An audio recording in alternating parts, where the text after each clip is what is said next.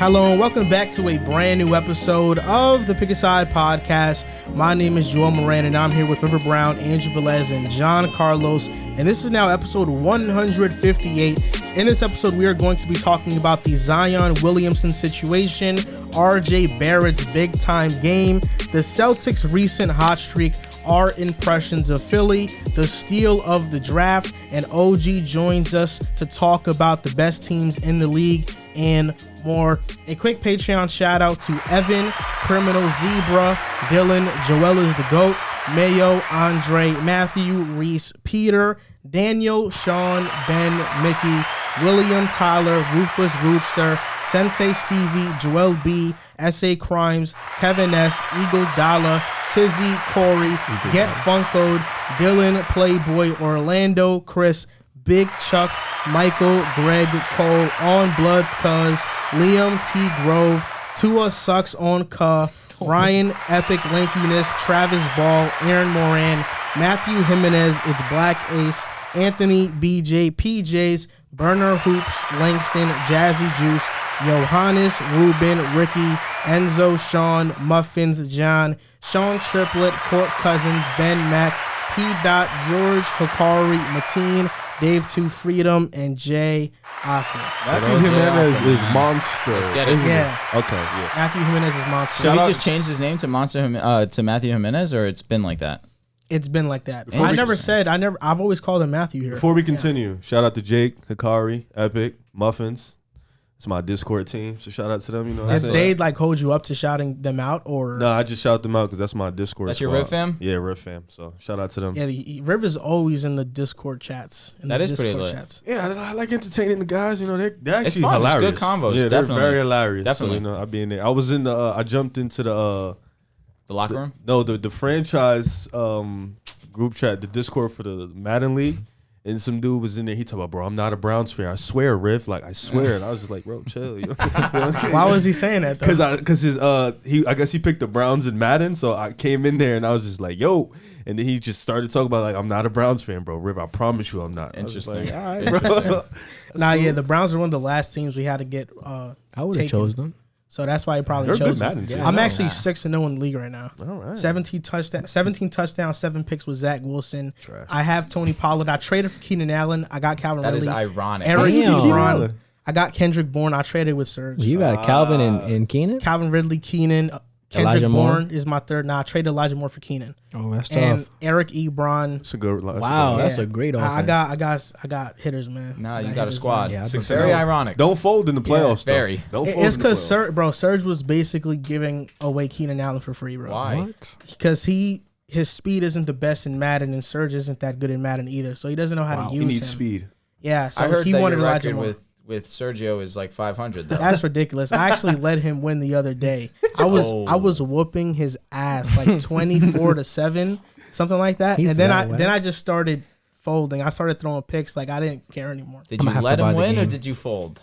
I let him come back to see if I can come back. So Did then you? you folded at and the I end. didn't come back. He won. He won the game. He won the game. Oof. But All before right. that, I've been dominating him. Serge trash, man. He trash. He's really that bad? He's trash, bro. Y'all should all be in the trash. Madden League. I mean, I understand Drew because he has an Xbox, and people have been saying they would be in the league if it was for Xbox. But you should definitely I be in gotta the buy league. Madden. I don't have Madden. You should definitely be in the league. I told you I couldn't find my damn Madden on my system. I have to just. gotta find I'll it. buy the game, bro. I don't care. To be I'll honest. get in there, bro. I told Serge next year I'm in. But Next no, season if I'm there, I want to be the Lions. Start from the mud. Yeah. You like that? You're ridiculous. Y'all keep it a bug, bro. Whenever I play franchise, I always like to pick the lesser teams to build them back up. Mm-hmm. But just being the Jets this franchise and wanting to build them up, the reason why I made all these trades was I was like, yo, I'm not going to win anything if I am just banking on developing these players. What about the 2K leagues? I feel like 2K leagues are just as good as Madden leagues. I feel It's like hard. It's 2K hard for leagues, 2K. but 2K leagues suck Like because a fantasy draft. Like, you don't think that's pretty cool? It was fun. It's Back fun. in the day we used the to do reason those. why It was lit. 2K leagues suck is because it's not organized. Yeah. With Madden, it's like, okay, you play week 1, we don't advance until you guys Everybody play your plays? games and we go to week 2. You could play a week 54. You could play a game 54 game in 2K, and then somebody else be on like a game 2 game. Like, it's just too Somebody can be 30-1 30-1 and you only have played like 10 games, bro. Yeah, in 2K. I don't like 2K. It's like not organized. It's all over and the free place. agency is horrible.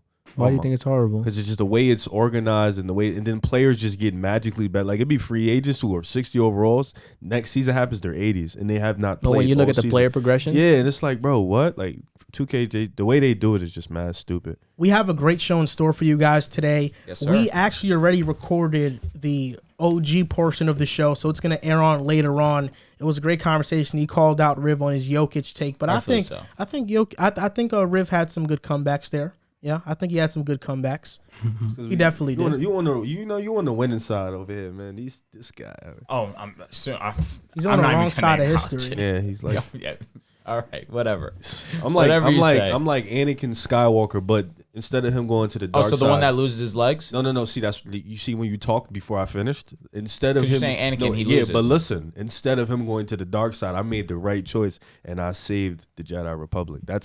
I'm the real Anakin. You know so you're saying what should have happened? Yes. It would have been actually great for the movie. Analogy sucked. Well, you're a Lakers fan, so anything you say. Your comebacks are terrible. Yeah, well, they make terrible. people laugh and giggle. So, That was a Twitter comeback, bro. Yeah, like Serge would have said something like that. I hope you're proud of yourself. You're proud of yourself? You Yeah. Serge takes a lot of your tendencies, bro. Yes, he does, bro. Like the other day, I saw him arguing with Joel, or not arguing, but they were talking about it. And the first thing he says is, "You're a Jets fan." Like he said that to you. He said that to you. When? I don't know. I'll look it up because he would say something about I think Carson Wentz or something because he's a big fan of Carson Wentz. Okay. And he's like, "Yo, you're a Jets fan," when it had nothing to do with the conversation at hand. I don't know why he takes up my tendencies. I don't know. Bro be having mad flicks of you. Yeah, it's crazy. Well, you are like a meme legend. You're a meme legend. Monster takes up a lot of your tendencies. You think My so? God, he's horrible. No, he takes up a lot of your What happened? What tendencies. did he do? Bro, he's in the spaces. The Lakers win 65 games next year. Like running in there. my Lakers God. win 60 games. Andy Davis, one of the best players, healthy. Like he's a really Lakers fan. No, he's a you guy. Because that's what fans do. This is the beautiful thing about being on our Patreon. We actually communicate with our Discord. For sure. And we actually They've been build calling for relationships you. with our fans. What have they been saying? Where's JC? We need him in here. Yeah, they've been calling Why for they you, want bro. me though? Hey, Come they've on, been bro. looking You for just you, gotta bro. be But like there. for what though? That has They to just be a want to reason. talk to you, bro. They probably want to violate me on the Nets, right? Nah, they just like talking to us, bro. They just want to come in. Oh, They my just want to fault. talk to You you. know, I don't do group chats like that, bro. They calling for you, bro. I'll probably. He was like, Rev, where's JC? I was like, bro, he I probably. think John just got into the Discord too. Facts. That's lit. Did he really? Yeah, I saw him pop up. I was on going to it. pull up with his advanced analytics, and everyone's going to be like, yeah. I don't want to argue anymore. Discord lit though. It is. I saw something funny. You said something really funny to your man's Joel. Because you said something about like, yo, I like McDonald's over Thanksgiving food. And he's like, McDonald's is horrific eats. Bro, this guy says, bro, you look like you eat Starbucks food. Yo, I don't know why, bro. But that had me crying. He said that to Joe? He said it to Joe. He said, you like you eat Starbucks for lunch or something. Everybody in the chat was dying, bro. Oh my God, it was too funny. Yeah, because people, Yo, like, if you really who know, eats Starbucks food? I don't like Thanksgiving food. It's not I really that bad don't. though. It's really not. It's not. Is it really? He talked like it was trash. That's what I said. It's just like I hate people. You that love that McDonald's over there. Yeah, I don't like that McDonald's on Thanksgiving, bro. Essex. That shit's Hall legendary, of bro. It's a Fame. legendary Hall McDonald's, of bro. Fame. Legendary Like, it's so McDonald's. Yo, good. I love when my McChicken is the right temperature. When it's fresh. And it's crunchy, And bro. then the and fries, it's spicy. bro. It's a bit spicy. And if 10 out of 10 times love you the go McChicken at 2 spicy. o'clock, 3 o'clock in the morning, that McDonald's The fries is are still hot, fresh, soft, and ready to be amazing. served, bro. Like, Yeah. McDonald's, that legendary McDonald's. what do you like? What type of fries do you like more? Do you like the soft ones? I like the The- crispy. Ah, I you need don't like them a little crispy. crunchy. I You don't. need I like them. really the You soft don't like ones. the I- crispy? chewy Right ones. out of the Yeah. right out of the Yeah, fryer. that's Oof, what- that I yeah. hate the that's- crispy ones. I put like mad like 5 packs. Of salt Wendy's on it, fries and I is go better crazy. than McDonald's This fries. guy's What? cholesterol, I'm so serious. diabetes, he's going to have it all by the age Bro, of what's wrong 45. with you? Bro, I've seen him get his hot chocolate, 8 packs of sugar in the hot chocolate from You see what from he does with Dunkin' his Donuts. fries? He just told me 5 packets of No, salt. yo, bro, he'll spread them all out. He'll grab like 3 packets of salt in each hand and just oh my God. You need help, bro. I'm trying to help Wishing you. that on me is insane. What do you- I'm not wishing that. I'm just telling you what's going to happen if I you don't continue. think so. Listen, bro, you're talking to first responder Drew. I'm trying to take care of you. All right? I'm trying to look out for I'll you. be alright, bro. Trust me. All right, I'm good, man. bro. All right. I burn it all out. I'll be Zion alright. look like he eat McDonald's a lot. Yo, it's foul. That's honestly a perfect segue. Yeah. Here we go. Before we get onto the show, though, review and rate our podcast on Apple Big Podcasts. facts. Please do that. Get us to 100 reviews. And on Spotify, get us 300. We're almost there. We're at 200 right now. That's pretty lit. So Let's get do us it. 300. And now to the first segment of the show. Perfect segue. It's about Zion Williamson. It's a simple question, and I'll give some info on the backstory of this. But do you think Zion is out of line for not wanting to play for the Pelicans or being a distant teammate? JJ Redick went on First Take and called them a detached teammate. Mm-hmm. And for JJ to say that is telling, because he doesn't call out players. He's very fair. So that was a huge indictment. And it all stemmed from CJ McCollum saying that he hadn't talked to Zion since being traded to the Pelicans. Now, what do you think about this? The Pelicans also didn't feature Zion in their season ticket holder email that they sent out to their season ticket holders. So what do you think about Zion? What do you think about the situation? I'll start with you, Riv. Well, CJ did also come out and say he's a young kid, leave him alone. Yeah. And JJ and Zion have the same agent. So it looks funny. But I'm going to say this. The Pelicans I'm going to start with that. The Pelicans not having him on their season. Like, I guess they just don't know if he's going to be here next year. And I don't look at that as a bad thing, because I think, like, with all the things happening and with Zion being so distant, they're confused right now. They don't know where he's going to be next year, if he's going to be here or he's going to be in another team. Knicks. Yes, no. But yeah, but all right, whatever. So possibility. It is. Yeah. For Zion, though, I think, like, the qualities of a leader. I think the qualities of a leader, reaching out to your teammates, being there for your teammates, being that type of player that just shows that mentorship, talking to your teammates. I think Zion lacks a little bit of leadership abilities, leadership qualities, and that's okay. Not everybody is a leader. Not everybody could be Chris Paul, Magic Johnson, LeBron James. Like, not everybody can be that. It's okay to not be a leader. Not everybody can do that. So I think him being detached, yeah, it can be looked at as a bad thing, but I also could think it's just like that's just his character. Even in college and in high school, Zion wasn't a person like in high school. He was one of the most famous players in the league, and he didn't like that. He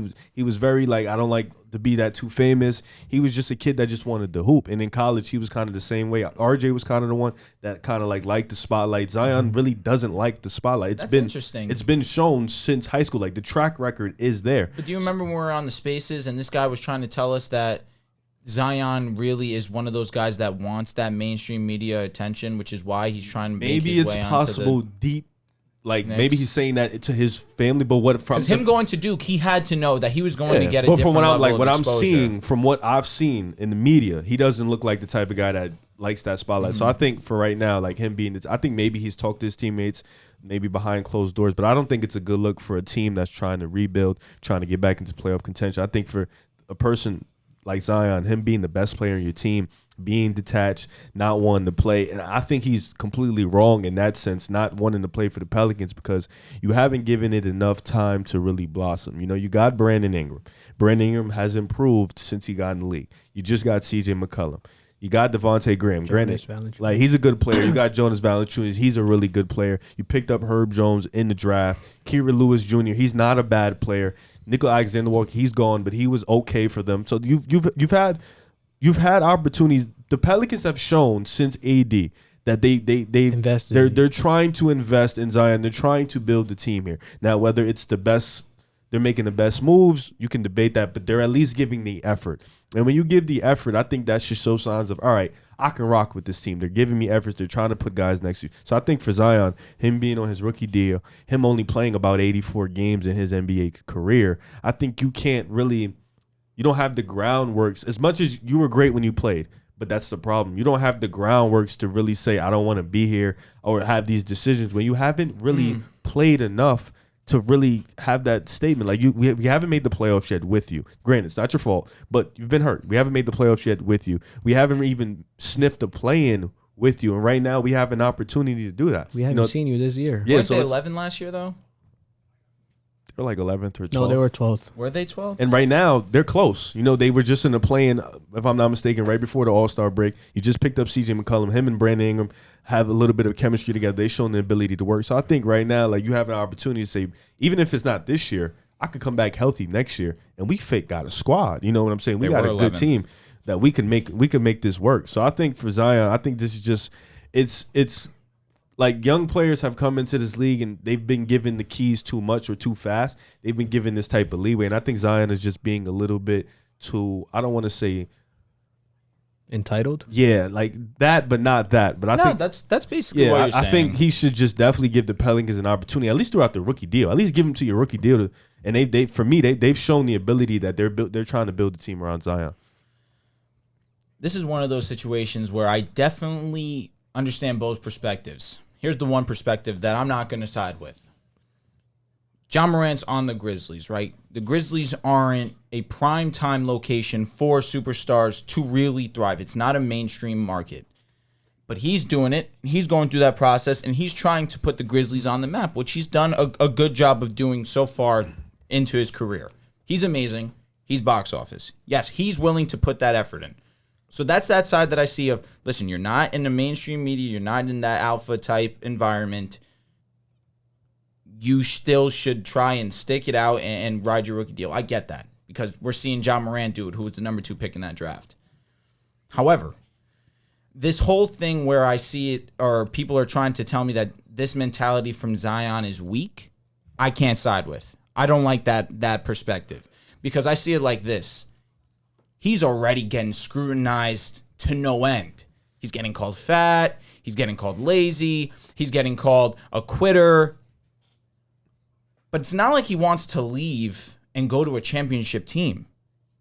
It seems as if he wants to go to the Knicks, which is a mainstream, high-market team that is not championship ready. If he were going to a championship ready team, my opinion would be completely different. He's not going to a winner right now. He wants to go to a place where he would be broadcasted around the world. He could become the face of the league if he delivers a championship to New York. Now, it would be a process to do so. And we were speaking about this a little bit on the spaces, so if you had some time to think about it and go against what I'm going to say, I'd love to go deeper into conversation, but there is nothing like bringing a championship to Madison Square Garden. There is no franchise that you could look at in the NBA that rides for their team harder than the New York Knicks fans. And that's the truth. That's a fact. You look at how New York blew up when Jeremy Lin and Lin Sanity was going on. Now imagine that times 500 with Zion Williamson coming in. That'd be sick. He would be coming in and trying to change the culture of the Knicks. He would come in and have players want to come play with him because he is that great at basketball. He understands that if I'm going to New York, the pressure is going to be 50 times what I'm already would be facing if I'm on the Pelicans.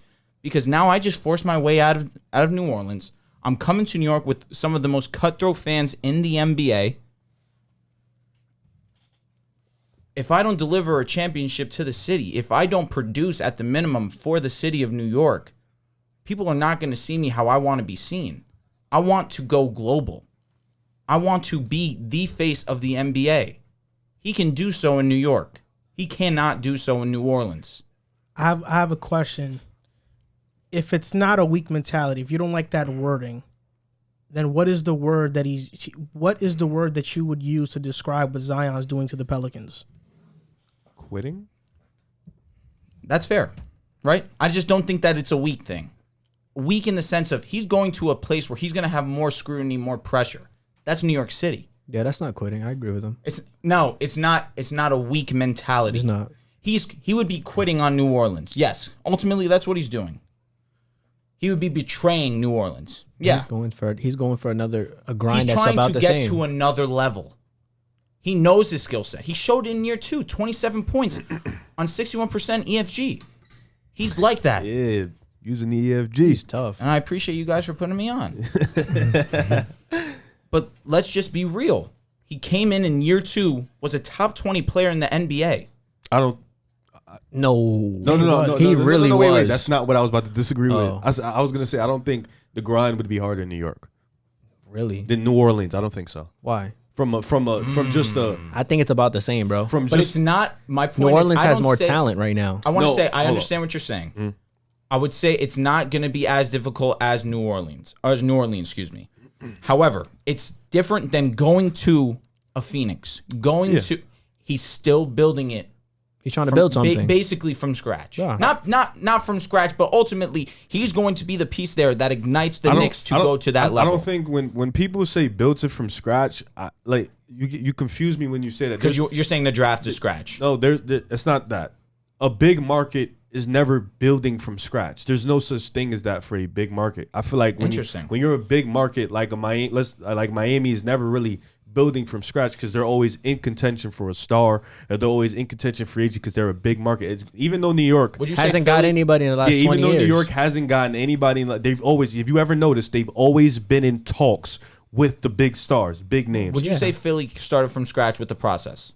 You can say Philly. Okay. You can say Philly started from the scratch with the process, but I don't think why can't we say it for the Knicks if they haven't really done anything from scratch? I don't think if they get Zion, I don't think they'd be starting from scratch. I think with the Pelicans, you really had to there's nobody going. Zion was starting from scratch. Yeah. Yes, I agree. In New Orleans? Yeah, I don't think nobody's going to New Orleans. I don't I think that's tough because it's a tough situation there because trading AD, they got Brandon Ingram, who's now their second. But you're talking about the draft. I'm talking about free agency. Nobody's going to New Orleans. You're gonna have to build your stars. You don't think anybody would go play with Zion? No, not New Orleans.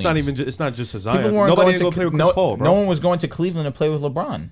It's That's like true. Small markets, and I feel bad for them. Like they just don't get those. Like even the Bucks, they had to trade for Drew Holiday. That was a trade. Chris Middleton was a luck in the draft. A second Giannis pick, was yep. He got better in the draft. Chris Middleton. He got him. No, but I say he was a luck in the draft. Yeah. They didn't He was draft a second him, round he was pick. a luck And in, these are lucks in the draft. Like they just built. They got Bobby Portis, Dante. He was a draft pick. Like you have to Pat build. Connaughton. Yeah, like you have to build. The Spurs dynasty was draft. They had to draft Tim Duncan, Tony Parker, He was still Manu. He was the first overall. Yeah, pick. but I say you have to you have to draft. Like these markets, you kind of have to draft your way, and then you get the small guys in free agency, the role players, and you trade. So I think it would be like in New York, as much as people like to laugh at them for not getting these star players, if they get Zion, though, everything changes. Everything looks different. Before you go, JC, I want to say this. I feel like everybody is misinterpreting the Zion Williamson situation, and they're making it bigger than it has to be. Whether or not he wants to play for the Pelicans or not, we aren't sure of. Like, there's not anything out there that says that he's not coming back to the Pelicans. There's no definitive evidence. He is frustrated, and he doesn't trust David Griffin. Reports say his family doesn't. They don't trust David Griffin, who's in charge, and he has made some questionable moves. He traded Drew Holiday for Eric Bledsoe. He brought in Steven Adams, which made their lineup virtually have no spacing with Bledsoe, Adams, and then some. Then Zion basically vouched for Lonzo Ball and said he wanted Lonzo back. They didn't bring him back. And I know the Pelicans got better this offseason, but there is a reason as to why his family is skeptical of David Griffin. But there has not been no report that Zion wants out of New Orleans. There has not been any report that he wants to go to the Knicks, and we've made this like a Zion to the Knicks thing, but there's been no reports.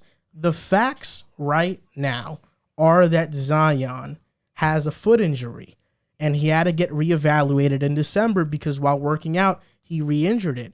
And right now he's rehabbing. That's the fact of it.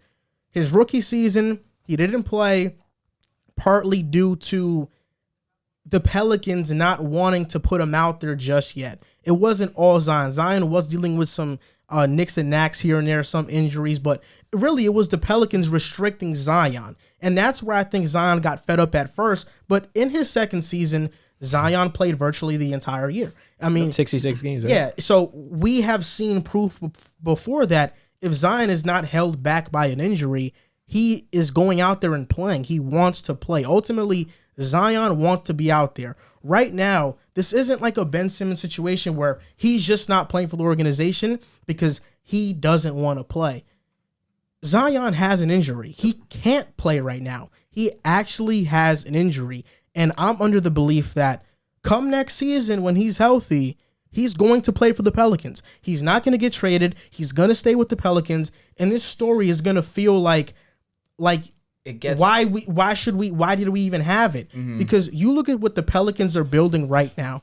They're building a goddamn good team. And if Zion doesn't want to be a part of this, then I have a problem with that because Brandon Ingram, has really figured it out this year as a playmaker. We know he's a star. CJ is a He star. has been Jonas. playing out of his mind since Jonas he came to New Valanciunas, Orleans. if they re-sign him, he's a top 10 center in the NBA you can debate. Zion Easy. Williamson, what Ja Morant did with Memphis this past season, there's no reason with the roster the Pelicans have, Zion can't do that next season with Herb Jones in his second year, Jose Alvarado being a defensive pest, and he's really a spark for that team. Devontae Graham, if Zion plays, he's coming off the bench. So the Pelicans have a lot of good pieces. Jackson Hayes now being moved to the 4 has really expanded his game. He's really gotten better. So this team has it, and you guys have heard me say I've been high on Willie Green since he got signed. I'm very high on Willie Green.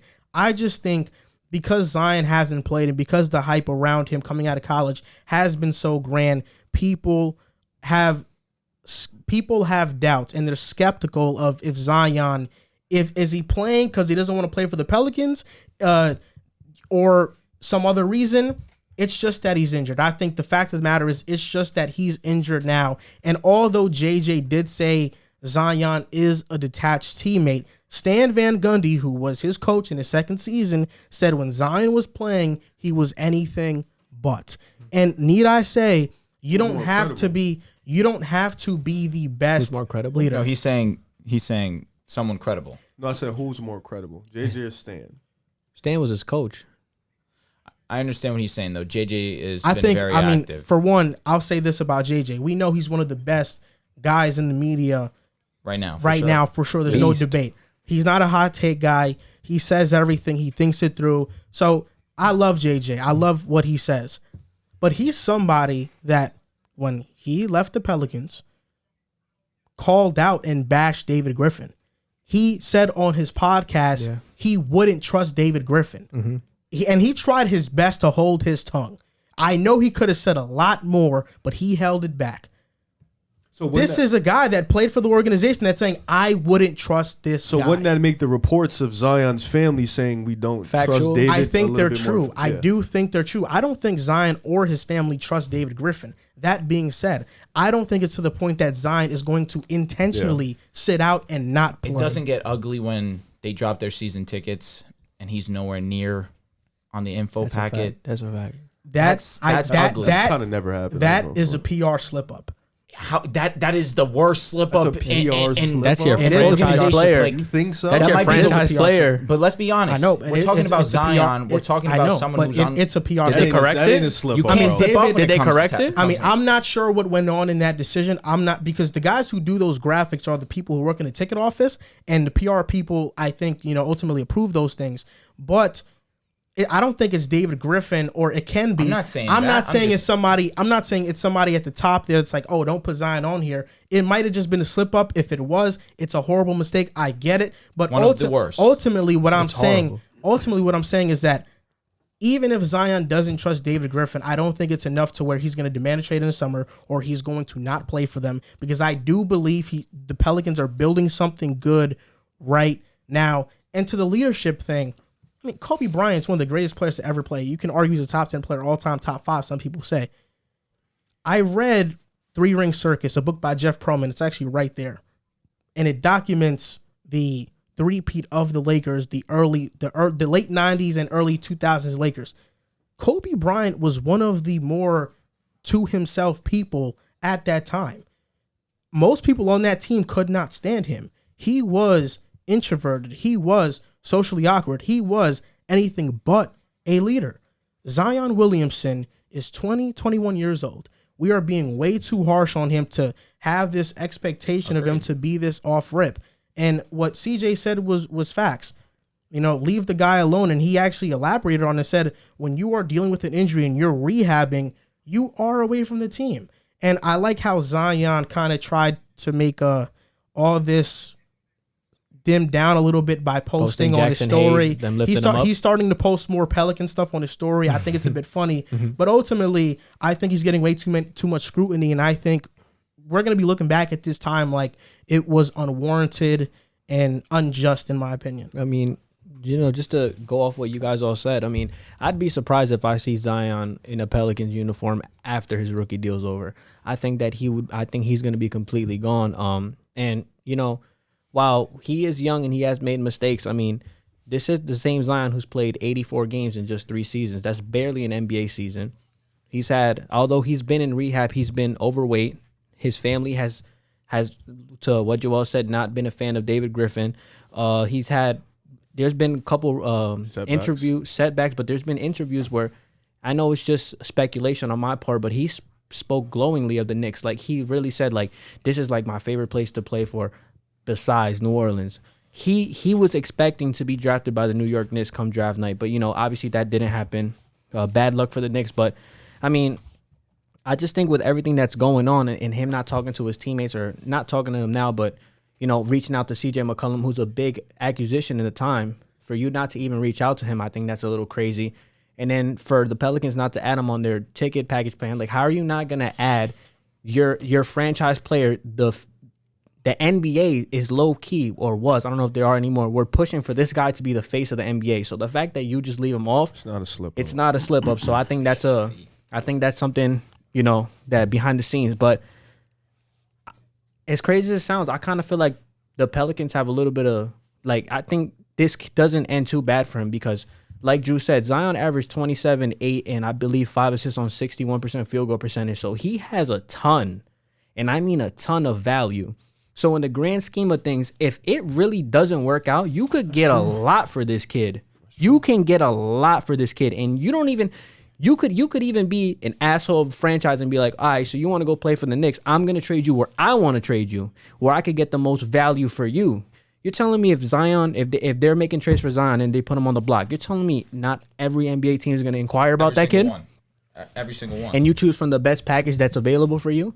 So the Pelicans, I don't like using the word leverage, because I feel like that's been played out from the Nets and Sixers trades, how we were saying those type of words. But Zion, no loyalty. They don't, just like how he's, I don't want to say he's not, because he has been hurt, but just his mannerism and how he's gone about things, I feel like he has to be better at that. I mean, bro, you're coming into the season. There was a report that you were 320 pounds, bro.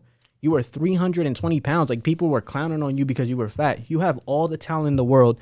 So at the end of the day, what Joel said is facts. The Pelicans are trying their best to build something for you. They care about you. You're the guy that they ultimately gave up for their other franchise guy in Anthony Davis, who also didn't want to be there. You got Devontae Graham's a solid point guard. CJ McCollum has been on an absolute tear since he's gone there. Brandon Ingram, nuts. I'm very high on Brandon Ingram. I think he's one of the best young players in the league.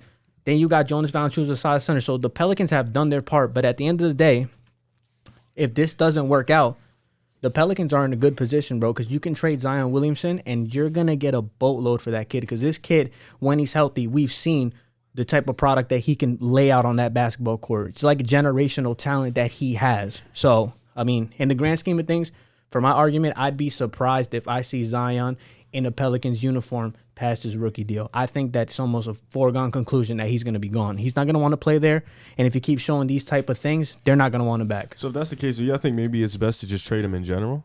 Because if he just walks away, you're not getting anything. You don't get anything back. That's what I'm saying. He can't just walk away, though. Well, yeah, I know. Well, after his rookie deal, he means. He can't either. They can. He's restricted? They could. Yeah, everybody's restricted. Yeah. Okay. The team has a lot of rights. They got a lot of thinking to do. A lot. He's basically stuck with the Pelicans for 9 years unless he gets traded. Or they for some reason don't pick up a qualifying offer and they let him go into unrestricted free agency. So, but then he can hold out. He can hold out and do what the James Hardens have done in the world, not want to play. I'm not saying he's doing that now because he's injured right now, so I'm going to give him the benefit of the doubt there. But we've seen on more than many occasions superstars hold out and not abide by their contract and just get traded down the line. And I think that with a talent like this, with what he's seen, albeit he's only played 84 games in 3 seasons, I think the Pelicans are in a good situation because you can build for him and try to build for him and try to sell him the direction of this team going forward, being better. And if it doesn't work out, you can get a lot for the kid. And everybody in the NBA is going to want Zion Williamson. So I think it's not a bad case. To the point about marketability, you know, playing for the Knicks is huge. We get it. Enormous. Get it. But even then, I push back on that because this isn't the 80s. This isn't the 90s. This isn't the 2000s. We are in the age of social media. We are in the age of, it doesn't matter where you live in the world, you can be big time. Right now, who right now Jokic is big in Denver. Who is one? I think he's actually doesn't get enough attention, but John Morant's one of the faces of the league right now. He's getting pushed. He's in Memphis. But you even just said it. Joker doesn't get pushed enough. He's in Denver. I think it's because of his play style. Oh, okay. Just speaking, because we know Ja's a high flyer. Bro, Zion's highlights would be on ESPN all the time, with the Pelicans. And imagine he was on the Knicks. Okay, but let me tell you that'd this. be Let me tell you They'd this. go crazy Let me for tell you him. this. Zion comes into the Pelicans as a rookie. They have the most national television games. They have the most nationally second televised To my point, games. I think they were trying to push him they to be were. the face. Yeah, They were. So he was getting all those national TV still are. slots. They are because he's not occasionally, even playing. They're still getting nationally but televised they still games. get They got that. one tonight against the Lakers. Like Dame in Portland has been a superstar draw since forever. Like I understand a place like San Antonio, but even then it was because of how San Antonio played, their brand of basketball. What about Dame though? Dame used to get left off All-Star games and all NBA teams at times because of the fact that he Devin was Booker. in Portland and that he Devin didn't Booker. get that type of attention. Devin Booker got left off because he wasn't winning. And I'll say this, to your point about Dame, that's a valid point, but we've seen already Zion in year 2 make the All-Star game, so that hasn't affected him. But can we just be honest?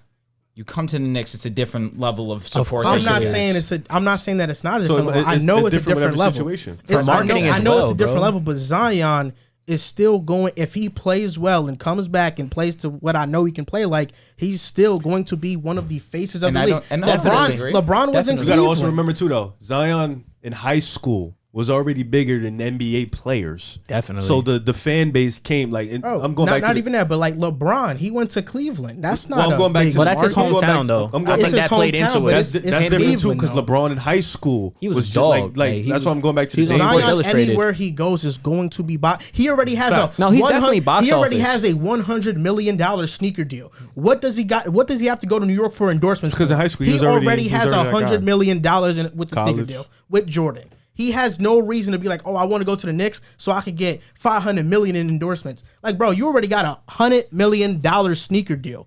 I think the last thing on his mind is endorsements, going to play in New York because of that reason. I think if he wants to go to New York, it's Would you because be surprised if he ends up in New York? no, I would not be RJ's surprised there. at all.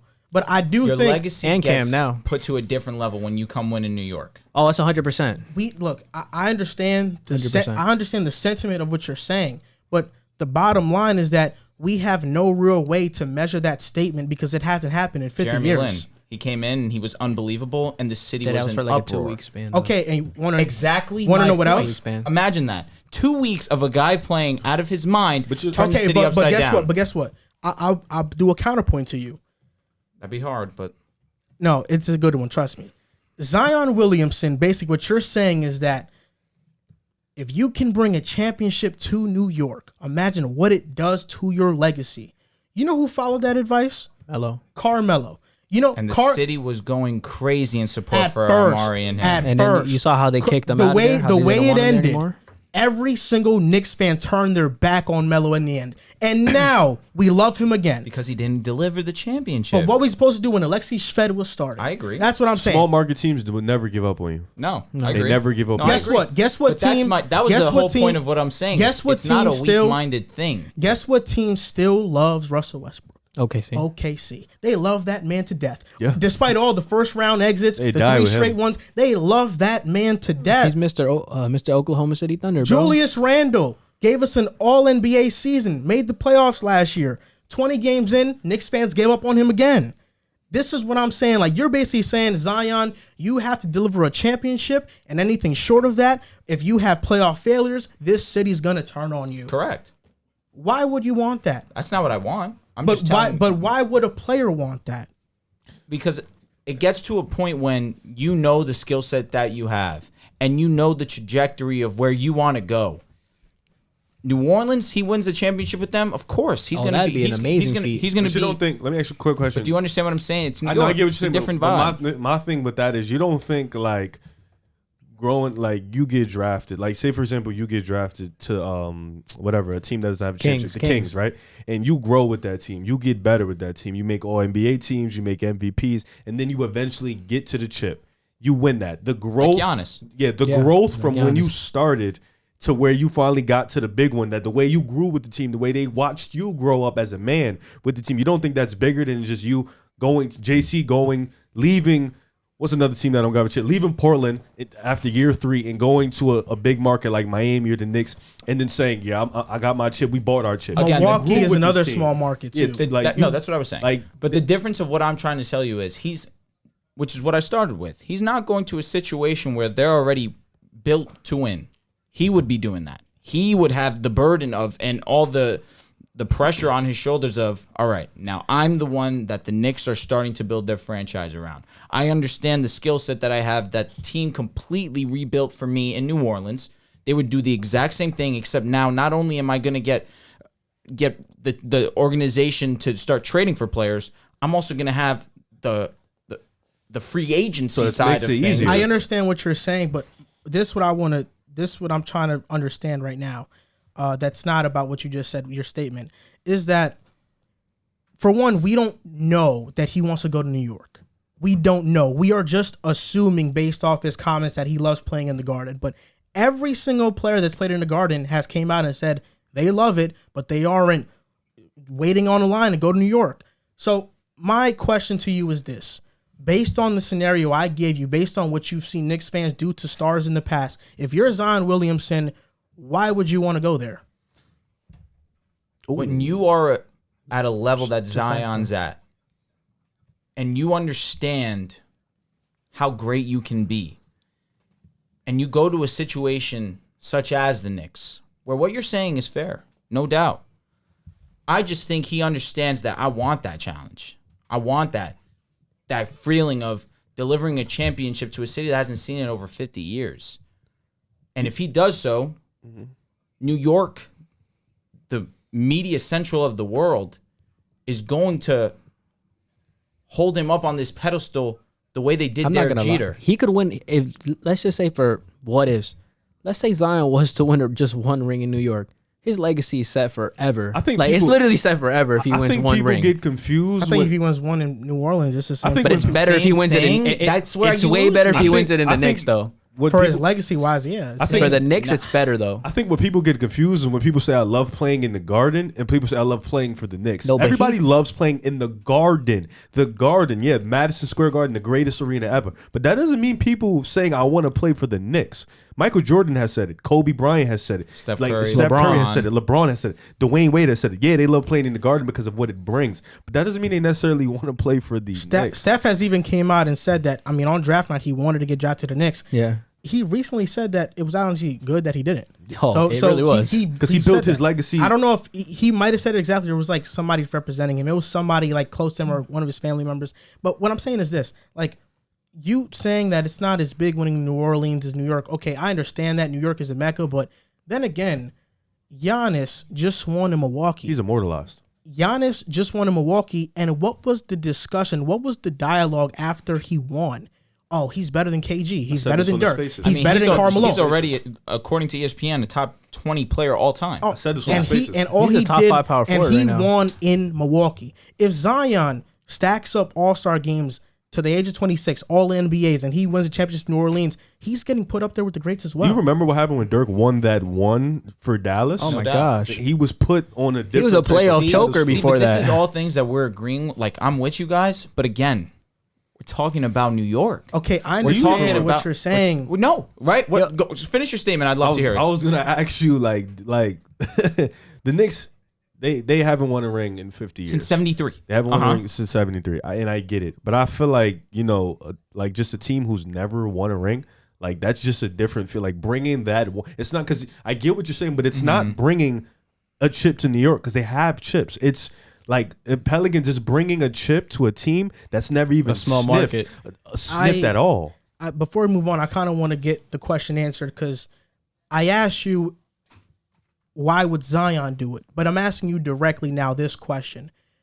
Based on what I laid out there about the Knicks having this history with these star players and not fully supporting them, even Patrick Ewing. I was going to say, you don't think they supported him? No, he got a lot of shit, bro. Patrick Ewing got a lot of pushback.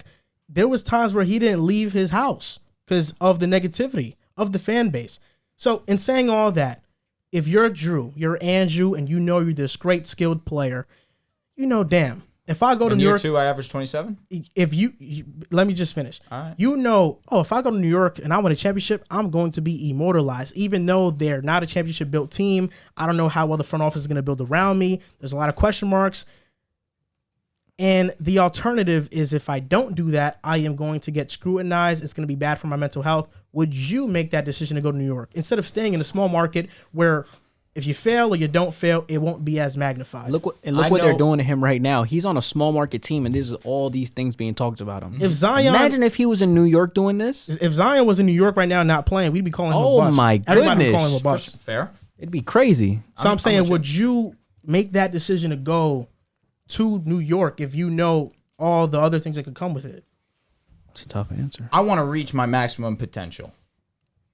And I hope you can understand that. I'm sure man to man, we want to be the best that there is. I want to go to take this challenge because it would separate me from the rest of the pack. And that's truly how I feel about it. Okay. Mic drop. Personally, I wouldn't make that decision. I think Zion Williamson is in a much better situation with the Pelicans right now. Even if it's a small market, I think he is in a much better situation right now. And, you know, the separating yourself from the pack thing, nobody has won in New York in 50 years. And I would say a lot of players have separated themselves from the pack, not having won in New York. So I don't think separating themselves from the pack. Did Ewing separate himself from the rest of the centers in the league? No. Hakeem whooped his ass. Would you say that Melo separated himself from Tim the rest Duncan of the forwards in too. the league? No, because we look at Melo now like he didn't accomplish anything. Melo was a top 5 small forward though. No, fair. He was But one again, of the best, one of the greatest scorers of all time. But ultimately, we look at his Knicks tenure as a failure. He didn't separate himself. He separated himself in the fact that he made that decision. He took that challenge though, and look what it got him. Instead of Chris Bosh, he could have been with the big three in Miami. Looking back now, I guarantee he would have rather taken that route. The difference with why I give Melo a little bit of leeway is he was playing LeBron's era on the Heat. It was really they did lose to the Pacers, and that's a blemish. The Pacers were a really well put together team. They were the third seed that year. But the Knicks were number 2, correct? We were favored. That's one of those that you look at and you think, man, we should have had that one. Yeah. Pacers were a great team for sure. Knicks should have had that Pacers one. were a great team though. You guys should have seen the Heat. But I know what you're saying. But Finals. we're just talking about the separating yourself from the pack. Zion could. He has those capabilities. Yeah, but I don't think Melo separated himself from the pack by going to New York. Because he didn't win. I think he tried to. No, he took the challenge. That's what I'm saying. He's by literally that. the only the only superstar who's taking that challenge. It's a different sport fair. Look at the way that New York views Derek Jeter, right? They just dropped the list of the all-time greatest players of all time. Derek Jeter was in the top 30 all time. And I'm telling you this as a baseball head. You're also talking there about... There are shortstops that are better than Derek Jeter. But because he did it in the media capital of the world, the fact he did it as the captain of the New York Yankees, a team that has the history that it does, New York holds him on the pedestal like the way that the MLB holds Michael Jordan. It's a different type of energy. That's how big he is. You're also Jeter talking is about, global. Zion would go global. You're also talking about a player who played for one of the more historic and successful franchises in baseball history. You can argue it is the most. No, and it's not an argument. It is the most successful. Here's the funny thing about that. Versus Zion going to a team that has been one of the more dysfunctional ones. The Yankees had over 20 plus years of not winning. He comes in, rookie of the year, comes in, completely changes the I feel like the Yankees are vibe. like the Lakers, though. But it took them 20 years to recapture that. It took the Lakers 10. And there you go. 20 years is different than 10. 10 years. I see what you're saying. It's you get a different type of respect and acknowledgement when you do it in the city of New York. And, we're talking about the Knicks. But it also comes with a lot more scrutiny as well. Listen, So and that's exactly he has to be what ready for that. I acknowledged that immediately when I started my spiel. Yeah. He's leaving the Pelicans for a team that he would face even more scrutiny.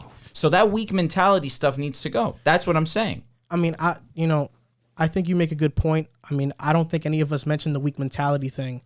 But what I will say is this, is it sounds great. And yeah, like hypothetically winning New York puts you in a different bracket.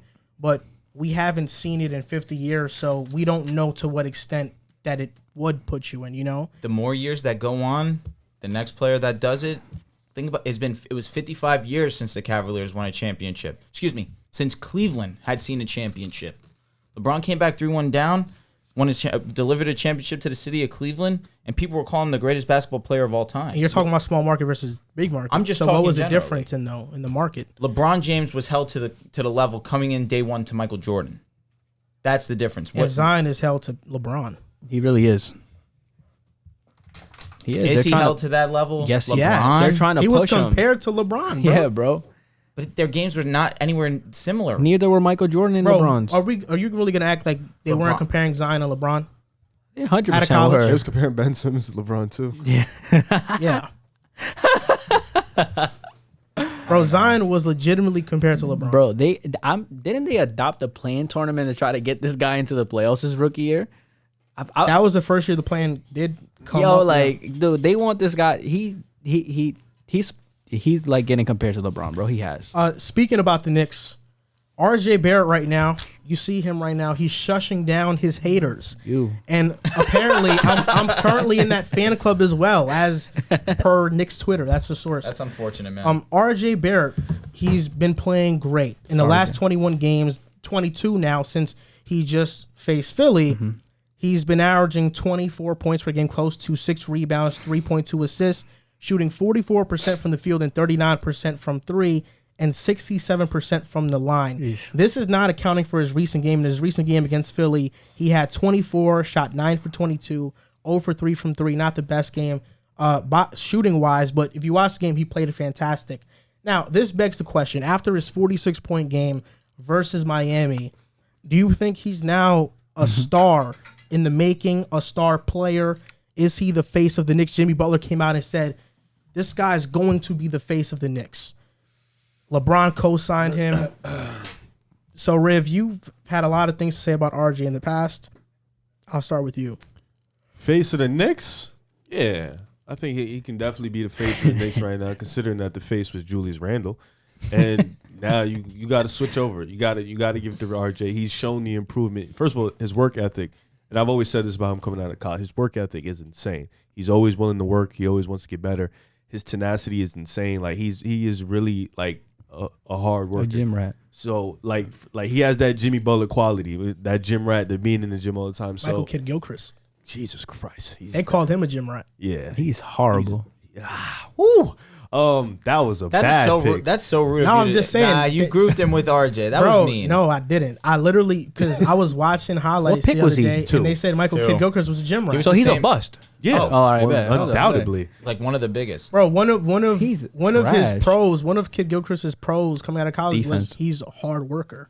That's what it was. He locked up. I though. just was making a statement. I'm not comparing him to RJ. I know RJ's way better than him. You've seen the improvement month by month by month. You've seen the improvement in his game. You've seen him get better month by month. So I think like with RJ, it like everything is really like starting to really be a Thibodeau problem. Like right now, you've seen he's starting to get the keys, but I feel like Randall's still in his way. I feel like Randall is still trying to showcase that he's the man when it's very clear that RJ is the man right now. And I feel like that's kind of like, in a sense, you can see on the court bothering Randall in a sense. But I think, face of the Knicks, yeah, RJ should be the face of the Knicks. Can he be a star? I can see all-star in his window. I can definitely see an all-star. He can be a two-way player in this league. He just has to get those free throw percentages up. He has to be a consistent three-point shooter. The handles have to keep getting better, creation. Shot creation has to be better. The playmaking. He's a wing. RJ Barrett is a wing in this league, and a wing. The wings in this league: Paul George, Jason Tatum, LeBron James, Kevin Durant. They are do it all. Kawhi. They are do it all type of wings. So I think RJ Barrett being at this stage. I look at Kawhi and I look at PG. They didn't get better as playmakers until Chauncey Billups became an assistant coach for the Clippers. So I think PG was a little better before that, but he really got better at with Chauncey Billups. So I think RJ being this early in his career, being at a little bit of a better stage than both of them, he can definitely continue to get better. They just have to put the right coaches around him. And I want to say my piece with this. Only right. I think we are starting. Before you do anything, when you start your spiels and you already have that laugh type of grin on your face, It's about to get bad. That's when you know he's in recovery mode. He's like, I'm about to say something that I got to right my wrongs for. I think we are. I think we are starting to see the beginning of RJ taking the keys for the Knicks. Okay, yeah. I think it's quite clear that he's the best player on the team. He's been the best since the new year. I think that's undoubtedly. He has six 30-point games, 140-point game against one of the best defenses in the league. Versus Philly today, he had some reckless turnovers. I think he was kind of hunting down the shots a little bit too much because he just came off that 46-point performance. But he was great in the game, and I thought he really handled the offense well. He initiated it.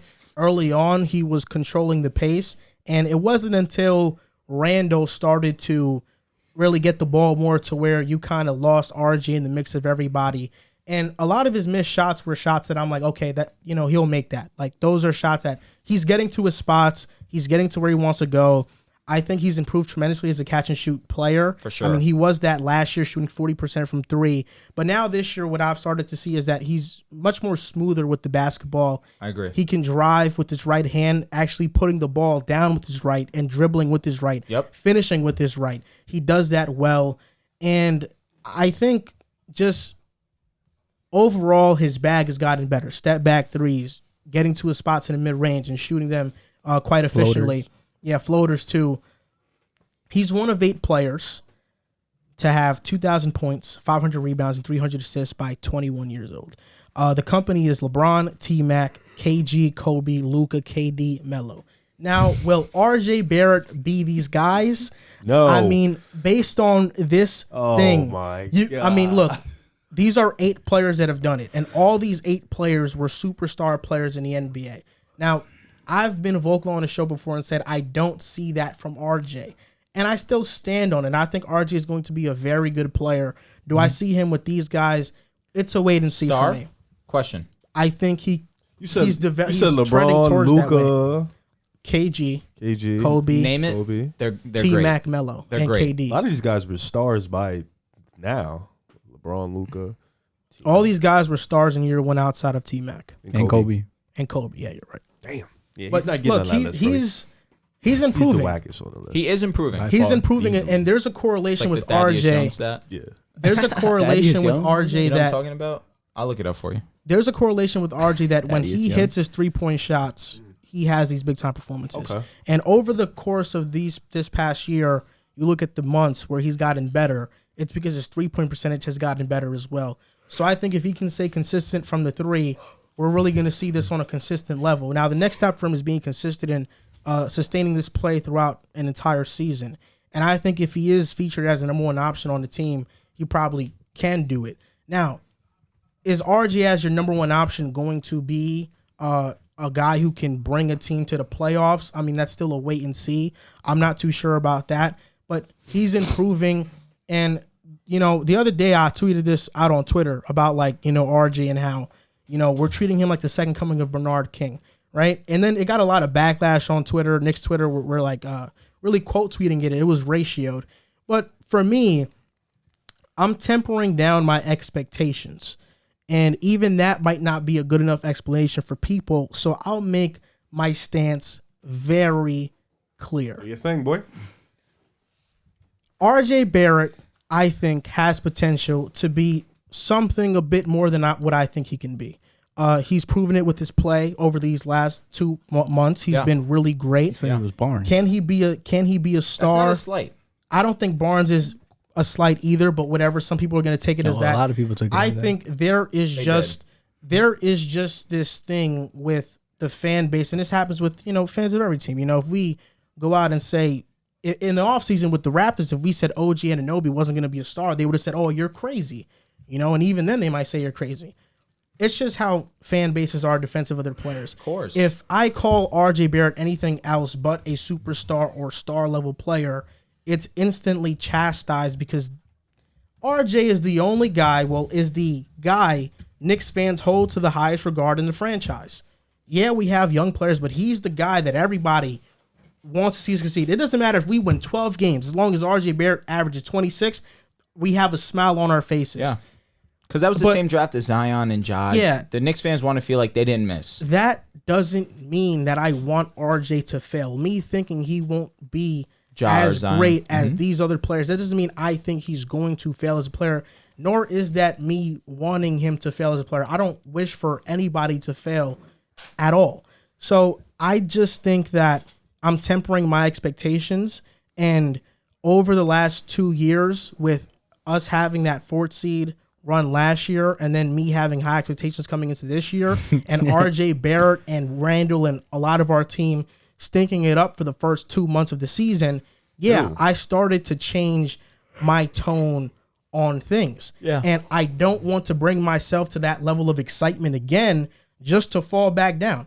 You guys know I was high on RJ coming into the offseason. You guys know I was high on RJ coming into the season. Which is why we get a little disappointed. Maple Mamba. What do you mean stinking it up for the first 2 months? Y'all been garbage. In the first month, he wasn't level horrible. of play. Oh, okay. First month, he averaged 17. Maple Mamba. No, he averaged 14. Second month. Thinking of October, right? December. I was just looking October at the and November is combined. Joel was big on him. Joel was big on him in the preseason. I apologize. It was 6 games. You're right. Look, since RJ has gotten drafted, I've been big on him. Probably, I've said huge. I've said 6, he did average 17. Maple Mamba. I've said more outrageous statements in defense of RJ in projecting him than I have in saying he's Harrison Barnes level player. I mean, what's the most you said? He was going to be most improved? Like, no, he said he would be a superstar. Yeah. Oh yeah, and I've definitely changed my tone on that. And I will say this, and this is just a reality check for me and trying to keep myself grounded. This season, have there been times that I'm like, I switched up a little bit too fast on that. I should have kept my opinion strong and not folded. Yeah. Is the RJ Barrett instance one of them? Absolutely. Right now, I don't look good. I look like a fool for giving up on RJ, and that's something that I go to bed at night and I'm like, fuck. But now I gotta live with it. And if RJ proves me wrong, I'm not gonna be a bitter fan and be like, oh man, this guy, I hope he doesn't do good. Nah, if RJ does well, I'm going to be happy because I'm a Knicks fan. Of course. But I'm just holding my expectations to a level where I'm not gonna get disappointed. Round of applause for my boy, man. Shout out to took him. Accountability. Took accountability. That stat you sent, I hate it. The Thaddeus Young one. That's what I was saying. The 30% for the 3, they act like that's good. I hate it. So, I mean, just to 13 piggyback off what Joel and you said. It's so funny. So, I believe RJ Barrett, for most of his career, if I'm going to put a projection on him, I believe he's going to be an all-star level player. Do I see a superstar level player? I don't, because just reading off the list of those names, Kobe, LeBron, even the superstar today, Giannis, Jokic, Luka, I don't see RJ Barrett ever being that type of player. Now, and this is not. Are those? There's levels of players that are superstars. But these are all the best of the best. I know, but that's what you're saying. Crazy. It's like a Jason Tatum. Because he's a superstar in his own regard. He's not a. Well, I think he'll reach that upper echelon superstar. Who? Jason Tatum. Yeah, that's what I'm saying. Like Jimmy Butler's not in the top 10, superstar. Paul George not in the top 10, superstar. Just in that. I don't see him being. What about better than Jaylen Brown? Do I see him being better than Jaylen Brown? Or the same level of player? I honestly think that's a perfect. There you go. I think that's a perfect ceiling for him. I think he could be a Jaylen Brown. He's proven to be a really good defender, RJ Barrett. But the thing I like about RJ Barrett that Riv alluded to is he gets better. I mean, this guy was the most annoying person to deal with on the planet when RJ Barrett was drafted. And, I was talking trash about him this whole time, whatever the case may be. But deep down inside, the kid can play. I mean, he gets better every year. His rookie year, he averaged 14 points per game. Next year, he averages 18. This year, he's averaging 19. He's proven in his career on 5 attempts to be a 40% three-point shooter. A lot of those obviously weren't off the dribble. Those were catch-and-shoot opportunities because Julius Randle was going crazy. But he's shown that aspect that he can be a reliable three-point shooter. The only part of RJ's game, and it's kind of a minimal part, is I believe he has to get better his free throw shooting. I did the calculations his rookie year. He could have been a 16, 17 points per game scorer if he made a couple more free throws. He could have had 52 against Miami if he would have made eight free throws that he left on the line. Even today in Philly, he missed like 4 or 5 free throws. So that's a part of the game that I think he will get better at. And just he's a good defender as well. Riv pointed out too that he's guarding the best player. I saw him guarding James Harden today. He's a solid defender, and the thing that makes me hold on to him and to my projection of him, and I know Joel hates this, but he's only 21 years old, and I know you hate that, but for me to sit here and feel like I can put a cap on what RJ Barrett is at 21 years old, I'm not ready to do that. I'm ready to give RJ Barrett until he's 25, 26 years old before we start putting a cap on the certain player that he can be.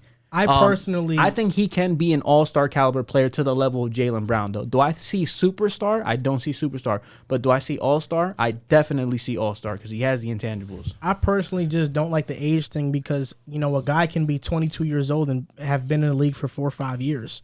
How many years has RJ been? 3, right? It's been 3. I think that we kind of know the player you are by year 4. By year 4, That's not for every player, but for most players, yeah. I feel like by year 4, we have an idea of your projection. Brandon Ingram. Year 4, he was great. Agreed, but similarly to RJ, last year he averaged 17. If Golden State would have followed your method, they would have lost Steph Curry. Definitely. That was more injuries, though. Like, we're talking about, 3-4 healthy seasons. That's fair. I don't think you should count RJ's first 2 his rookie year. I don't think, for me, for a projection on him, I'm not looking back at his rookie year because that's not what he was going to be. That's where you got to start from. That's where you start year, from, but it's where you end for me. Do you project the Knicks to have RJ have the keys to the franchise? You have the ball majority of the offensive possessions. He should because they're doing it right now. When do you see him make an all-star game? Can RJ average 25 points per game? I think next year he can average 23, 24. And that's exactly what Brandon Ingram was doing. No, I know, but that's so what I'm saying. So all-star. At year 4, Brandon Ingram, we were like, okay, he can be an all-star. He's going to be an all-star. He's an all-star caliber player. Because year 1... do I see Brandon Ingram He had an inconsistent rookie year. Can I just read it off to you, which is why he reminds me similarly of RJ. Year 1, 9. 16.1 year 2. 18.3 the next season, and that was with LeBron. The second half after the All-Star he was break, amazing. He was amazing. Yeah. The year after that, he goes to New Orleans. He's the guy, 23.8, which is why I ask you, if you guys are giving the keys to RJ next season, and he's your primary ball handler, he's the one you look at to get your buckets, do you project him to average similar statistics to this? I can see I can see 23, 24 for I could sure. even see 25 fake. I think I could. But what I'm saying is that Brandon Ingram, when he had that all-star level season, we were he's definitely improved since then. Yeah. But we don't look at Ingram and say he's going to be a top 10 player in the league. I think we pretty much capped on what Ingram's going to be, in my opinion. Which I don't think RJ's going to be a top 10 player in the league. No, I'm saying we pretty much know what. But Ingram's I'm saying by year 4, part. based on that season, we kind of were okay, we see him here, we projected him here. I agree. So what's Ingram doing this year? And there are definitely averaging anomalies, but Steph was an anomaly. He's averaging 22, 45%. His playmaking has gotten but a lot even better then, too. Steph year 1 was averaging 16 on great efficiency. Mm-hmm. It was year 1, then he dropped year 2, then year 3 got better, and then he got better. Year after 5, he was an all-star. I don't think RJ's going to be a superstar. Yeah, either. Knicks fans are saying he's going to be a superstar. I'm just saying. I mean The one thing that helps RJ is that he's really, really good defensively, and on top of that, his offensive output has been solid and progressive. He's gotten better every year. A sign of optimism right now is that it's back-to-back games now where the Knicks have given 2 top teams in the East a run for their money. And both of them have been because RJ has been the lead guy. So that is basically telling you that, okay, he is capable of being a lead guy and going toe-to-toe with these top teams. So you surround him with help, those could be wins. Mm-hmm. You think people are trying to say he's the new D Booker? No. Okay, I agree. I'm glad. No, I'm saying why'd in you the even sense say that, though? because D Booker was in a situation where the team was not winning. However, he was still playing great. And he showed these flashes of being a great ball player. D-Book averaged 20 as a rookie. He was amazing. D-Book averaged 25, D-Book's a whole new 26. situation, but I'm asking you, do you think Knicks fans are trying Projecting to make him to be like him? Correct. Are trying to make him like this. And I is think- that why it upsets you? I think they're doing him a disservice if they're projecting him to be to the level of Devin Booker. I'm using that as an example. Don't I go just that. think Don't he's dig too deep into it. he's the darling of the Knicks fan base. Where'd you get that from? D Booker was looked at as someone who was just a stat pattern, who was in a situation RJ that he made the wasn't playoffs effective last year. winning. But people As a look at that second guy, season though. as Julius Randle was the reason why. The main reason. I shouldn't say the main reason He why. was. I still don't get where you got the D-Book thing from. Not gonna lie. Maybe Because now they're in this situation where now RJ Barrett is the guy on the Knicks. They're not winning. But Knicks fans are holding on to this guy where he has shown flashes in situations against good teams that are not ultimately turning to wins. I don't think that RJ has had. Again, has been, I'm not saying this. I'm just giving an example. Yeah, I was about to is say. that why you're tempering I don't think expectations that RJ. as well? I don't think that RJ has That been was the your guy question, for a though. full season. That wasn't your question. No. What was your question? Do you think fans are trying to perceive RJ as Devin Booker, or similar to how some fans held Devin Booker? No, I just think he was the 3rd overall pick and the highest draft pick since Patrick Ewing, and there's high expectations for that. For sure. Yeah. That's really it. I mean, you look at the 3rd overall pick and the A lot of players great drafted players. there. Michael Almost Jordan. all of them are stars. Again, Michael you Jordan. guys are hearing the name Devin Booker, and it's just throwing off No, with I'm my off question. that already. No, I'm off I've that. just never heard Devin Booker and him Word. in the same sense at all. No, I'm, me I'm either. off that, but I'm just saying I don't think Knicks fans hold RJ to a high regard because he's putting up stats and losing. That's not what I think. I think that he was just the 3rd overall pick for the Knicks. Okay. And that's why the fan base and a lot of people are projecting him to be a Still be great. star, an all-star, superstar level player. All right. You know, whether or not that happens or not, still yet to be seen. But I think for sure by next year, even now, RJ is the lead offensive initiator of the team. What is he averaging right now? You read me some stats in the past 15 His- games. His past 21 games, he's averaging 24. 24. That's pretty good, bro. Really good. Bro flipped over the paper like we in the test. That's really good. The Boston Celtics have been on a roll. They're 9-1 in their last 10 games, 36-26, 6th seed in the Eastern Conference.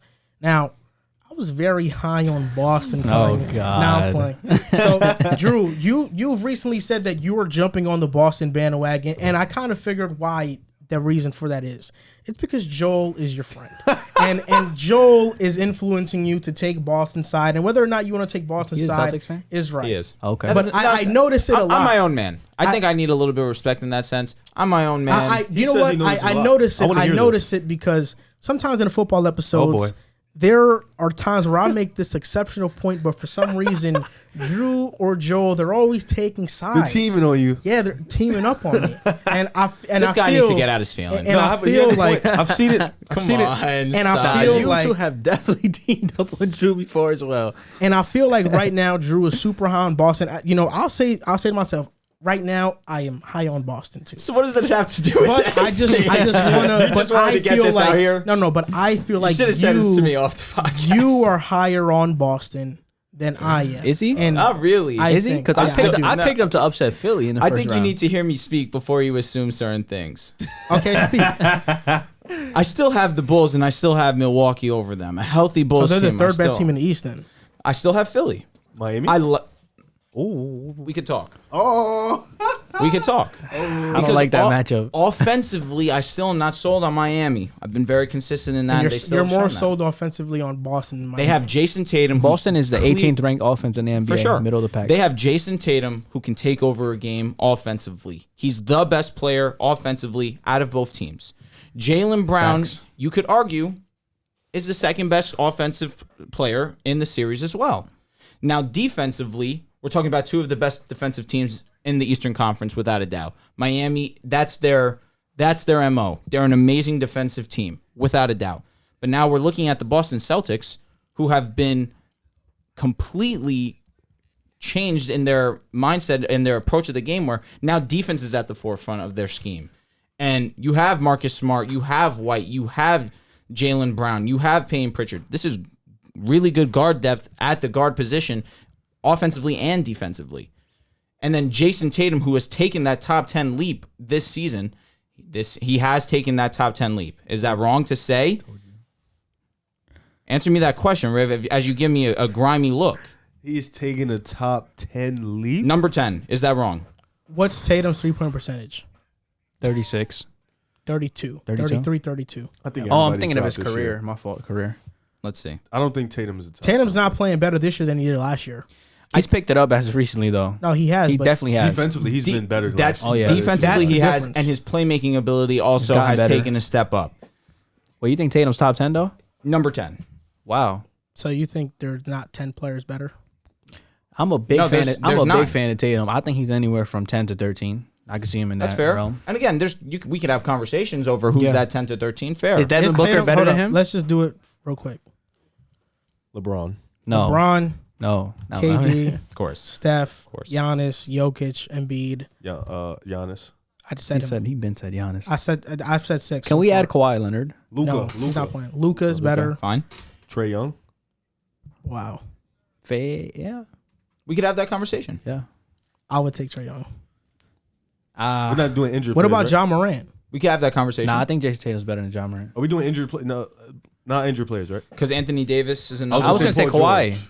I would have said Paul We're George. doing not right injuries. now. Let's Okay. just do healthy ones. Paul George, I can have that conversation. To make it Jimmy easier. Butler, No, you can. interesting. Jason Tatum's better than Butler. Conversation. I agree. Paul George. But Wait, Paul, you think Paul George is clear cut better than JT? he's better. How is he better though?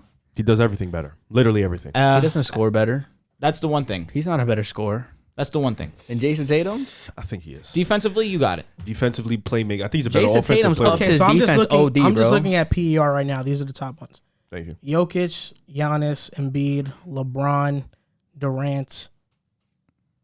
Read that Is name. DeMar? I don't want to. Rudy Gobert, bro. No. Trey Young is 7th. Steph is 8. John Morant. No, he's not. DeMar DeRozan. Is he better than Tatum this year? This year, DeMar DeRozan's been one of the most impressive ball players. So yes. I mean, It's yeah, tough for me. It's like It's tough for me. Yes. I'm going to say no. What? Never mind. He's been playing good this season. Okay, but in the Luka. grand scheme of things- Yep. Is 5. Has Cat been better? If Cat's been Nah. better, DeMar's been better. Nah, gonna say I no. think Jason Tatum's better than Cat, bro. I think so too. Steph is 6. Yep. So that's like a gimme. Harden. Yes. Do you think he's better than JT? Yes. He is better This than season? JT. This season? Are we doing this I season? mean, if we're doing this Because season, then if this No, is 'cause the I don't know season, what this then is I'll give about you then. DeMar. Yeah, if it's just this season, then so it's just overall as players. Then that That's means what I'm saying, Harden at the has ga- to be there. Yeah, above which him. fair. Oh, all right. I mean, I feel like even all right, whatever. You Okay, thought that's- 22, 8, and 12 Harden. That's is better than 7. Tatum, What about so- Zach LaVine? I think Jason Tatum's I would better. take Tatum. I'll say Tatum too. Devin Booker, I think Tatum's I would better. take Tatum. Donovan Mitchell.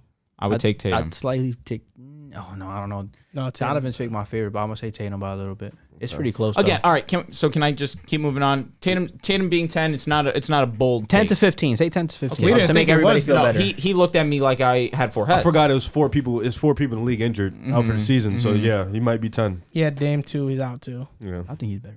You look at Grant Williams and I've the way always- that you he know how I stepped felt up this about that. season. His percentages are crazy. Although it's on limited opportunity, he's making the most of it. Shooting almost 50% Grant from the field. Williams? Grant Williams shooting Sniper. he's shooting 43% from 3-point percentage. EFG is 63%, shooting 90% from the free throw line. You have Rob Williams and you have Al Horford, one of the better defensive Literally. front courts in the NBA as well. Yes. This team has everything you could ask for. Offensively, if you want to look at them and say that's their one weakness, fair, because middle of the statistically, pack. yes. But I'm looking at the Celtics as one of the 3 complete teams in the Eastern Conference. Defensively, they have it. Offensively, Jason Tatum, Jaylen Brown are top 3 offensive duos in the Eastern Conference. They only have 2 scoring options. Those are the 2. Yes, but at the same time, their role players they can do their job. Who can Paint- create for themselves consistently? create for themselves? Fair, I agree. Those I two, understand that's that. Them two, yes. They only have 2 scoring options. That's it. But again, these role players that they have can do their Yeah, have Robert Williams and have is really done good. their roles They're very catch and well. shoot players though. Fair. Yeah, Derek White can create for his own. Occasionally. White, Not consistently, but yeah. White can, but they've done a really good job in their roles so far. And Their again, role players have been amazing. I'm looking at the 3 complete teams: the Celtics, Philadelphia right now, and Milwaukee. Well, the question is, do you think the Celtics are sleeping And giants? you guys, but that's when you guys get healthy. Boston's not more complete than us. No.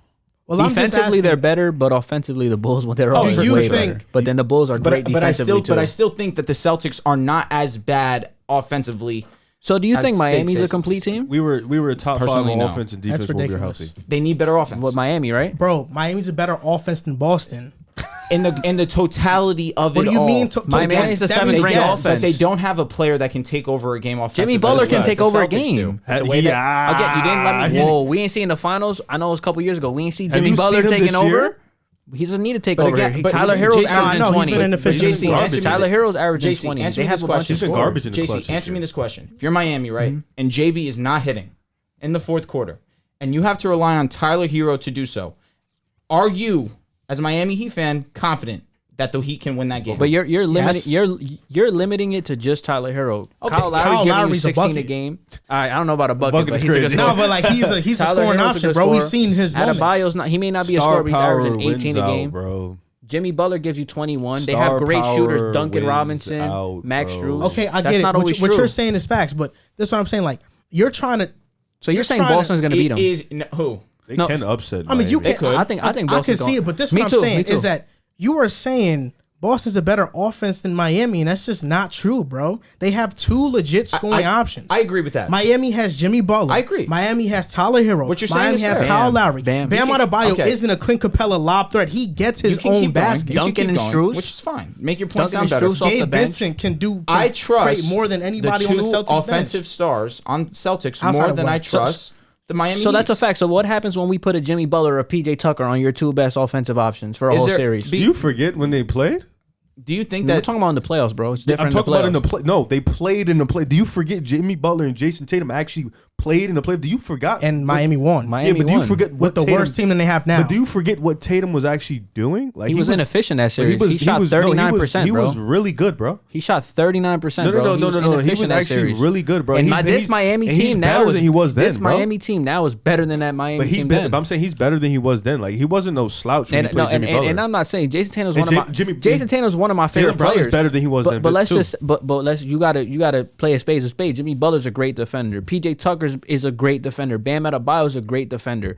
Even when Victor Oladipo comes to the game, he's a great defender, bro. Miami's elite on It's defense. just what I'm struggling with I'm is out that on what I'm Oladipo. struggling with is that Drew right here is saying that Drew right here is saying that Boston, which is the 16th ranked team in terms of offense rating, is better than the 6th ranked offensive rating Miami team has in three Miami. 20-point per Y'all game missing- scores. y'all not. I know what he's saying. Thank you. He's saying. Thank you. He's saying their top two scoring options are better than No. A whole Miami's complete top two team. He's scoring not saying options. that. So then What what he- is he saying? I'm trying to tell you. He's saying in the playoffs when the game gets slower and in the fourth quarter when it's time to put a bucket out, he just trusts Jalen Brown and Jason Tatum more than Miami. Okay. That's what he's saying. Okay. That's That's the a way fact. he said it That's a was fact. a little wrong. And, That's what he means. And you came out and you said star power matters. Star power wins, right? doesn't matter. Well, the star power in Boston versus the Heat in the bubble, Boston had the star power, and they anomalies lost. happen. Anomalies definitely happen. But then again, both those players have gotten better though. Jalen Brown, They've Jason gotten Tatum have better. Tyler Hero's gotten better. Tyler Hero was clutch, bro. No, I'm saying Tyler Hero was dumb nice. If you ask me if I nice. trust Tyler Hero, I trust Tyler Hero. He's a bucket.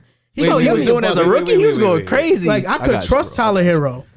Why can't I trust Tyler Hero? All right, I got you. Nah, but straight bucket getters though. Star Before you power. get into your, Let him go. Let him go. Yeah, let him go. Let him go. Yeah, let him I go. just want to answer this question. Do you think? Who are you picking in the series today, Miami or Boston? How you gonna That's just it. put me on I just want to know. I just want to know. You're not high on Miami, so I wouldn't Because be you're about to surprised give if me you this pick whole Boston. spiel on star power wins. I just want to know where you stand on this. Who would win in the playoffs? Okay, so if the playoffs start today, who would I pick? I would say Miami in 7 games.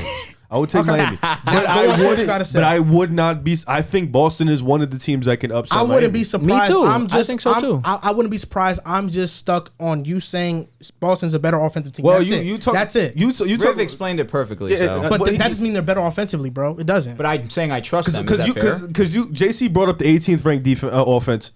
That throw that out the window when the playoffs start. It's not going to matter. It really isn't going to matter. I'm Against a telling team like Miami, it's not gonna matter. you. It's not going to It matter. is when bro. you only have two A scoring team options, like bro. Miami, it's not gonna matter, bro. The thing with Boston that's holding them back. The thing with Boston that's holding them back, obviously, is they have two guys that can go get a bucket on their own. They only have two guys that can What go happens get a when one bucket. of them's off? But my thing with Miami is That happens all the time.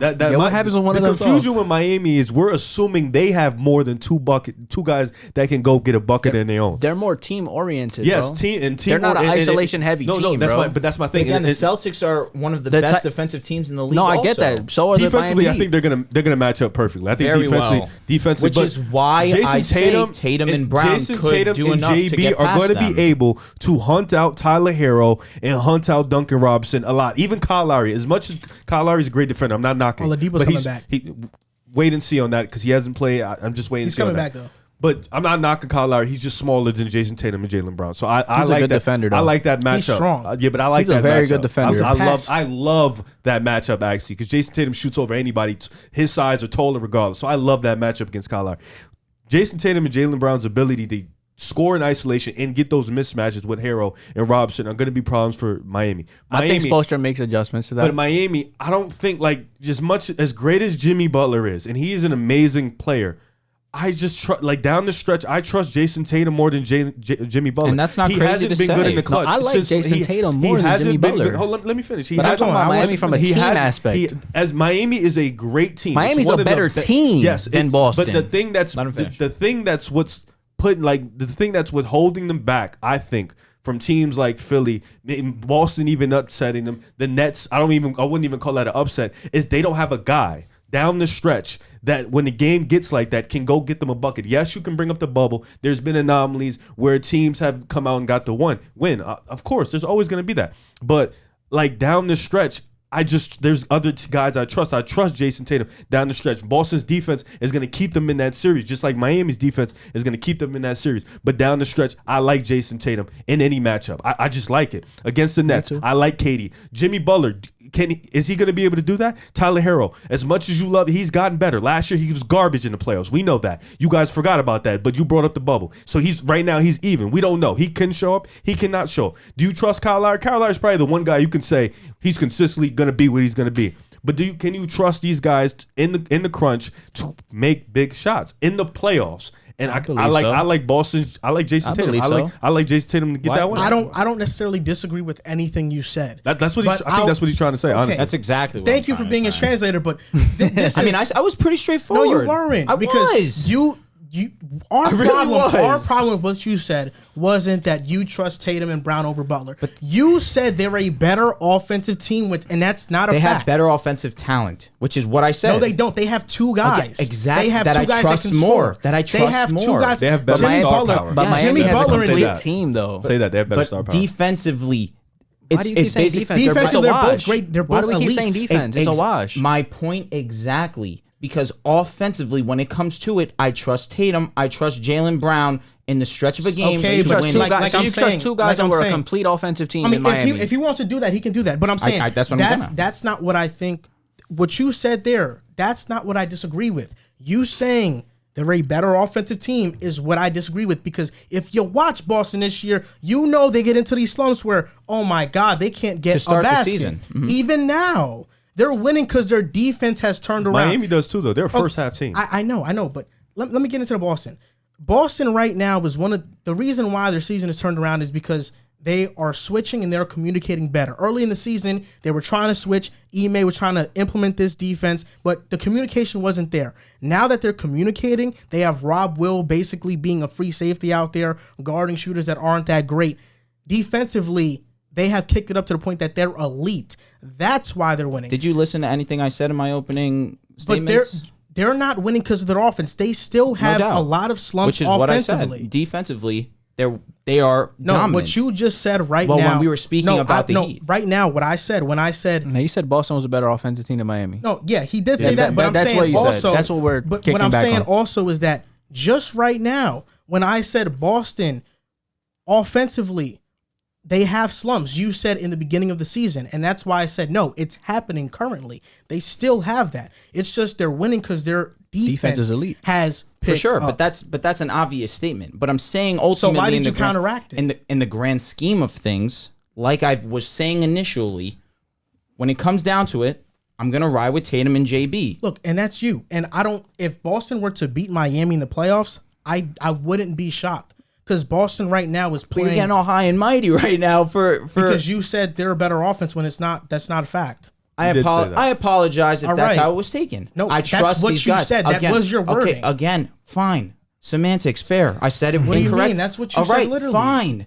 This is what you're basing majority of your argument off of. Because I'm going by what you said. Correct, and I misspoke. That's okay. what you said. No, what you said. Which is fine. I misspoke. Like, you can't just go back in time and change your words. Okay, again, and then be like, "This was my actual argument." I'm not allowed to misspeak to misinterpret. That's it. You're allowed to misspeak, that's but it. You're allowed to misspeak, but when I call you out on it, you can't be like, "Oh, that's not actually what I meant." Oh, like, why not? Because you're like, "That's not actually what I meant." Like, I understand that, but my argument is based on what you said. So you can't call me crazy. You can't call me crazy. I'm not calling you crazy. Said. I'm saying you're all high and mighty coming at me for misspeaking. That's all I'm saying. Is that fair? Now you said it with some validity in there. Yeah, you definitely said it. You said it. Again, I trust JT and JB. That's ultimately what it comes down to. Where I've been super. How many, bro? But can we acknowledge the fact that I've been low on Miami's offense all season? You have. Yes, you've been low since the offseason. Correct. This is nothing new. Correct. So why weren't you able to understand what I meant by that? I can understand how it came off and I spoke incorrectly, but yeah, exactly. Riv knew immediately what I meant. Wait, what did I say when you said you trust JB and JT more? What did I say? I said That's fine. Yeah, you did. My problem is that you called them a better offense, and it's not until now that I'm saying yes. You haven't even said yet that they're actually a better offense. You're kind of still like, oh no, they're not better. I trust them more. Overall, yes. By rating, yes, no, they're by better. Watching the game, they're better offensively. They are better. They move the ball better. They are, but again, when it comes Miami to a top 10 offense, bro. they're the sixth ranked Miami's offense in the league. I'm telling you, the Miami plays a team-oriented. They have a great playmaker in Kyle Lowry. They have great shooters around the team. Yes. They have a lob threat. Yes. They are a complete offensive team. That's all we were saying. But when they're playing another great defensive team like they're playing in the Celtics,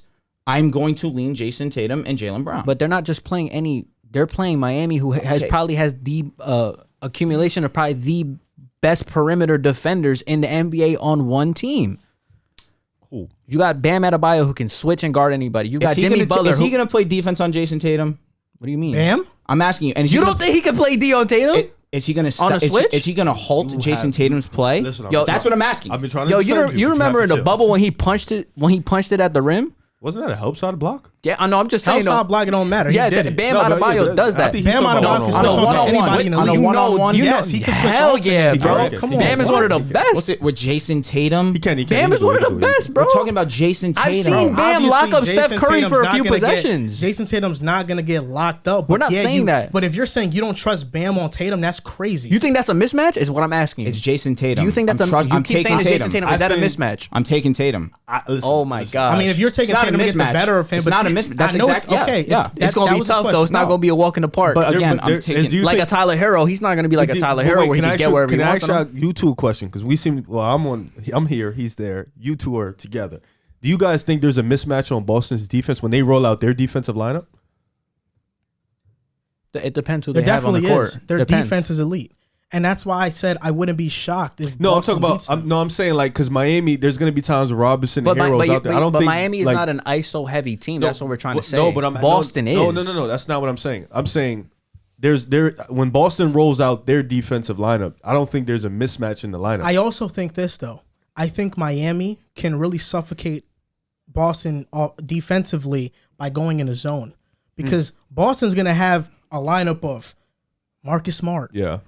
Derek White or Rob Will out there. Oh yeah, leave these guys open. Definitely. We could definitely sag off on Miami these guys. has two elite shooters on their team that they can plug in three actually because Tyler Hero's elite. All three of them you can plug them in at different spurts. I hear you, but all three of those guys, if you put them in the game, those are mismatches. That's fine, but you never heard of fighting through screens? They're inept to fight through screens, bro. Have you seen them Celtics do starting it? fives, Smart, JB, Tatum. So if Rob a game's Will, on the Al line, Horford. and they're trying That's to hunt out pretty Tyler great Hero, defensively. Jimmy Butler's not fighting through that screen. I know they're double great team. defensively. But I'm just saying that's But the he five doesn't that do they it, roll bro. out. Double team? That's even better. But You're he getting the doesn't ball out of talk his about hand. that. Tyler Hero, lineup? he doesn't do that. Do what? spacing Fight through in it. screens, bro. I'm not talking about He can Tyler Hero. I'm saying exploit. if they're trying to Miami get, doesn't do that. why won't they do it in the playoffs? So you're fine with the game ending with a one-on-one with Jason Tatum and Tyler Hero rather than Jimmy Butler fighting through the screen and getting and guarding Tatum for the final possession. That's what I'm alluding to. I'm not fine with it, but there's never Jimmy's not gonna fight through every screen, bro. He's just not going to do that. I'm not saying he's not going to fight through every screen. There's going to be times when he gets to switch. in the fourth quarter, he's definitely going to fight through screens more. No, he's not, bro. If he's killing Tyler Hero, why is he not fighting through the screen? I'm telling you, it's not going to happen, bro. How do you know? We've seen them play, bro. What the hell? Bro. We've seen them play before. It's the same scene, bro. Like those are mismatches, so bro. they just gonna kill him the whole game. Like what, bro? Like this is like what you mad at me for? Okay, Like, it's not mad. okay. It's just you saying that he's not gonna do it. Before this gets out of track, I just want to say this. I think you guys both make fair points. Listen, for one, yes, you don't know. Basically, based on what you've seen, this is what you believe. But what JC's saying is that they can definitely switch up their game plan. I said, yeah, they can definitely switch up the game plan. I'm just going off what I've seen from them. You know, Boston's got the better of them twice already. JC's problem, what you were saying, is that you were definitive in saying what you think is going to happen. Well, because he's talking about what could happen. I'm saying what I've seen. So why would It's different in the playoffs, bro. No, but I'm saying when you get to scheme for one team, you can switch it up. But why would I sit here and go back and forth through you what I've seen versus what you believe? Because we're speaking of the playoffs. You haven't seen this Miami team in the playoffs. But that's the whole argument is in the playoffs. That's why I said last time they can't played say. Also, that's why I said Jimmy didn't play and Kyle Lowry didn't play. That's why I said that's big. That's probably why they got smoked. I can't say because we haven't seen it yet. That's why we haven't seen it, so I can't. I was preparing to make this segment a Boston and PJ Tucker's one of the best at fighting through screens in the league. Thanks. Sorry, man. Thanks. Boston's a playoff team. I like Told Boston a y'all. lot. Told y'all that, man. I like Boston. So do you have Boston beating Miami? I think they can. You have Boston beating Philly. I do. All right. That's ridiculous. We gonna see. We gonna see. Philly is like that, man. I know they're They're like like that. that. Oh, That's I my don't favorite have team. Boston beating Philly. I do. I don't have Boston I'll beating be Philly. lying. either. If I'm wrong, I'm wrong. I mean, they're not the favorites. I think Boston can upset though if they don't. I just okay. got to give credit where credit's due. They've been playing great basketball, and I think it could translate. That's a big upset. That's not no low. Like that's a pretty big upset. I don't. I mean, every team in the Eastern I would Conference. love to watch that series. Though. Every team For in the Eastern sure. Conference is neck and neck. For Outside sure. of like Chicago, I really trust all the teams. How about you trust Cleveland? they're young. They're a too healthy young. Chicago. You really aren't a fan of. They'll Come get. on, I think bro. they'll lose. Hell yeah. I think they'll Chicago's lose to good. Miami. They'll lose to You trust Philly. Boston more than us? Actually, no. I think I would have. you guys Actually, over Boston would be a good series with you guys too. It would to be good, honest. but I would put you guys over Thank you. Boston for you sure. got Show some them over. respect, You got them over the please. Bucks. No, right? No, absolutely not. Show some respect. I don't have us. So over the what Bucks. teams do you think? Do you think the Bulls aren't better than? Milwaukee, healthy Brooklyn, and Philly. So you think you guys can beat Miami? Yeah, definitely. I want to see that series. I think all that team oriented thing it's all. It sounds cool for a team that's not team oriented, but when we can do the same things you can do on both ends and better on the offensive end, No, they are. then I think Chicago's we're good. top 10 offense and defense. For No, sure. we were top 5 when we were healthy. Yeah, They haven't five. been healthy though. But I'm Yeah. saying Lonzo and Caruso. We They are lock. talking healthy. They lock. One of the best defensive, if not No, the they best lock. defensive We're good, backcourt so- in the league. Like Boston may have them troubles, but we're not gonna have those same facts troubles though. with Miami. Facts So I think though. we're good. I I agree. think that's a good matchup for us. For sure. But those other three, What good were you going to we'll say have about the some trouble. Celtics? Give it like a 20-second run on. What were you going to say good about them? Just that Well, they're the playing original good question was defense? that they're sleeping giants. Yeah, their defense is elite. It's Yeah. one of the top in the They're league. the biggest what ifs in the East because you don't. Nobody wants to see them in the first I mean, for round. one, bro. look at this. They have won 7 straight road games with the differential of plus 167. That's crazy. Highest in NBA history over a 7-game road span.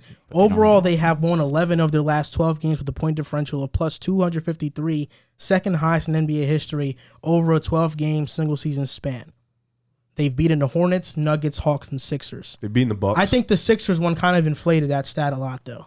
Because they Philly- smoked them. They smoked the at their Nets best, twice. bro. They've beaten the Bucks this year. They've beaten the Heat. They beat the Suns with no Jason Wait, Tatum. Boston beat the Bucks, right? Yeah. When? I want to say December. They I played was like just- twice I or was 3 Shit, times. they They could have. smoked Shit, they Chicago, could. They too. could have beat them that Christmas No, Day they didn't. game. They never smoked us, bro. Who? That's because you guys came back. 117, 103, Yeah, we December won. 13th. When? We won. The Bucks and the Celtics. They won, but then At on that- Boston was but at on home, Christmas- right? But on Christmas Day, Milwaukee Boston should have won. won that game, bro. Yep. Milwaukee came back in the last 3 Boston minutes has of some the good game. wins. Yeah, So, and Boston's at their good, best, bro. they can probably beat any team in the East. I'm gonna be honest. At Yeah, their best, they're but good, bro. They're consistently they won't be at their best all the time. That's their problem. But I mean, we've said it early in the season, and We did not say it early in the season. I'm talking about something different right now. Oh, okay, pardon me. And the analysis isn't wrong. Boston 2-win games still have to have Tatum And and JB. Brown go off. On the same 100%. time. And they at the same don't, time. at the same time, and they don't go off at the same time. There's been games where they've No, gone they- off at the same definitely. time. There's Yeah, been games more when they be games. good, There's not been go more. off. There's been 29, more 27. games. Like I've seen that a few Didn't times this James- season. didn't There's been Jaylen more Brown games drop where one 44 has a and Tatum stinker dropped and one has a 34 great one game. I remember. I've seen them both drop 30 balls. Yeah, I legit don't. Yeah, but there's more games where one has a stinker and one also That's what I'm one saying. does That- great. that So that's the thing. That So could mess up when their It's like offense- I'm looking up their leading scorers game to game. It does alternate, but at least it shows that you can rely on one at the minimum playoffs, a you night. need both. I agree. No doubt about that. That's another a fact. point. Yeah, in the you definitely playoffs, you need need both. both, and they're never But on. Miami usually. needs Jimmy to be clutch. Miami needs Jimmy to be He clutch. hasn't been clutch this year. And also, this is my last point I want to bring up because you talked about Tyler Hero. He stunk it up, whatever. Yeah, he did. I'll agree with you. Yeah, last year he was bad. What are you about to say to me? I didn't say nothing wrong. Jason Tatum, year 1, took the Celtics to the ECF. Year 2, he stunk it up versus Milwaukee, bro. So he also stunk it up year 2. We're in year 5, bro. Okay, but I'm just saying, just because Tyler Hero stunk it up in year 2 doesn't mean it's gonna happen again in year 3. Yeah, but And I'm banking on him not stinking it No, up. and that's a fact because you do that with DeMar No, but- DeRozan. You think it's a different No, no, DeMar no, this wait, year, wait, but wait, he's wait, had 'cause- passes where he stunk it up as I hate well. that But against LeBron. No, but Drew, I not hate even that I'm against gonna have to do LeBron, this. against I really Indiana as hate well, that I'm bro. gonna have to say what I'm gonna have to say. against All right. Brooklyn. People- Against Brooklyn, he stunk it I up hate too. it. I really do. People were acting really strange in the bubble. really, really, really strange, bro. And Jason Tatum said it. He said there were certain guys in the bubble that were doing things they wouldn't do on a regular basis. And Tyler Hero was one of them. Yeah, I believe Tyler Hero was definitely one of them. Because the very next year, he played like garbage. And what is he Not doing just right him. now? Well, in the regular season, He's averaging been fine. 21. In the regular season, They're on the way We for have to sixth wait man and of the see. year. But let's not. Jason Tatum was a different case. Let's not put them on the same pedestal. Let's not. Jason Tatum was on a different case. Well, No, I'm talking about this guy. I was about to Let's say. not do I that. think what you're doing Tyler is Hero's ridiculous. Tyler Hero's first year, he was in a bubble. I think your granted, point is but he was ridiculous. acting very random and very strange. The next year, he played like garbage. Jason Tatum, his first year, he was good all the way to the ECF. The next year, I don't think he was bad because of the other team. I think with Kyrie expected coming back, more from him. Hayward coming back, it was just messing up the chemistry. That's why I think. I'm actually But I'm actually a bit confused in your statement because What are you confused about? Jason Tatum said that statement, and why do you feel the need to tie that into Tyler Hero? Do you think he was mostly talking about TJ Warren? No, I think he was talking about Or a lot Jamal of guys. Murray? I think he was talking about a lot of guys. I think he was talking about a lot of guys. But I think so you're trying to hold that to Tyler Hero, although Tyler Hero was a rookie. So Tatum never has seen anything outside of his rookie season or the times they played in a regular season. he didn't see last year. Tyler Hero was a rookie in the bubble, But my which thing- means that okay. Jason Tatum had no pass to go off by that Tyler Hero's acting different. That's a in fact. The No, playoffs. no, That's no. a fact. That's a fact. My thing is, fact. you're saying he's a rookie. He has no pass. But then how can you? So then, if that's the case, So Tatum was probably let's- talking about guys who have been in the league Okay. that were playing better, like a TJ Warren. So if rather than a that's the Tyler case, Hero. if that's the case, he stunk it up last year. He played great his rookie year. Wouldn't that mean his rookie year looks like an anomaly because the next year he was garbage in But the playoffs? what about this year? So that means This year Tatum's we rookie don't year know. was He an didn't get anomaly. playoffs He's yet. I'm talking about the this probably playoffs. the best season of his No, talking about career. the playoffs. he's saying I'm that just the talking about the bubble's playoffs. the reason why it Well, we happened. I can't don't do that. think We gotta wait. That's what I'm saying. Okay, Like, that's a we're- valid reason. What I I said, understand. and I JC, agree. what I said Yeah, was you before gotta was wait then. Tyler Hero is still a wait and see because we don't know what he's But going why to is do. DeMar not a wait and see if he's had a whole career? I've said it before. DeMar trajectory is a of it? way to see. Oh, real? Yeah, I've spoken Alright, So before. Tyler DeMar's a wait Hero, and see. Tyler Hero's a wait and see, and you are on the fence that he's going to stink it up again. You really just, if I just said Tyler Hero's He's a trying to wait and twist see, your words. He yeah, wants if you I to just say said something. Tyler He wants you to Hero say something is a wait and controversial. see, I said this on the Discord chat. I said this. I was like, Riv never makes takes. That's a point for you to make a take. No, he's like, Stop. it's. You don't have to do him like that. Tyler Hero is a wait and see, but okay, So what what do you side think? are you on? Because Yeah. I think Pick he's a going to side. play great. Okay, a you want me side. to? So you want? Okay, I think D he's not book- good. I don't think he's going to be that great. I'm a Okay. wait and see with I don't Tyler think he's going to be Hero great. Since you also. want me to make a take, I will make a take for you, Joel. I don't think Tyler Hero is going to be that great in the playoffs. You want to? That's what I don't think Miami. I don't think. I've made a take. I said I don't think Miami is that great. JC knows that. I've made that take. But now I'm going to go even further. I don't think Tyler Hero is going to be that So great. Tyler No. Hero is someone who was amazing his rookie season in the playoffs, dropped off his second. You were counting on him not being a playoff primetime performer. I don't he think won't be that. Nope, he won't be that. And I'll go. You're gonna be wrong. And I'll backpack off of his sentiment, where Jimmy Butler has been struggling in the fourth quarter. If you have to rely on Tyler Hero, You will lose. That's where my questions stem from, especially when it comes to Miami as a whole. You walking into series against Philly, you got to rely on Tyler Hero. You're gonna lose. You walking into series didn't against talk about Kevin Durant, Philly. you got to rely on Tyler Hero. You're gonna lose. Philly's my team to go to. That the is finals. fair. No, I'm like that is like, fair. You're gonna I ain't lose. I'm saying sorry. nothing. You're just I gonna ain't lose. saying shit to that. But that's exactly really what was my main argument with my Celtics whole was point as is well. like, but our whole point was Miami's a team-based team. It's not really ISO. This is type not of thing. 2005, boy. It's not. These aren't the Detroit Pistons, man. Like, it's Never not, I'm know. sorry. It can be. Like, if it does happen, you guys will get, y'all lit. If Exactly. y'all We take praise comes, y'all. well, you have Philly coming out. You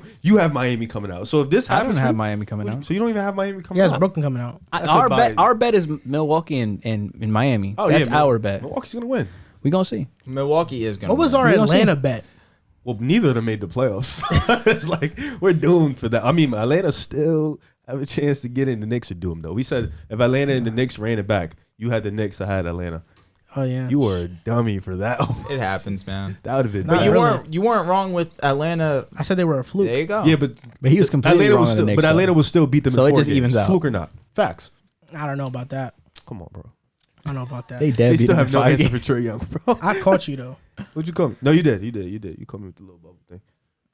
What That bubble shit was thing? facts. With the rookie Now, Tyler with Hero. yeah, because That's a fact, how was Tatum able to see what Tyler Hero was before? Well, he played Like, him in the I- regular season. Maybe that's what he's Yeah, but I think he's talking about TJ Wasn't Warren. Tyler 'cause Hero TJ bugging in the regular season too? His His first year. TJ Warren, Jamal playing really Murray. TJ well. Warren was the real one that was really bugging in the Jamal bubble. Murray too, even though he's But nice. Jamal Murray the year before had a great playoff run. I will also say this: the Suns went 8-0 in the bubble, but they came back the very next year and were second in the NBA. Were they not? Yeah, they were. So I don't know. I'm leaning more towards the side that the bubble was just basketball, and if you played well there, I'm counting on you to play well. and I agree with You that. still got to put the ball in the bucket. mean, That's why I was quiet when you said that because That's why I said I didn't want to hurt your feelings because we seen him stink it up last year. So I it's know. like Who is he thinking of? talk about Tyler Hero, Jack Harlow. Before we go on to our next segment, Dad made that song with him. a quick word from DraftKings Hoops fans. The latest offer from DraftKings Sportsbook, an official sports betting partner of the NBA, is too good to pass up. I'm talking between the legs 360 windmill good. New customers can bet just $1 on any team and get $150 in free bets if they win. It's that simple. If Sportsbook isn't available in your state yet, you can still take your shot at a big payday. Everyone can play for huge cash prizes with DraftKings Daily Fantasy Basketball Contest. DraftKings is giving all new customers a free shot at millions of dollars in total prizes with their first deposit. Download the DraftKings Sportsbook app now. Use promo code TBPN. Bet just $1 on any NBA team and get $150 in free bets if they win. That's promo code TBPN at DraftKings Sportsbook, an official sports betting partner of the NBA. You wouldn't say the Warriors are a team-based offense? Off like a team-based offense? You wouldn't say the Warriors are a team-based offense? Warriors are elite two-way team. Look, you're talking about a team that we've seen that has reliable scorers. He asked And me, the bro. Warriors- I got this, bro. No, I it's know, not. but- I'm just asking because you said something about like, oh, this isn't the 2005s anymore. You need ISO scores and great scores. But Golden State went on a run where they were playing some of the best teams. So did San Antonio. They're playing some of the best team basketball. You don't think Steph Curry, when it's time to get gritty and get ISO, he could do it? That's what I'm saying. Also, I didn't say he couldn't, but I'm saying they're more San Antonio team-based. wasn't like that, San though. Antonio too. San Antonio wasn't like that, but when it was down to the clutch, they were Tony dynasties. Parker got the ball. And you know that. Like, Tony Parker got the ball. Like, when it was down, like, clutch time, Tony or Manu Ginobili made those plays, Yeah, got but the they're ball. not like I they're know not that- great I know offensive. that They're not Butler- great one-on-one players, though. Is what I'm. No, but getting at. I think, like, know I about think, that. Tony was nice, bro, and so was Manu. yeah, but I think, but Talking I about think Jason but I Tatum's a think better you're- one-on-one you're- player than you're- both of them. You're misconstruing what I'm saying completely because you're talking about teams that not only did it as a team, but also can do it, like can switch up and do it in ISO. That's what you're confusing what I'm saying. so Steph Miami Curry could can't- do, I don't- so I don't Klay think- Thompson could do it in No, but ISO. Steph can. That's the thing. And KD could when he was there. Like, Nah, we're not talking about KD, But though. that's what I'm saying. Jimmy Butler can't, or he hasn't shown the ability to do it this year. You're speaking this year. That's where. I was That's about where to say in the that's- bubble he definitely Yeah, did it. that's where you're confusing yourself with because you think that Miami's on a level where What they you're can do it telling on me, both ends. I know Butler has been inefficient this year in the clutch, but you really don't trust Butler when it comes down to the playoffs, like based on what we've seen in the past and what he's been Just able off to last do? year, you're out on him, right? Because he was so bad last year. He was really bad. No, I'm saying he was so bad last year. He was really bad. I wouldn't. I'm not. I'm So not, that just- I'm not, so that just for take- clouds your whole judgment on him? I'm more lenient than Mr. Jack Harlow. I'm a little bit more lenient than him. Jimmy, I could like it's really tough. I don't know. I think it depends on the team he plays. Like a team like Boston who has really great one-on-one players, defenders. A team like Milwaukee, like I don't know. Like Now, last year I he feel definitely got similarly. strapped. It's like you have to and he has respect- no jump shot. He has no three-pointer. So it's like everything's gonna be inside. Yeah. So I don't know. Like On to the next segment. The Sixers have now played 2 games with James Harden. They are now 2-0 with him in the lineup. You can see everything is so fluid. The game is opened up. Joel Embiid said, "This is the most open I've been in my entire career." Daryl Morey came out and said, "I think James has always thought that Embiid was the perfect fit next to him." shots. Their first game I watched versus Minnesota, who just came off a win versus Memphis, one of the better teams in the NBA. Harden, 27-12. Embiid, 34-10. Maxey, 28. Tobias stunk it up, but that's neither here or there. The Sixers are coming out of the Eastern Conference, and there's nothing that anybody can do about it because they have the best duo in the entire NBA. They have Joel Embiid. They have James Harden, who, Sky is just on another level, especially once he got to Philly. I see him. I don't know what it is. I think maybe it's just the Nets uniforms that make players look thicker than He they looks are. skinny as hell. But He's dumb skinny. He's a looks shapeshifter, he bro. looks like 2018 James Harden. I don't know about the that because Sixers right now. game 1 with the Nets, as soon as he got the trade done with the Rockets, he seemed like he was 15, 20 pounds lighter. So, and I don't know if you guys knew this, but James Harden is 10th all time in blocks for a guard. So he gets up there. Yeah, he gets up there. James Harden, I can speak all day about him. The Sixers are coming out of the East. I think that. What was the question of the topic? What do you think of James Harden's debut? It's just thoughts on it. Just thoughts. You ain't never say it. Yeah, do your thing, bro. I mean, you have the topic list. I sent it. I don't mean. Come on, bro. Go ahead. Things are always changing. So Yeah, change up. What I've seen from Philly in both games versus Minnesota, I think Tyrese Maxey's really benefiting a lot from James Harden. I mean, baskets in transition, open catch and shoot opportunities. They look really good defensively. They play the passing and driving lanes very well. Matisse Thybulle gets his hands on everything. James Harden, man, as a defender these past 2 games, I've seen him. I've been like, wow, he's different. I'm sorry, I'm just dumbfounded at the amount of free throws that Embiid shot today. That's not going to happen in the playoffs. And I'm going to get to that. On the ball, James Harden, defensively, we know he has a lot to be desired on there, but I think this team is going to come out the East, but I will say I have a few reservations about them. One of them is their bench. I don't think they have the most depth. I think their depth is really Korkmaz and Niang and Shake Milton. I like Niang. I don't know how reliable they are. Danny Green, Danny Green also, but they don't have a guy off the bench that I'm like, wow. Once he checks into the game, you gotta strap up. You gotta lift your shorts up. I don't see that. Now, also, I'm concerned about their free throws because there are times when I've seen these past games where, 20 minutes go by and the Sixers have scored 15 points and none of them have been on a field goal. Yeah. They have all been on free throws. And and that's why even the Minnesota game, I turned it off after a while because I'm like, wow, shit, nothing is happening. Yeah, this was literally nothing is happening. Mm-hmm. In the playoffs, it's not going to happen. So I'm really curious to see that in the playoffs when Embiid isn't getting those calls, when Harden isn't getting those calls, how they're going to fare against tough, physical defense. That's my main concern with Philly, that and their bench. I think they'll figure it out, though. Embiid, we've seen in the past, though, when he's not getting those calls, those ticky-tack stuff, Marc Gasol, that series, he plays bad. James Harden, there's this narrative that he's a choker in the playoffs when he's averaged 30 in the past 3 playoff series that he's played in. He's talking to you, OG. He's talking to you. I'm talking to OG. I'm talking to everybody that says he's not a good playoff performer.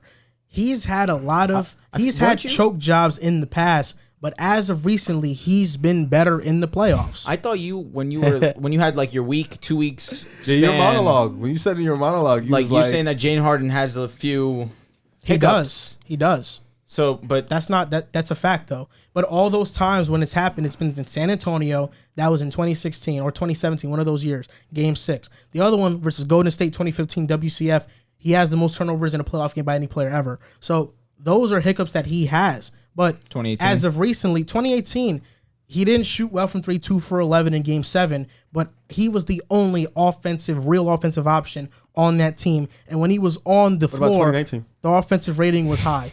2019, James Harden averaged 35. No, I didn't ask for the average. I'm not talking about just Game 6. What did he do?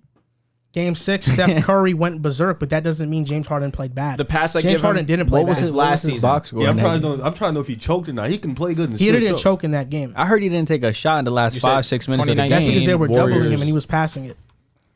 Down the stretch, the Rockets were great offensively. The Warriors were just better. Steph was better. That's really it. Steph was definitely. That's really it. Clay But it's not that Harden played bad. Yeah. So that's what I'm saying. Over the past couple of years, Harden has been really great in the playoffs. I think you could choke and still play good though. 11 for 25, 6 for 15 from 3, 7 for 12 from the free throw line, 35 points, 8 rebounds, in game 5 6, assists, 4 steals. You're talking Game 6, 6 turnovers, closeout game. So that's what I'm saying. Like 35 in Game 6, he didn't choke. 11 for 26. 11 for 26 isn't bad 11 efficiency when for 25. 15 of your shots are threes. 6 for 15 from 3. Yeah, so 7 for 12 from free throw. 6 turnovers. They lost by 5. 6 turnovers. That's the difference. Hey, And 6 turnovers. They lost by 5, but Curry had 0 points in the first half, then erupted for 30. Yo, You know like 8 of them was on PJ, your guy. PJ, he's gonna lock up anybody in the league. You know that. But that's what I'm saying. Like Harden didn't choke. Yeah. So in the past couple of years, he hasn't been bad in the playoffs. He plays well. You can't look at 35 and said he choked. So that's why I'm saying that I think Unless the fourth Harden quarter will he be went fine. ghost. But Embiid, it's his health. It's Harden also with the hamstring. There's question marks, but fully loaded, fully geared to go, they can beat anybody. You guys know I love Maxey. No, you know. You guys know I'm a big fan of Maxey. One of my dogs for real. He's gonna thrive. I think watching him right now, it kind of reminds me of him in college. Being that guy that can cut, make plays, run on the fast break, drive into the lane. I'm sorry, Harden didn't choke. No, He had double-digit points in the fourth quarter, Game 6. we're good. Word. Maxey on defense, he's an underrated defender. He's a really solid defender. A guy who can. He like his ability to just play off ball so easily. I like Naturally. Who was here that said Maxey should come off the bench? Somebody said that. I said it. Yeah, you were crazy. Maxey and Harden in the backcourt is amazing. Matisse Thybulle, his defense. Tobias Harris. Bro can't shoot though. Yeah, Tobias Harris is the tricky part for me. He's the X factor. He's too hot and cold. I think he's just finding his groove. But I think now with Harden, the ball is going to be out of his hands a lot. So now he has to just find. It's just going to be he has to find his way. It's going to take some time. Some people take a little bit longer than others. But for him, he's the X factor because, like you said, if you get Harden and Embiid, if you get them two going, then Maxey and Tobias, you're looking at 4 scores that. And Tobias Harris is a really good shooter, but like Joel said, most of the things Philly's unstoppable if they're healthy. Philly, if healthy, is one of the best teams, if not the best team in the East. They got the best center in the league at the moment. They got the best 2-guard in the league at the moment. So I think like right now you got to look at it. And you got to just think, well, maybe not in the league, but they have the best center in the East by far. Oh, so it's Philly. It's that pick and roll. You could stamp that. Yeah, stamp it. No, Embiid, the best. Say it. With your chest. I ain't going to disrespect. I say he's the best in the East. Yeah, best in the East. Arguably He the doesn't best in want the to league. be wrong. Yeah, You've been wrong a lot. I don't want to be you. No, I'm just hold on. Why was this a dig at me? Because I'm saying because Drew is picking it. Drew thinks Embiid's the best. Yeah, but that doesn't mean he's necessarily wrong or right. I don't want to just feel like throwing disrespectful to the Joker. So you think it's a toss up? I think it's disrespectful to just say Embiid is the best when the Joker's over there. So I'm gonna say arguably the best. That's why it's respect. See what level. I say? He doesn't make takes. It's bro. a respect thing, bro. It's a respect thing. I respect the Joker and what he's doing. Both sides. You know what I'm saying? So I don't pick sides, bro. It's respecting. But Philly's.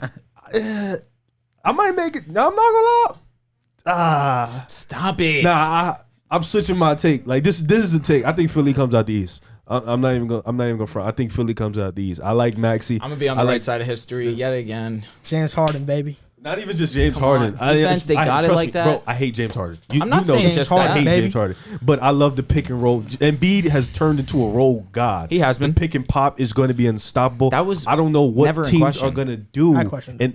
And Harden, Come on, man. And they draw a lot of fouls too. Harden looks fresh. First of all, the team in general just Off looks the fresh. ball, Harden has been great the too. team in general looks Minnesota, fresh. He's been They look rejuvenated. They look like they're glad Ben is gone. They love Harden's there. They look fresh, ready to go. And I think like Harden and Embiid, I don't know what teams are gonna do in the pick and roll Bro, and in the look pick and man pop. skinny now. It's Yeah, crazy. Maxey, he looks amazing. Giannis and Drew Holiday can't defend that well. I think they can defend it well, but I just think that's gonna be a I think really there's tough no answer task. for Joel Embiid. And you talk about the bench. Giannis? Nah, We just saw Embiid cook Giannis, bro. he just had like 45. bro. You talk about the There's no bench. answer. I don't this even like when it season comes game. down to the playoffs when they got to go 7-8. I think they're fine. Like I think they're okay. I think they will be fine if Harden and Embiid show up, and I think those two guys coming up, they're gonna be able to take a lot of the pressure off each other. So I think they'll be okay. They got the supporting cast in Maxey and Tobias Harris. I think they'll be fine. I think they're gonna come up the East. Thoughts on Harden's 2 games? So no more Bucks. Nah, Bucks is 2. They just dropped to 2. Philly just jumped up to 1. So they went from not making the ECF to 1. I had Philly at like 3. But I'm saying they didn't make the ECF in your bracket. So he was gonna beat. I said How many bias, games we beat behind them. is Philly from number 1? 3. Now They we- could dead get that. hope Wait, they just won today, so actually 2.5? They might be 2.5 or 2. Oof, they could get that. So my thoughts on the They will games. get it. My thoughts on the games that. was that it went as expected. I expected Harden to come in, look fresh, look good, completely as if he never was injured in the first place. And that's He was injured, bro. No, for sure. Okay. But he came in and completely looked like the injury never happened.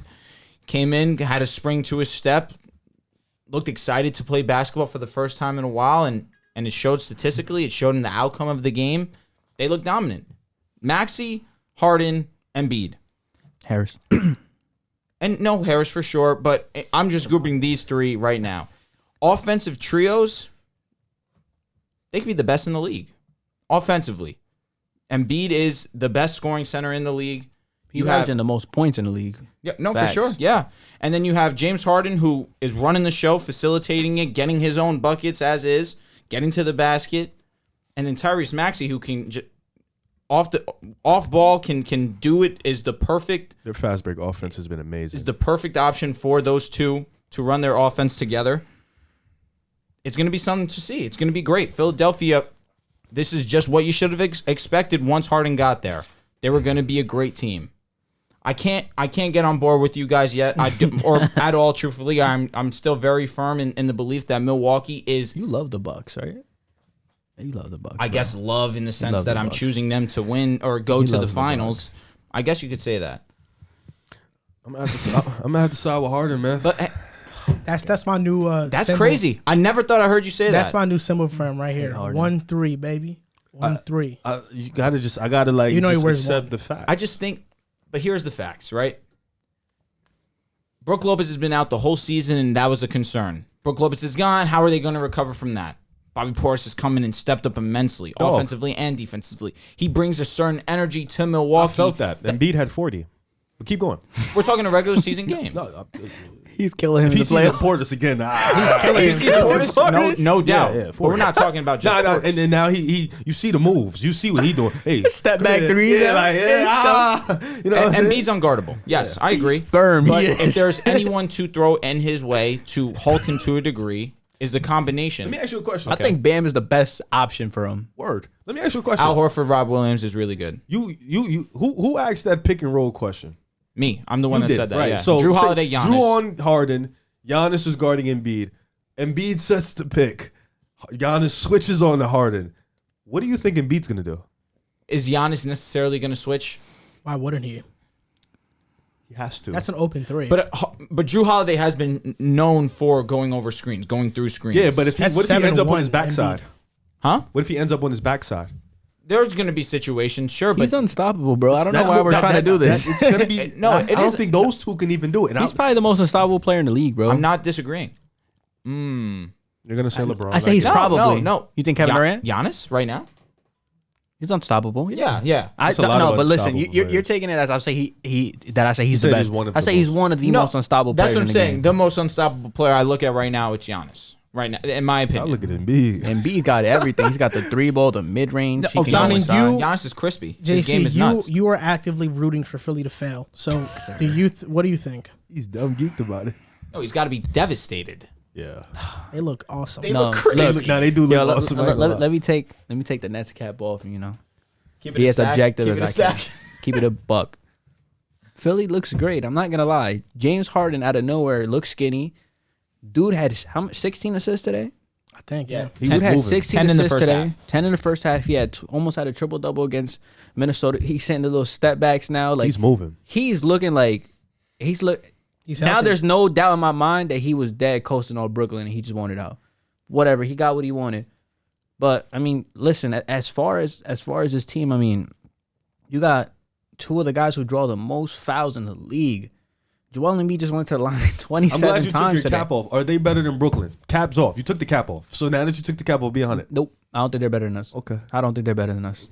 I think I would love to see them. We're gonna see them March 10th. Hopefully Ben Simmons plays that game. He not He going probably won't. I'm not going to. He a little soft. Let's keep it. He's soft. But look, like I said, I mean, look, agreeing with all you. I'm not gonna go as far as say they're gonna get out the East though. Like I'm not gonna. You know how I feel about Miami. I still owe Milwaukee their Can't believe you respect. switched sides, I still bro. owe Brooklyn being healthy. The East is super tough this year. It's super tough from top to bottom. Milwaukee too. So, Come on, bro. We don't change sides. This side, we don't change No, sides. you changed sides. You What? changed with Boston. Stop saying that. but But I don't have them winning the like- championship or going to the championship. Who, Boston? I just have them on a different outlook in terms of I thought they. so I weren't can't great. have a different outlook. No, on but now you're Philly. saying they're going to the finals. I didn't say they were going to This win is the a finals. bigger thing than that. How? I didn't say Milwaukee was going to win the finals. But you're saying they were going at least. Now you just change your pick to going. This- Going's a big deal. I mean, they're going to see Milwaukee's going to see Philly in the ECF. We'll see how hope seedings turn they out, play but that would be Brooklyn. lit. I hope they play Brooklyn. But I mean, look, just to speed things up. I mean, look, obviously this is going to be probably the most dominant duo in the league. The amount of fouls that they draw.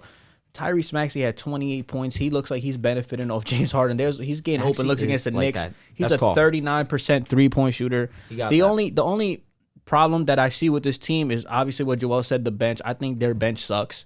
And I think Tobias Harris, I do agree with you guys, he's the X factor.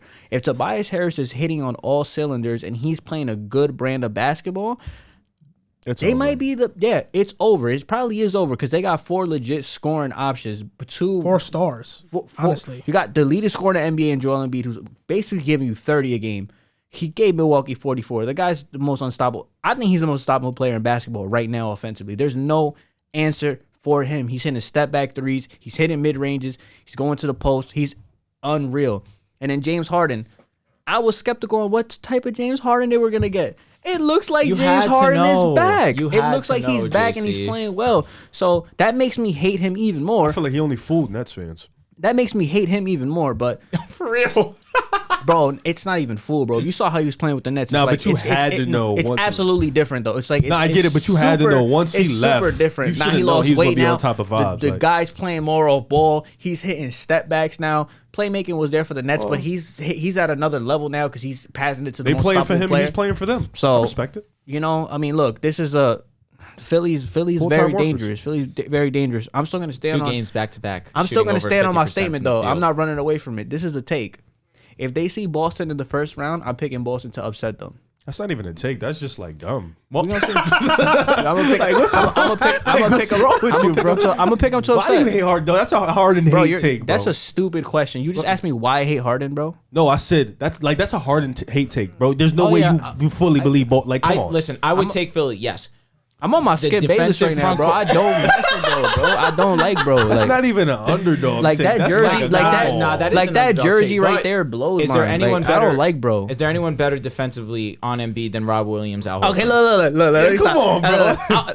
I want Boston to beat Philly. I don't think they will, but I want Boston to beat Philly. I don't want Philly to succeed. Help this guy out a little bit. It's whatever, bro. You know, whatever. I get crucified. I don't care. But at the end of the day, I pick Boston to win. But yo, this team looks unreal. I want to see them play against a better opponent, though. I know they have some great games coming up, so I want to see how they play against an elite defensive team with this duo. I would love to see that.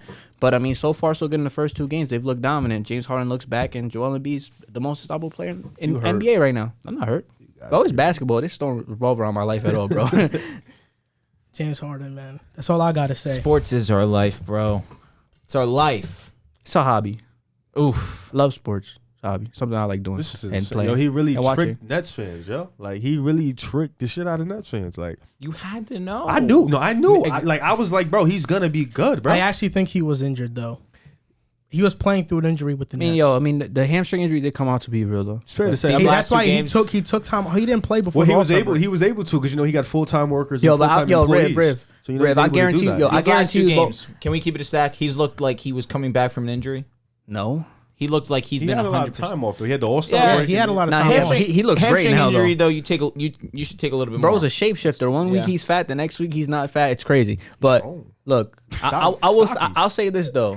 James Harden's a smart guy because let's just say it doesn't work out in Philly. He didn't pick up his extension, so he could be out the door. He said he wanted to though. Yeah, but that was crazy. He didn't though. That was the whole stipulation of the trade happening. Didn't he try to, but he couldn't do it at the moment? He tried to do it. He ran out of time. Yeah.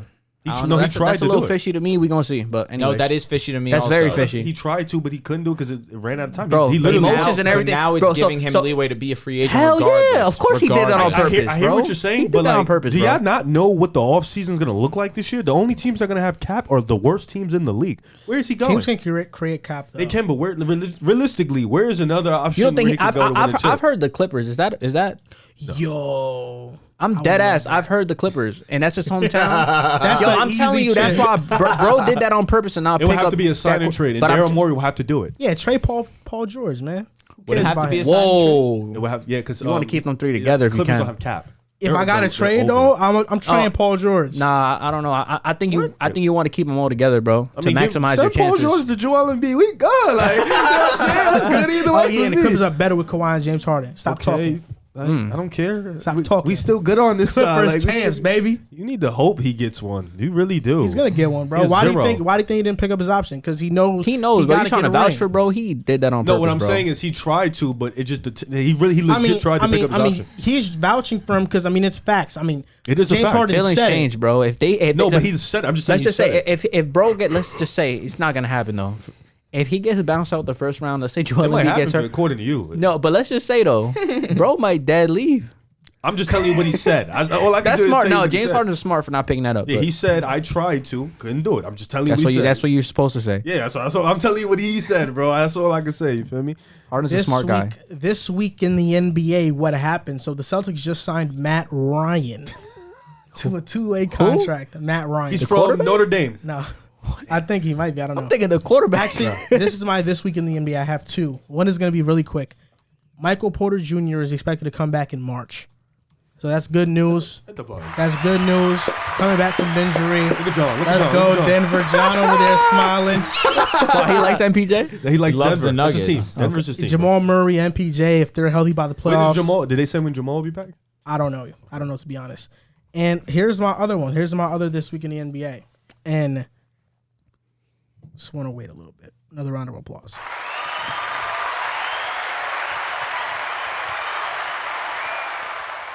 Last basketball episode, we made our NBA midseason award predictions. Oh, wow. And I caught a lot of slack for saying Chris Paul, although I don't think it really was a bad take, but whatever. I'm changing my MVP pick, not because of the comments. Bro folded in a week. Well, Chris Paul's hurt. He got hurt. So that's actually better. He's making Phoenix has lost both games without him too. No, they're 1-1. No, they lost, right? No, they won today? They beat OKC. They beat OKC without him. They blew him out. All right. I'm sorry, the Wizards. The Wizards. Yeah. My original MVP pick was Chris Paul, but he got hurt, so I'm changing my pick. And even if he was healthy, I know a lot of people disagreed with it, but whatever. I think DeMar DeRozan is the MVP. You're trying to build another fan base. I think he's the MVP. Yeah, he is. This guy. Devine is going to love you. The agendas. He's averaging, he's averaging 28. DeMar DeRozan's averaging 28, 5 and 5. 52% from the field, 36% from 3. 10 straight 30-point games. The only player in Chicago to do that is Michael Jordan. Him himself. He had 11. DeMar DeRozan potentially can break a Michael Jordan record. This week. You do it this week. The Bulls have been constantly fighting injuries all year. Zach isn't even 100% healthy right now. He's still dealing with something. He should sit.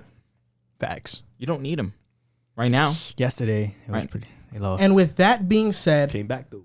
And with that being said, the Chicago Bulls are second in the Eastern Conference in a tough Eastern Conference, and that's on the back of DeMar DeRozan, one of the clutchest players in the NBA this season. It's a fact. That's why he's my MVP pick.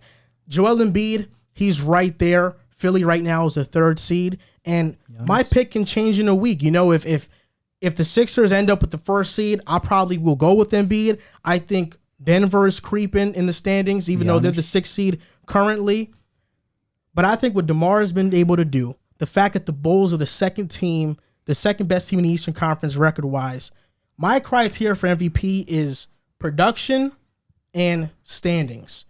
DeMar DeRozan is the one player that I look at that has both. Joel Embiid, like I said, he's right behind him. But right now, DeMar DeRozan is my MVP. And I'm kind of sad you didn't pick DeMar. Last week, I was hoping for you to pick DeMar. You know what you do? And maybe I picked DeMar because I had to fill that void in my heart of disappointment that you didn't pick him. You know what you do? Let me break down what you do. You make these takes.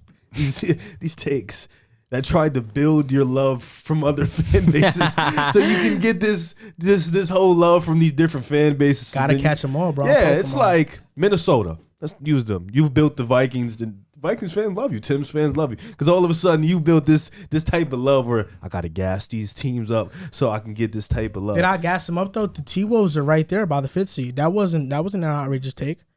Even if they was a guess. No, you just it got wasn't lucky with it. How was it? That was a how was it a legit guess if I gave you facts? You didn't give me facts. Yes, I did. You didn't give me facts. But it's okay. All right, you know what? You want to build the fan base with the Chicago Bulls after you done disrespected us all year? You can do it. You know what I'm saying? Devine will love you. Devine's gonna love you. He'll love you, but I'm not going to let you slide that easily. You said the Knicks would be higher than us. I won't let you slide that easily. But the more MVP, man. I'm sorry, man. I'm with him.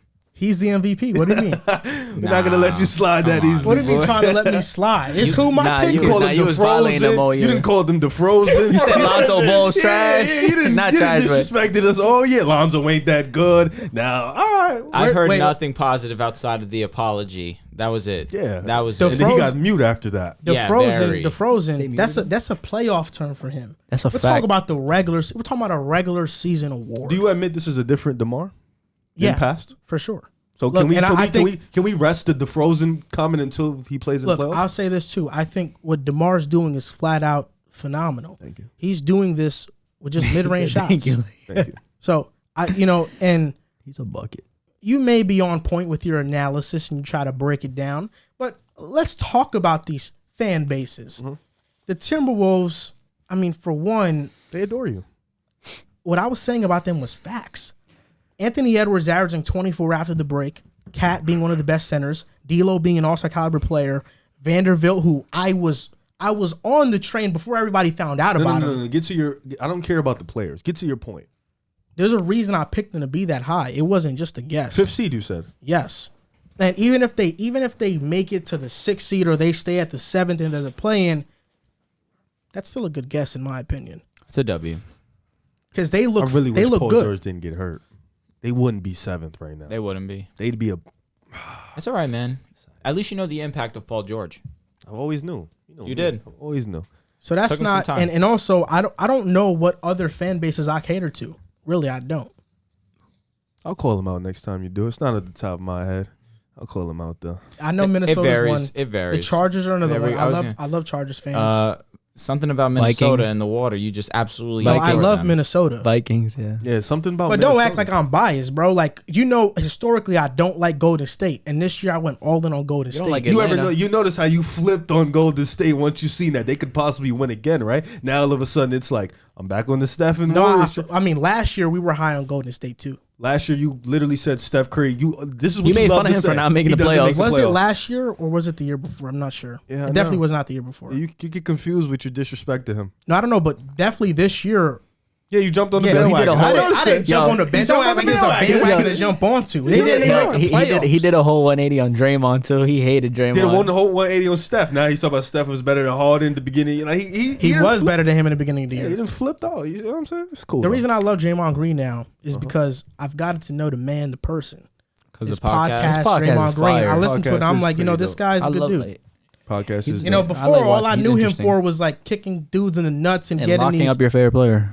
I'm joking. and just being, just as a Rockets fan in those playoff series, Draymond Green was the most irritable, annoying player on the other team. I definitely understand what you're talking about. news in the NBA for me. Let's hear it. It's gonna hurt you. Anthony Davis, young bull Anthony Davis. So he was projected to be back in about 1 or 2 weeks, but now minor setback. He's expected to be out for basically the remainder. The timetable is remaining the season, but they said 4 to 5 weeks. Now he's expected to be out with a mild ankle sprain. I'm sorry that this devastated you. The Lakers just lost to the Clippers. My God, that game was horrible. LeBron.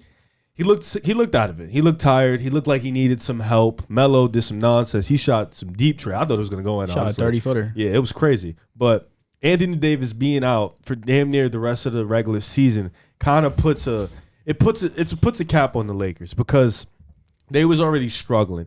Getting Anthony Davis horrible back, season, bro. they needed him to get back to even get in the play. And now they're under the Clippers.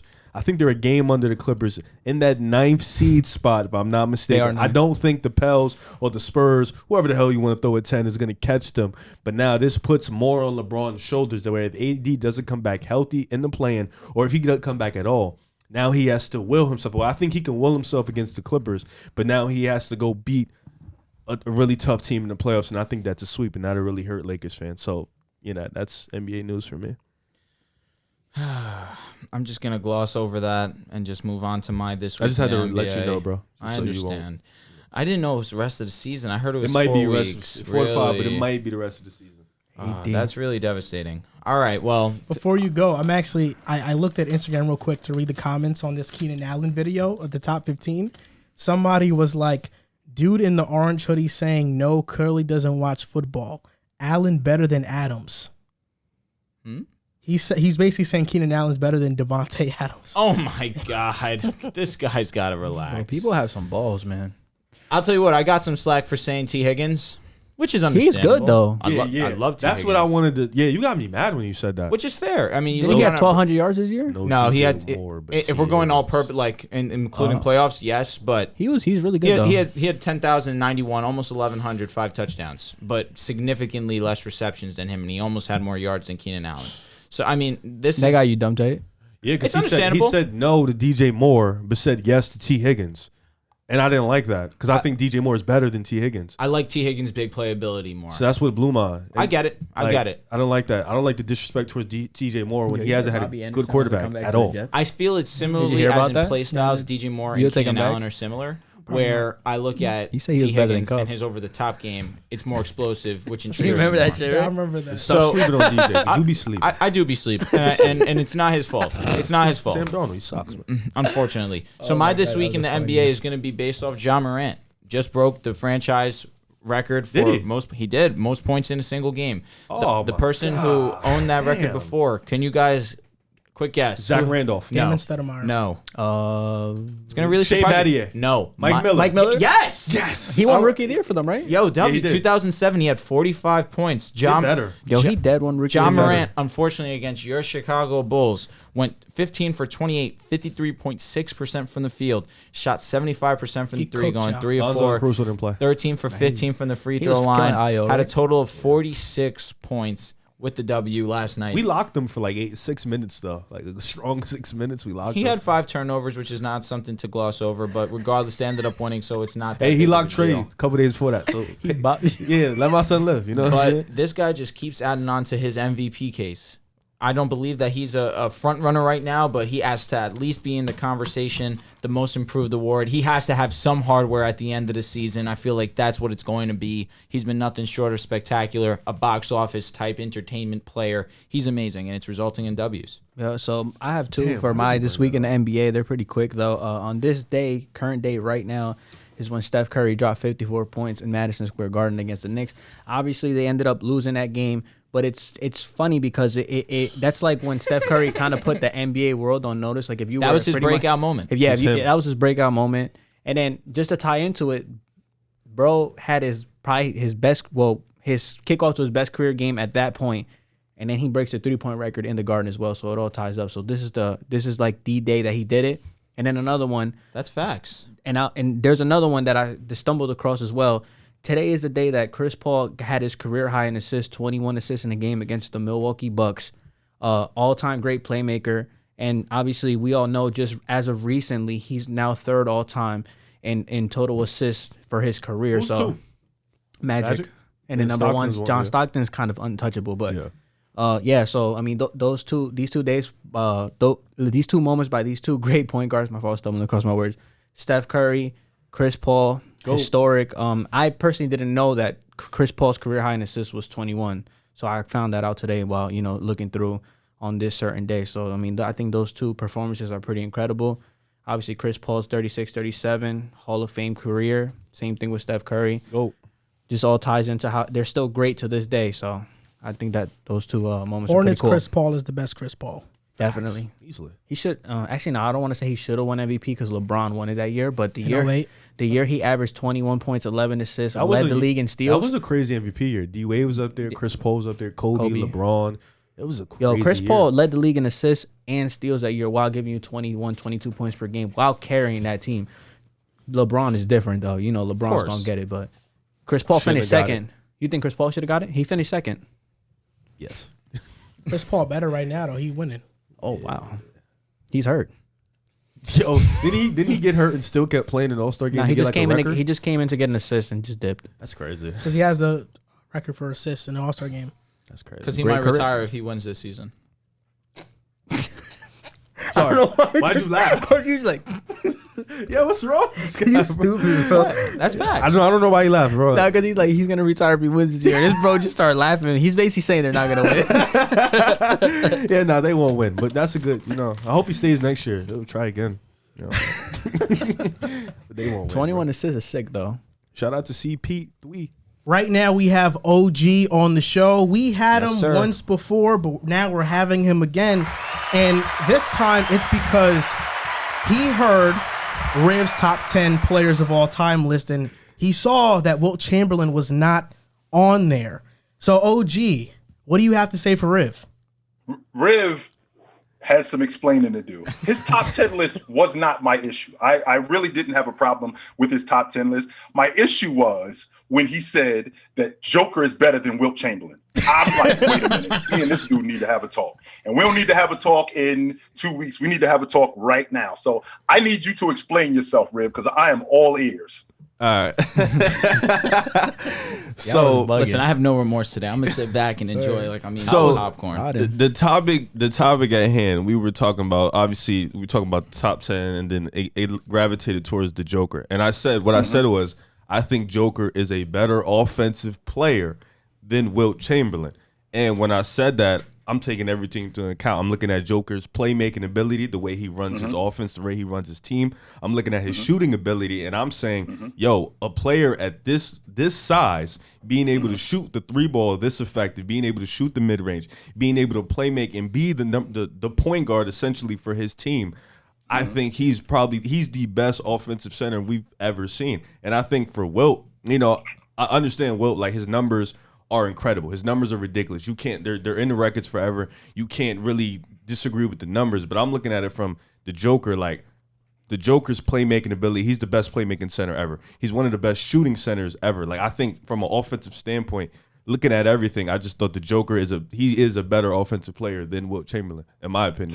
So since we're on the subject of being a better all-around offensive player, we'll start the conversation with him leading the league in assists. The year he led the league in assists. Oh, yeah, he didn't lead the league. He didn't lead the league in assists per game. There's nobody in the game that year who had more assists than him at the 5. Now, that was because he had reporters saying to him, not you can't pass, you don't pass. Oh, I don't pass? We'll get to the bottom of that right now. Now, you discussed him being, I believe you discussed him being, you talked about Joker shooting the long ball. I'm pretty confident that in 1967, if they had a long ball, Wilt would have started shooting the long ball because he did everything else. I'm not saying that he did this or he did that. Wilt did everything else. In addition to him leading the league, by the way, in rebounding the year that he led the league in assists, he also led the league in field goal percentage too. So which means he was the most efficient guy that year. He also led the league in minutes. All right, so that's number 3.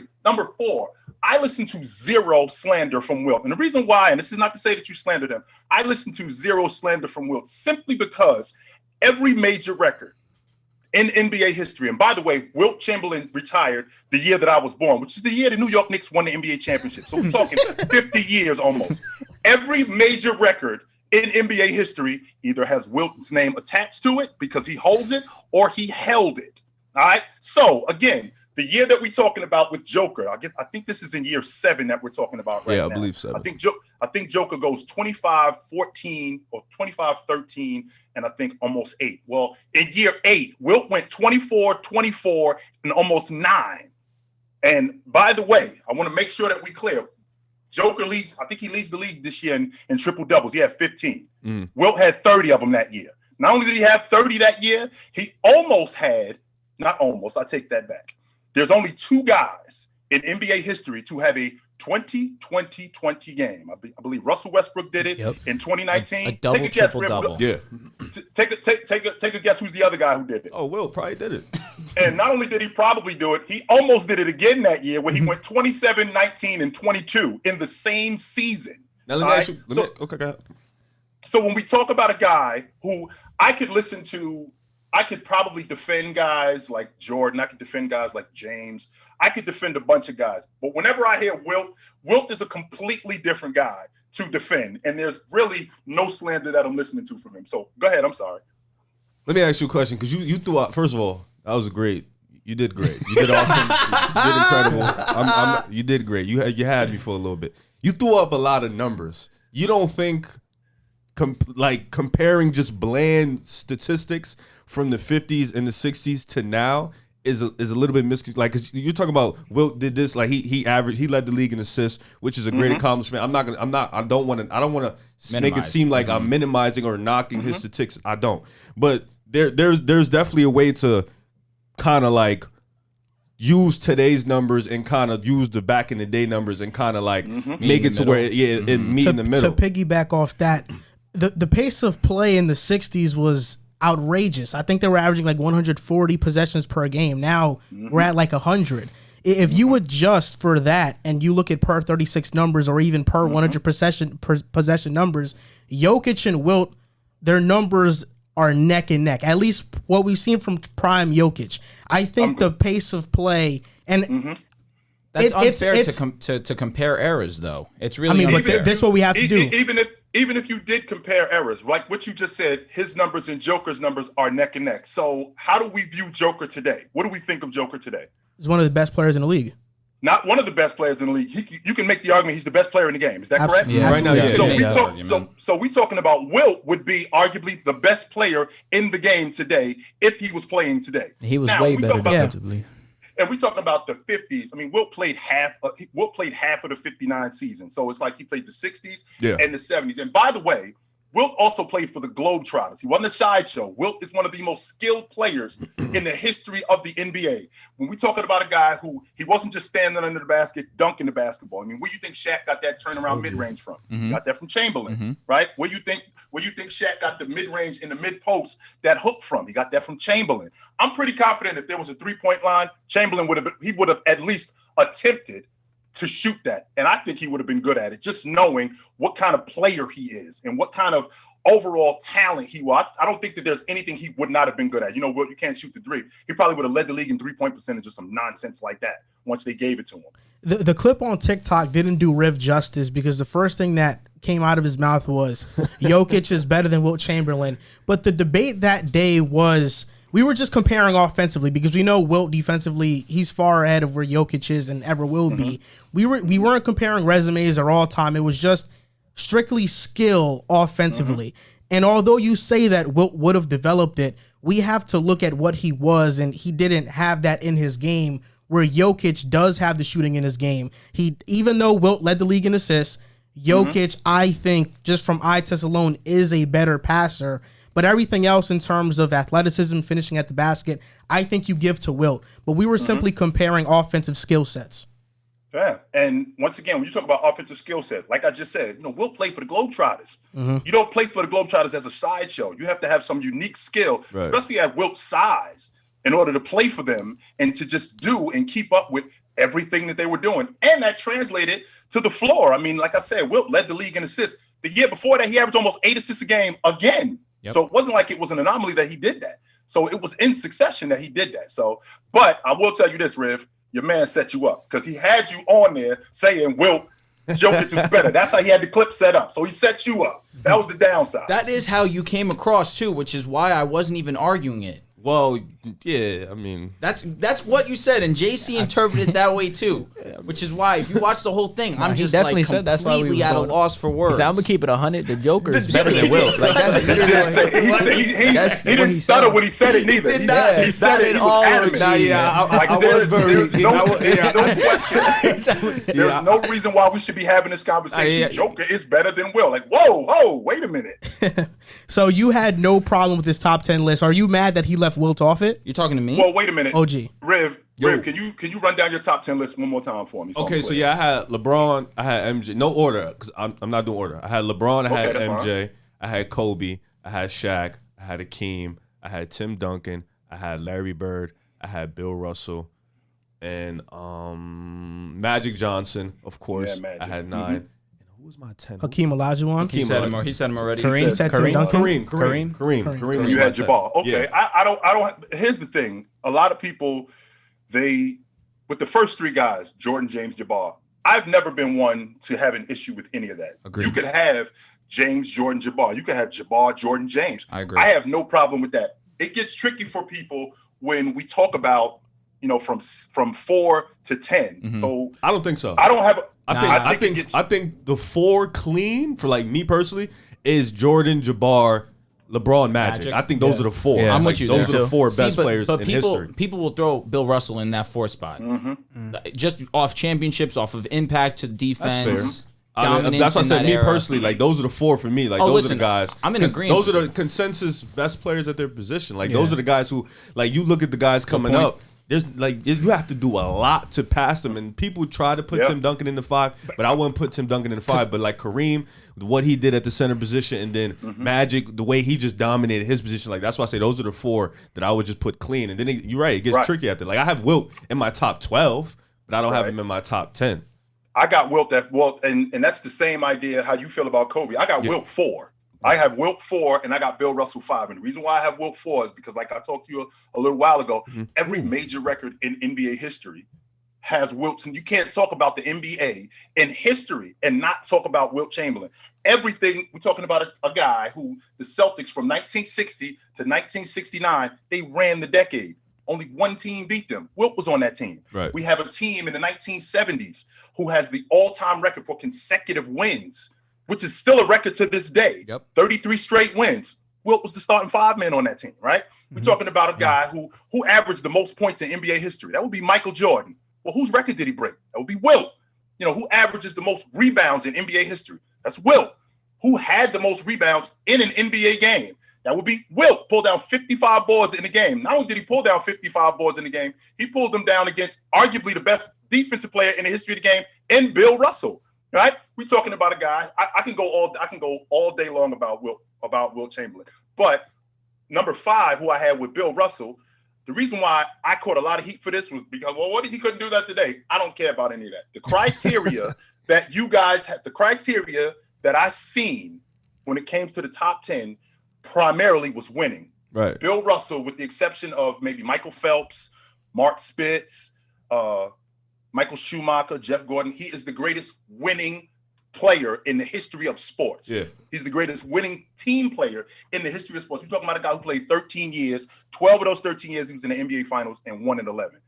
Talking about a guy who was the league MVP 5 times. Well, he never averaged 20. Actually, he averaged 20. He averaged 20 and 20 twice in the playoffs. I mean, what's the narrative? What's the narrative today on a guy who goes 30 and 40 in Game 7 of the NBA Finals? How are we talking about him? Yeah, it's ridiculous. Yeah. I mean, if we come on here Monday after Game 7 is Saturday, and we come on here Monday, and I don't know, Joker went 30 and 40 in Game 7. How are we talking about Joker? One of the greatest. OG, only issue I have is Magic at 6. The way that he transcended basketball, the way that he and Larry Bird together helped save basketball, his 5 NBA championships, to win at all levels, to come in and immediately have that impact that he had, to be the greatest passer of all time. Have him at 6, especially. It's tough for me. I'm glad you mentioned that. It's tough for me to sit with that just because I have Magic at 4, and that's no slight to Wilt. That's no slight to Bill Russell. I just think I look at Magic and the way that he helped save basketball, the way that he helped revolutionize the point guard position. It's hard for me to have him outside that top 5. And that's a valid argument. And I counter that argument, what you just said about him being an impact right from the beginning. I mean, Wilt, not only did he win Rookie of the Year, he also won League MVP. He was 37 and 24 his first year in the league. No doubt, he was dominant. And that went on for his entire career. No doubt. Like Magic did, right? Correct. That went on for his entire career. That's why when I have Magic at 6, and it's not like I have these guys at 6 definitively. When I say definitively, it's not like, it's no question. I mean, it's by a hair. Yeah. It's not like it's a situation where these guys, this guy is here, this guy is there. I mean, it's by a hair. I mean, I get a lot of flack for, you have no idea how good KD is. You have no idea how good Larry Bird was. You have no idea. We're talking about a guy who was from the beginning, which is very important to me. I take being an all-NBA performer very seriously because that means that you were elite, not just elite for 1 year, for 2 years. You were elite for a long time. Yep. You were the best. You were of the best players in the game. And Larry Bird was first team All-NBA as a rookie. And he proceeded to make All-NBA 9 straight years after that. First team. That's a big deal to me. So can you run off your top 10 real quick? My top 10 in order: James, Jordan, Jabbar, Chamberlain, Russell, Magic, Bird, Duncan, Olajuwon, Diesel. Where's Kobe? He's 11. Right behind Diesel. I agree. At 11. right behind him at 11. So Olajuwon at 9? You said Olajuwon at 9? Why is Kobe out of the top 10? Well, Kobe's out of the top 10 simply because when I look at the guys before him, so for example, we talk about winning, right? We talk about winning. Well, 3 of those 5 championships that he has, he wasn't the best player on the team. That will go to the Diesel. And not only will it go to the Diesel, Diesel was the most dominant player in the game for a long time. I'm trying to think of what year can you tell me definitively that Kobe Bryant was the best player in the game? 07. I think there was a 4-year span where he was the best. 09. Now, when you 2010. 09 so probably 09. LeBron. I would say You think it was 07, 09, you can make the argument. Now, you can make the argument that he was the best player. When I look at Hakeem Olajuwon in the 93-94 season, it wasn't a question. He was the best player in the game. Yeah. It was not a question. In the 94-95 season, even though what David Robinson did, even though what Barkley did, Hakeem was even the though best. how good Scottie Pippen, Hakeem Olajuwon was the best player in the game. Add that to the fact that we're talking about a guy, when he retired in 02, points in the top 10 in points, rebounds, blocks, and steals. These how many guys in the history of the NBA can say that they've done that before him and since him. Nobody has done that. And we're talking about a guy who's been dominant for a long time. Now, once again, I get a lot of heat for Kobe Bryant being outside the top 10. And the reason why is because, which burns me, by the way, is because he ain't around no more. And that makes me even more nuts. And the reason why it makes me nuts, Riv, is because, and this doesn't specifically mean you, but if you felt like that about this dude, why wasn't you talking like that about him when he was around? Because I agree. I remember I was around in 2002 when Kobe Bryant, who had a dream of winning the All-Star Game MVP in his hometown, at no point was him getting booed in his hometown a part of that dream. I'm certain of that. At no point. I was around when Kobe Bryant got arrested. We didn't even know what it was about, but everybody was slandering him, calling him this, calling him that. When that love that you guys have for him now, he needed it then. I was around in 07 when he had got knocked out of the playoffs for the second time in a row in the first round and demanded to be traded because the Lakers were doing such a terrible job building that team around him. I was around during that, and he was catching a lot of heat for that. A lot of heat for that. So the love that's shown to him today, it burns me, man, because if you felt like that about him, where were you when he needed you the most? That's a valid point. And just to move on from this topic, we want to talk about top teams in the East and West. And what team do you see right now in both conferences that you look at and you're like, they're making the finals? I still think, to be honest with you guys, I think it's going to be a rematch of last year. I think it's going to be Milwaukee and Phoenix. Again, This guy's a smart dude. The road to the NBA championship goes through Milwaukee. I think Phoenix is the most complete team in the game. 20 Phoenix has 25 games left. I think that the Warriors have a really good opportunity to make up some ground, but I still think when they're healthy, I think that they're the best team in the Western Conference. I look at what Milwaukee has done. I still stand on it that I think that Giannis is the best player in the game. And when I look at what they've done and how stacked the East is, and for them to be, with the injuries that they've had to Middleton, No doubt. with Drew Holiday being in and out of the lineup, with Giannis early being in and out of the lineup, and for them to still be, I think, 2 games out of first place in the East. 2.5. Now, 2.5 games out of first place. Now, we're talking about a conference which, when I think about it today, it reminds me of the 80s when I was coming up. When the Eastern Conference, you might have to win 50 games just to get in the playoffs because it's a nightmare. It's a complete nightmare. But with that being said, I look at Miami. I look at Chicago. I don't think Cleveland is there yet. I think that they're on their way. With the addition to James Harden and Philadelphia, James Harden has proven time and time again when we get deep into the playoffs, he's going to fold or he's going to break down. He's proven that to me. So there's no reason for me to believe otherwise because, and Rib, I'm not going off of like hate or anything like that. I'm going off the evidence. No, we're laughing. And the evidence, We're laughing because our boy Joel here absolutely Harden adores diehard, James right? Harden. Well, we have a James Harden jersey right here. That's Harden. No, not we, you. The evidence has shown me the further along we get into the playoffs, you are going to break down or you're going to fold. You've shown me that. So until you show me different, I can't bet on him. I really, even though he's looked great with Joel Embiid, what it reminds me of is it reminds me of that relationship that just starts out. You know, these two look great, but give it a couple of months and you're going to start to hear the rumblings and you're going to see this thing fall apart because that's what the history of it has been. Now, again, Milwaukee, I think that Milwaukee is the team to come out of the Eastern Conference strictly because Drew Holiday is arguably the best perimeter defender in the game. Mm-hmm. Even though Thibault has something to say about that, I think that Drew Holiday is the best perimeter defender in the game, and I think that he thwarts offenses just by his pickup defense from point A to point B. Giannis is going to give you – Giannis's play increases as the playoffs go on. I'm not sold on Boston because I look at Boston like I look at the Knicks. I think that they're dynamic, but they're missing something. Now, when I say that, now I don't mean when I say I look at them like the I know Knicks, what you I don't mean. that I know what you mean. They're not the same team. I just look at them like I think that they're missing something. I don't know. Jason Tatum is that different caliber type of player, and Jaylen Brown's one of the best Robins in the NBA in terms of offensively, defensively. You couldn't ask for more out of a ball player. And defensively, they're one of the best defensive teams in the Eastern Conference. They really are. One of the best Robins in the NBA. In terms of who would you want to be your number two, in terms of offense and defense, I think we can probably better. name 10 better number twos than Jaylen Brown. I'm all in. Name them. More complete. More complete. James Harden. I think you're James talking about Harden. Is James Harden a Robin? James Harden Yes, is number James two Harden. now. James Harden's not the best player I on think Philly, you're talking bro. about in terms of talent, yes, but he hasn't Put proven. the mic closer to Kyrie you. He Irving? hasn't proven like that he's Wait, one of the talking about best. James number Harden, twos Kyrie there. Irving? Complete Robins. Name complete James Robins. Harden, Kyrie Irving. Anthony Davis. Anthony is a better Davis. Anthony Davis is made of glass, so we already know that. You ain't got to be mean like that. Wait, but Can't but they depend won on a that. championship with him as a Robin.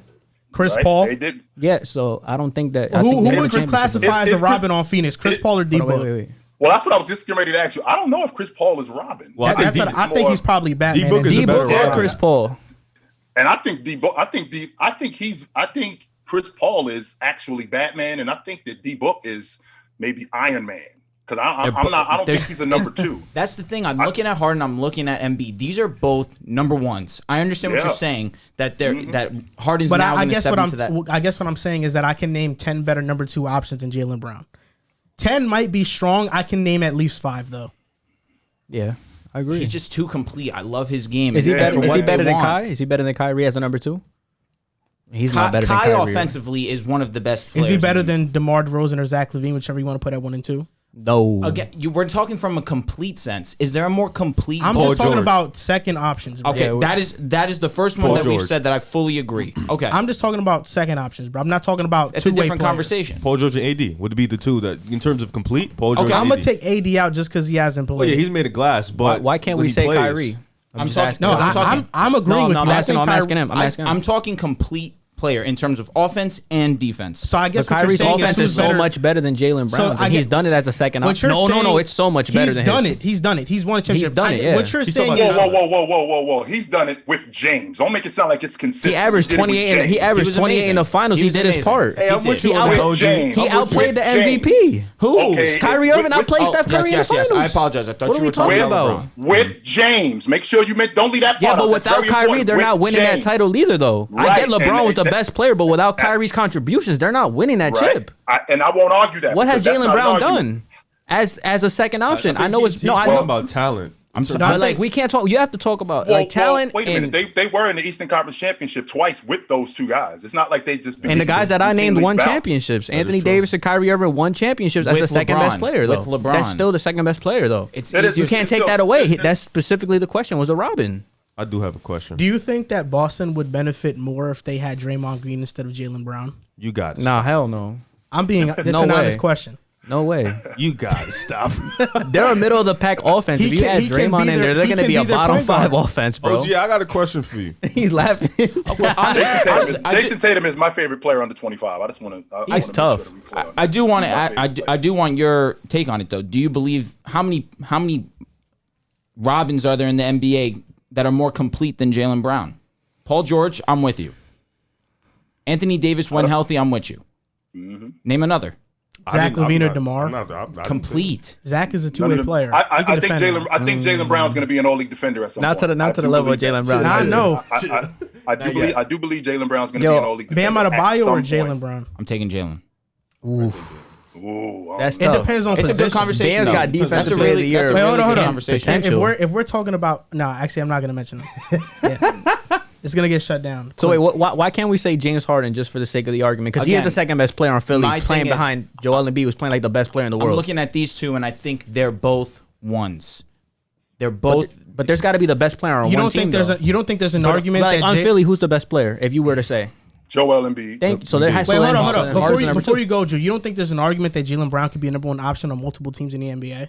So is he really a Robin if that's the right, case? but he's playing with Jason Tatum. So James Harden's playing with Joel Embiid. Scottie so Pippen could have went to another team and been a 1. However, he stayed and played his role. I know and was that's the best why, one year he think was a one, Riv. That's why I'm struggling That 1 year here he because think you when say Jordan name a left, he better was fake a Robin, one. but I don't that's think just Scottie naming the Pippen could second be best player on the player team. championship team. No, You're I don't telling think me so I either. can't do that. A more complete Robin. That's my statement, and that's what you haven't been able to answer for me. No, then the question is, you can't name more two-way players that are better than Jaylen Brown. I agree, but there are definitely players that are second options that are better than Jaylen Brown. Definitely, James Harden's one of them. Yeah, y'all Second options offensively. I guess that's the logic. No, if that's second players offensively. All right, I can get with that. That's logic. there you go, and that's OG, your question. OG, so I love the Phoenix pick.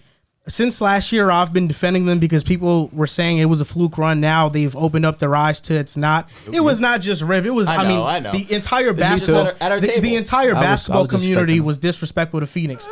But I just have a hard time thinking they're going to get past a healthy Golden State. I think Golden State is just a way better team. Yeah, I think way better. I think Crazy. so. I know the series is going to go to the lengths of it, but I think when it comes down to it, I have my money on Golden State if they are healthy.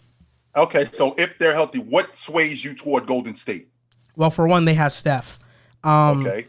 But even then, I think Steph is not enough. But now that you have Clay back, you have that added spacing. Andrew Wiggins is a lockdown defender and is a really good offensive player. Draymond Green, one of the best defenders and passers in the NBA. Just having his presence on the floor as an enforcer is huge to them. And then off the bench, I think you can argue they have one of the best benches in the NBA. Jordan Poole is better than anybody off of Phoenix's bench, in my opinion. Kuminga maybe too. And Jonathan Kuminga is coming up there as well. I like JTA. I like Yerpain, who doesn't even play anymore. Like, they have so many guys off the bench that I think they have more depth than Golden State. But even if they're just narrowing their lineup down to 8 players, or if they have to narrow down to 6 and 7, I think their first 6 or 7 is better than Phoenix's. Well, when I think about what Phoenix has in terms of a floor general in Chris Paul, I think that he's the difference in what Phoenix is doing. He makes them a more complete team. He's their Patrick Mahomes, right? He's their quarterback. He's their guy that makes them go offensively and defensively.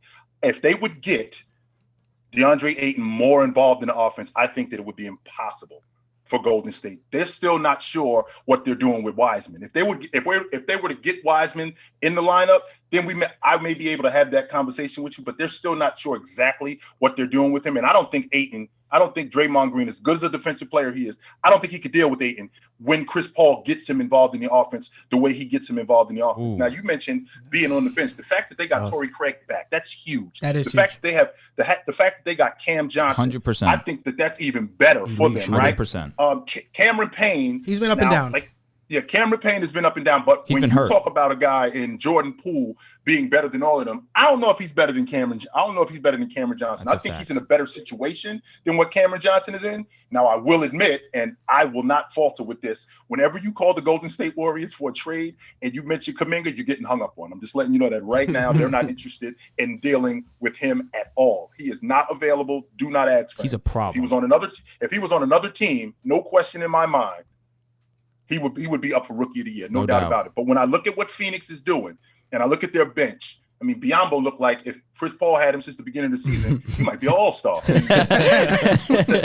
the hell we looking at? I didn't know he was a pick and dive guy like that because I'd never seen that in Toronto. I didn't see that in Charlotte. He wasn't playing with a lead guard like Chris Paul. I understand that part. But go ahead, I'm sorry. Oh, I love Cam Johnson, but do you think that him and Otto Porter are kind of in the same tier right now? No, I think he's better than Otto Porter. I think Cam Johnson's a bit better, but I don't think it's a significant drop. I think their roles are the same. I don't like your disrespect on Cam Johnson. Cam's shooting 44% from the 3, so he's a sniper. Like that. He is, and his defense is great. So you pick the Suns, and being as this whole table, let's go to the East real quick. Being as this whole table, for the most part, Joel is a Philly guy. Me and Drew were the Bulls guys, and he's the Nets guy. Bulls. Well, he's rooting for the Bulls to come out the East. No, I'm not. Who'd you pick? I said Milwaukee. Oh, pardon me. No, that's all right. He's a Milwaukee guy. Drew thinks it's going to be Phoenix and Milwaukee in the Correct. finals. So what would you could say, like, for me, Bulls, Philly, Nets, Bucks, what would be like the one weakness come playoff time for each team for us?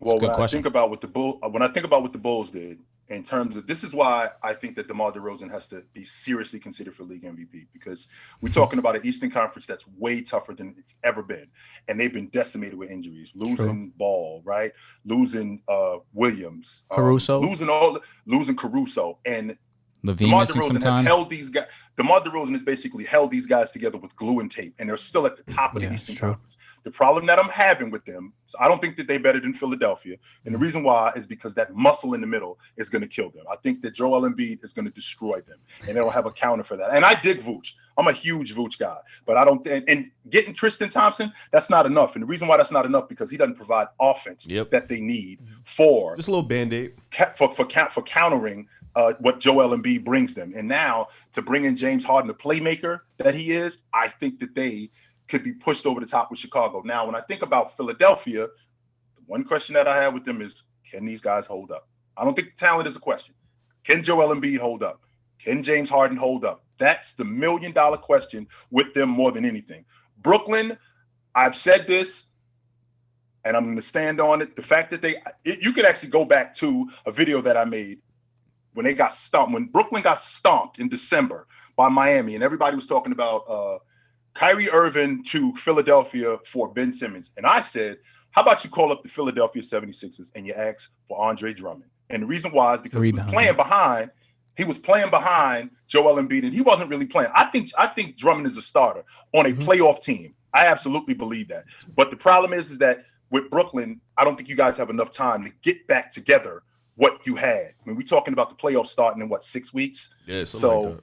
COG, but I don't think it's enough time. I feel pretty similarly. I'm sorry. I know it's your squad. No, go ahead. I feel similarly. However, we hold KD to this standard that he is, when on the court, right, supposedly the best basketball player in the world. Listen, I still have LeBron. I still have Giannis. That being said, we saw LeBron in 18 have a completely new team after the trade deadline. It's similar here. They have a completely new starting five, aside from KD and Kyrie Irving. Now, KD's health is definitely the primary concern right now. But now you're bringing in Ben Simmons, who helps clean up the defensive side of things, gives you a little bit of size. You add Andre Drummond, who helps you down low, gets you your rebounds, can give you some kind of offensive work down low. If KD is who everyone says he is it not fair for me to at least expect them to make this run? Nope. Absolutely. It's fair.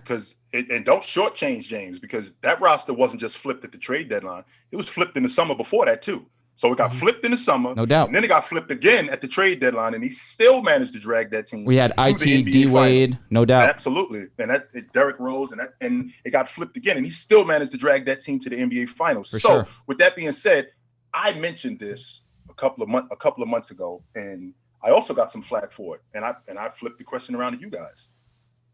Are we starting to see the beginning of the end of KD?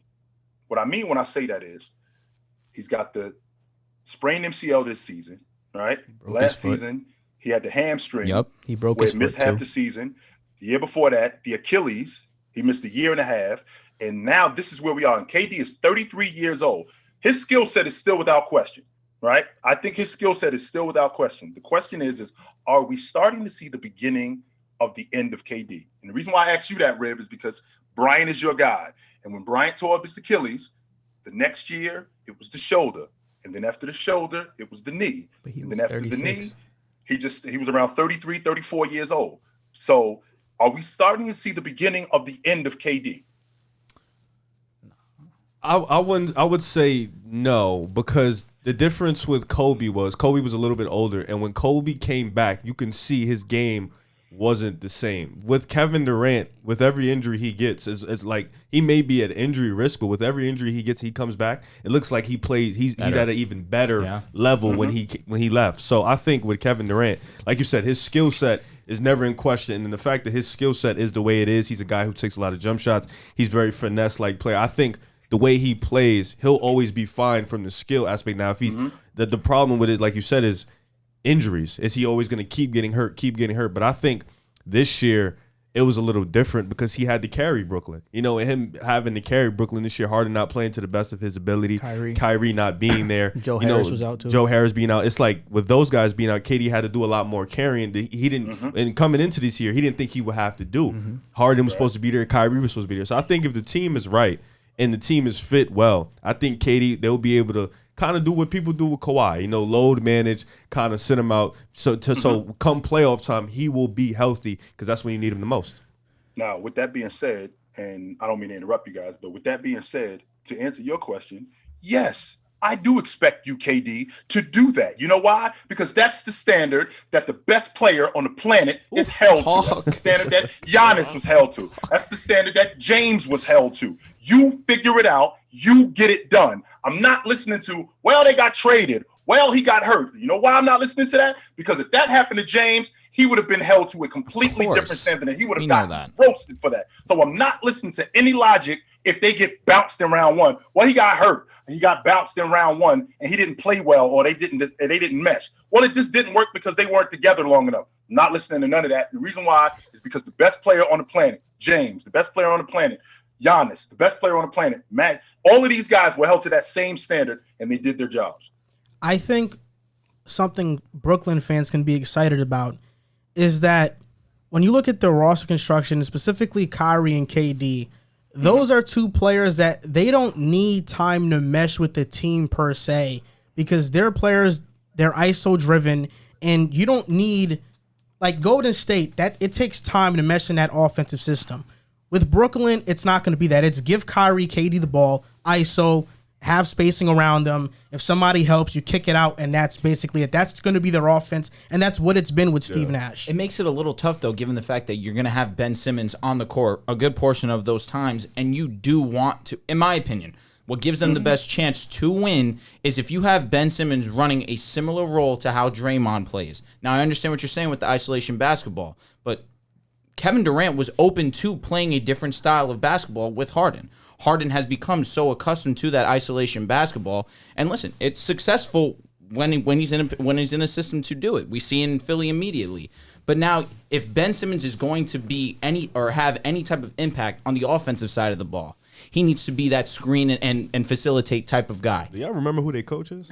I mean, that's fair, but you got to remember that Kevin Durant also has some say in some things. I mean, you have a point, but then again, when we look at Golden State, their offense was completely different with Draymond, Steph, and Clay than it was when KD got there. Oh, when fair. KD got there, it was more ISO heavy, and that's why the Houston Rockets were. Would you say so? It was. Yeah, it definitely was. Yeah. Definitely was. 100%. Definitely was. Harden was leading the league in scoring off isolation baskets. No, but we're by far. No, we're talking about KD, Kyrie. KD, Curry, the Warriors, Clay, and the Dre. Warriors with KD, it was more ISO than usual than when it was just the big. I feel like it was a lot of ball movement. No, it was still a lot of ball movement, but they had to cater for Kevin. In the playoffs, that's when it turned ISO heavy. Specifically, you saw when they got really Remember ISO when heavy. KD and Kerr had a problem because Kerr kept running the ball movement system in the playoffs. KD didn't like that. He felt like sometimes against the Clippers specifically, you're just saying? in general, he felt like sometimes you needed to go ISO down the stretch. That's where the shift was between them two. Right. So that's where the problem was. And for me, I think KD.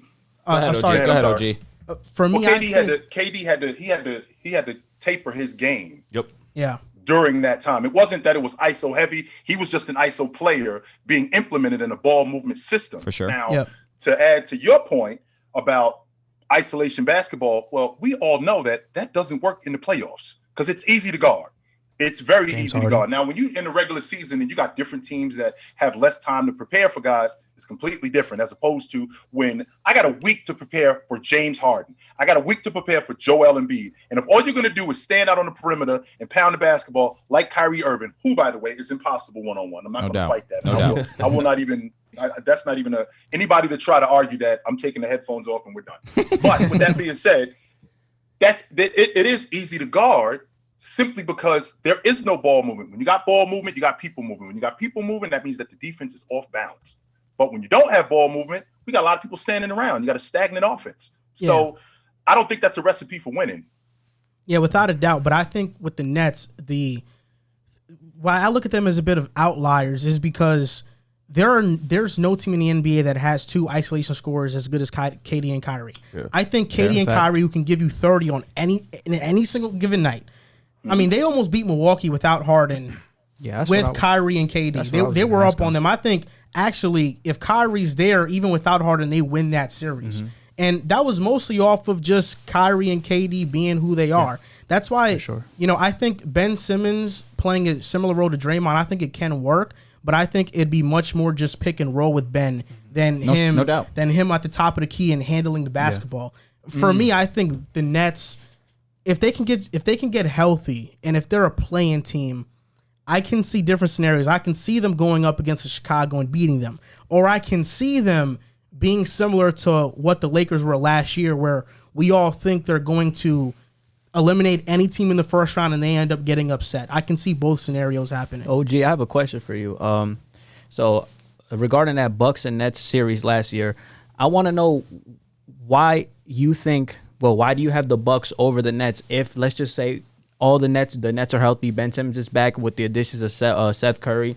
If Joe Harris can get healthy, around Kyrie Irving and Kevin Durant, why do the Bucks, who I think have a great player in Giannis Antetokounmpo, but have two kind of inconsistent offensive secondary and third options in Jrue Holiday and Chris Middleton, why don't you have the Nets over them if they're the better offensive team? And now they got a Ben Simmons who can change the change the aspect of basketball that they play, putting him on Giannis. Because I saw a statistic the other day. When he's Giannis' primary defender, he holds him to 40%, and he's one of the best ISO defenders in guarding Giannis. So I want to know, why do you have the Bucks over the Nets, given that the Nets have two better offensive options and their team got more deep and well-rounded after the James Harden trade?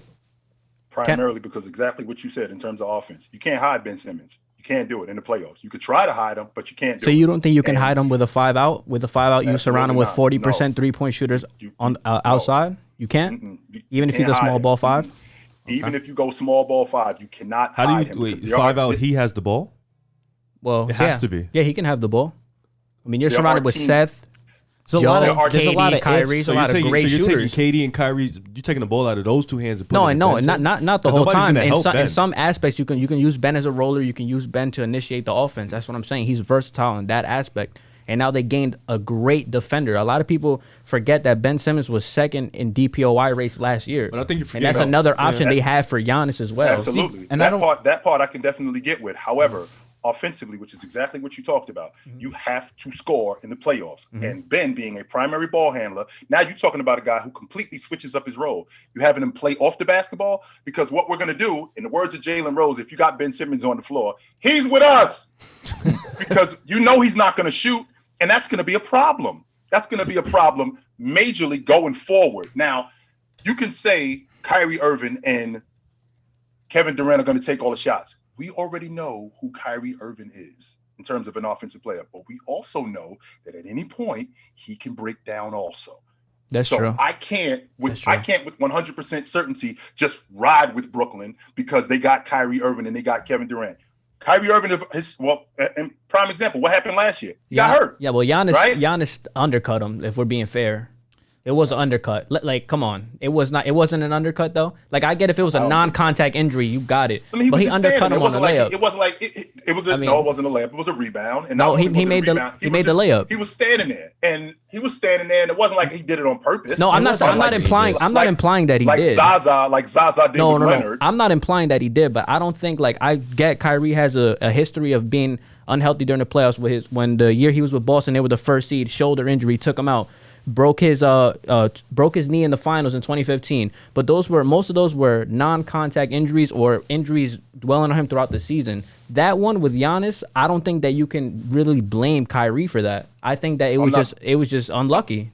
And I'm not blaming him for that, but it did happen. It did, and it did happen to Kyrie Irving. Now, again, I look at this Brooklyn team and the time that they need to get together. I do agree with you that Brooklyn is a team who I don't think Miami in round 1 wants anything to do with Brooklyn. I don't think that they want anything to do with them. But with that also being said, Brooklyn is also that team. They could get bounced in round 1. Absolutely they could, because they haven't had enough time to mesh. They haven't had enough time to get that cohesive unit together and figure out what this guy's doing, what that guy's doing. It may sound good in the press, but ultimately, when you get to the playoffs, and not only when you get in the playoffs, when you get in the playoffs and guys are scrambling and roles are getting changed, we have to definitively know this is what I'm doing. And even when things go the other way, what is Ben Simmons going to give us? Can he just give us buckets? Can he just lock down? Can we go to him in the meat and potatoes of the game and he's got to go to the stripe? How does he feel about that? We can't hide him in the playoffs. We can hide him in January. We can hide him in February. We can't hide him in the playoffs. And I think that's going to be a major issue. Yeah, you made a lot of good points there. We're going to get on to our last round of questions, and we just want to thank you again for being on the show. Hey, absolutely, I had to come see my boy Riv. I absolutely had to come see my boy Riv. So I ain't going to bother y'all no more. But I'm glad that you guys had me on. It was super dope, man. I appreciate it. It's all cool, bro. Whenever you want to come back, you can come back. We love having you on. Man. No doubt. Appreciate y'all. One question I have for you is that whenever I'm on TikTok on my For You page, I always see a meme of you. There's some of like the one of you dancing with the Migos song in the back. Don't make me get busy because I will. I will get busy. Yes, I will. I will absolutely get busy, no doubt about it. So yeah, it's good to see you guys. Riv is my man, absolutely. Of all you guys, I love all you do. Riv is my man. I definitely dig Riv though, no doubt about it. Hey fellas, take it light, but take it. All right, OG, yes, sir. Take it easy. We'll see you. Who has been the steal of the NBA draft? There's a lot of guys. You can go with. We have one on the screen on the graphic right now. Ayo, really standout player in college. It was really good. Illinois. What college he goes? Oh, I was gonna get. I'm so sorry. He wasn't gonna get I'm it. so sorry, bro. I'm so sorry. Did you think I wasn't gonna How guess many years Illinois? he stayed? Bro, he was a 4-year player. No, he wasn't. 3-year player. Oh my God. So who's yours, Riv? He's living for me, he's living a dream. it's the guy I've been watching all year, man. Ayo Dosunmu. Listen, I'm gonna break this down very simple, bro. He's one of the best defending rookies in the league. Definitely. One of the best playmaking rookies in the league. Without a doubt. One of the most efficient rookies in the league. I mean, this dude stepped in when Lonzo Caruso went down, and he's been nothing short of amazing. You seen the other night. Last night was a bad night for him. John Moran had 46, but he locked up Trey. He put the paws And on he Trey. bopped him. And that move was crazy. That was OD. He really locked down Trey. So he's shown the ability that he wants to be that guy. And I think for the Bulls, being that Lonzo and Caruso, it's been messed up that they've been hurt, but it kind of opened the door for Ayo to come in and show that he can contribute for day one. Mm-hmm. So for me, Ayo has definitely been the steal of the draft. Yeah. He's a Chicago kid. Him Second round pick, him right? and DeRozan. Yep, him and DeRozan have this big brother, little brother relationship. I love Ayo to death, and I hope we keep him forever. Oh yeah. I'm not gonna go on too long because that's just the truth of the matter. I got it. Ayo, that's his name. Ayo's cool to say, but Ayo, we got to show him his respect. That's how you pronounce his name. I won't. He's been awesome. Excuse me. Oh my God, I almost just. He has a fire name. Ayo? It's a unique name. Ayo or the whole Ayo thing? Dosunmu. That's tough. Yeah, nah, he's been amazing. The statistics don't do him justice, truthfully. This is one of those players that I want to look at his per 36 and really give him that appreciation. There you go. What's his per 36? I'm actually interested. His per 36, 11 points, 4.3 assists, 4 rebounds, truthfully, but field goal percentage, 52% and almost 40% from three. What's really the good. difference between that and 8 points? Well, it's like the same thing. The assist is really why I looked at it because 2 more assists. he is a great Should playmaker. have just looked up him as a starter. I thought he says averaging I couldn't 5. find it. 3.1. He said Type in 4.3. his name, Oh, I thought he said stats, and then look 4.9. at Oh, my ESPN, Okay. and then go to game log. Okay. All right. But he's been great, truthfully, be, I don't and know. he accounts for when he's on the court. He accounts for 15.8% of the team's assists. He's really a great playmaker, and Riv said it. Defensively, he's been solid. John Morant's a special type talent. We really can't look at that and blame he locked Trey. Ayo for that. He did lock Trey, and he's just shown it coming in this situation where Lonzo and Caruso had been the guys defensively. They've been stellar, and for Ayo to come in and really not have that much of a decline of personnel really shows to not one how great he's been, but two the depth that Chicago has. Credit to Eversley this offseason, the job that he did this offseason. Your GM. AK? No. Bulls GM. Who is the Bulls GM? I thought it was AK. Mark Eversley. Oh, okay. No, he's right. I didn't know who it AK was. made all the moves. That's why I was confused. All right. Well, regardless of that, thanks, here. bro. No, yeah, he was the one that was at all the press conferences. Yeah, he's the dude. introducing Like players. he did all that. That's why I was. John, you're about to say something? What are you about to say? It's the two of them. There we go. AK is Same the one effort. who he gets most of the. Attention. Yeah. But regardless of that fact, you just got to give credit for Io, excuse me, being the second round. I know. Shame on you. It's all right. He's a Bulls fan. You harped on that real quick I know. when you heard that mistake. When you heard a semi-mistake, you like, what? You harped on that quick. But regardless of that fact, for him to be a second round pick and playing at the level that he's great. been, He's playing it's great. just I always credit to call him AO, but not because like that's just what I No, say. because Ayo. AO is how Yeah. it's spelled, and Yeah. that's just the culture right now. AO, AO. I hear it like 7 times throughout a show with you guys, so I understand why. So the obvious answer was IO for you guys, but for me, I'm gonna say Cam Thomas is one of the most. What's the topic name again? Pardon me. Steals. Steals of the So draft. yeah, I feel like Cam Thomas is a steal of the draft. He was picked the 27th pick.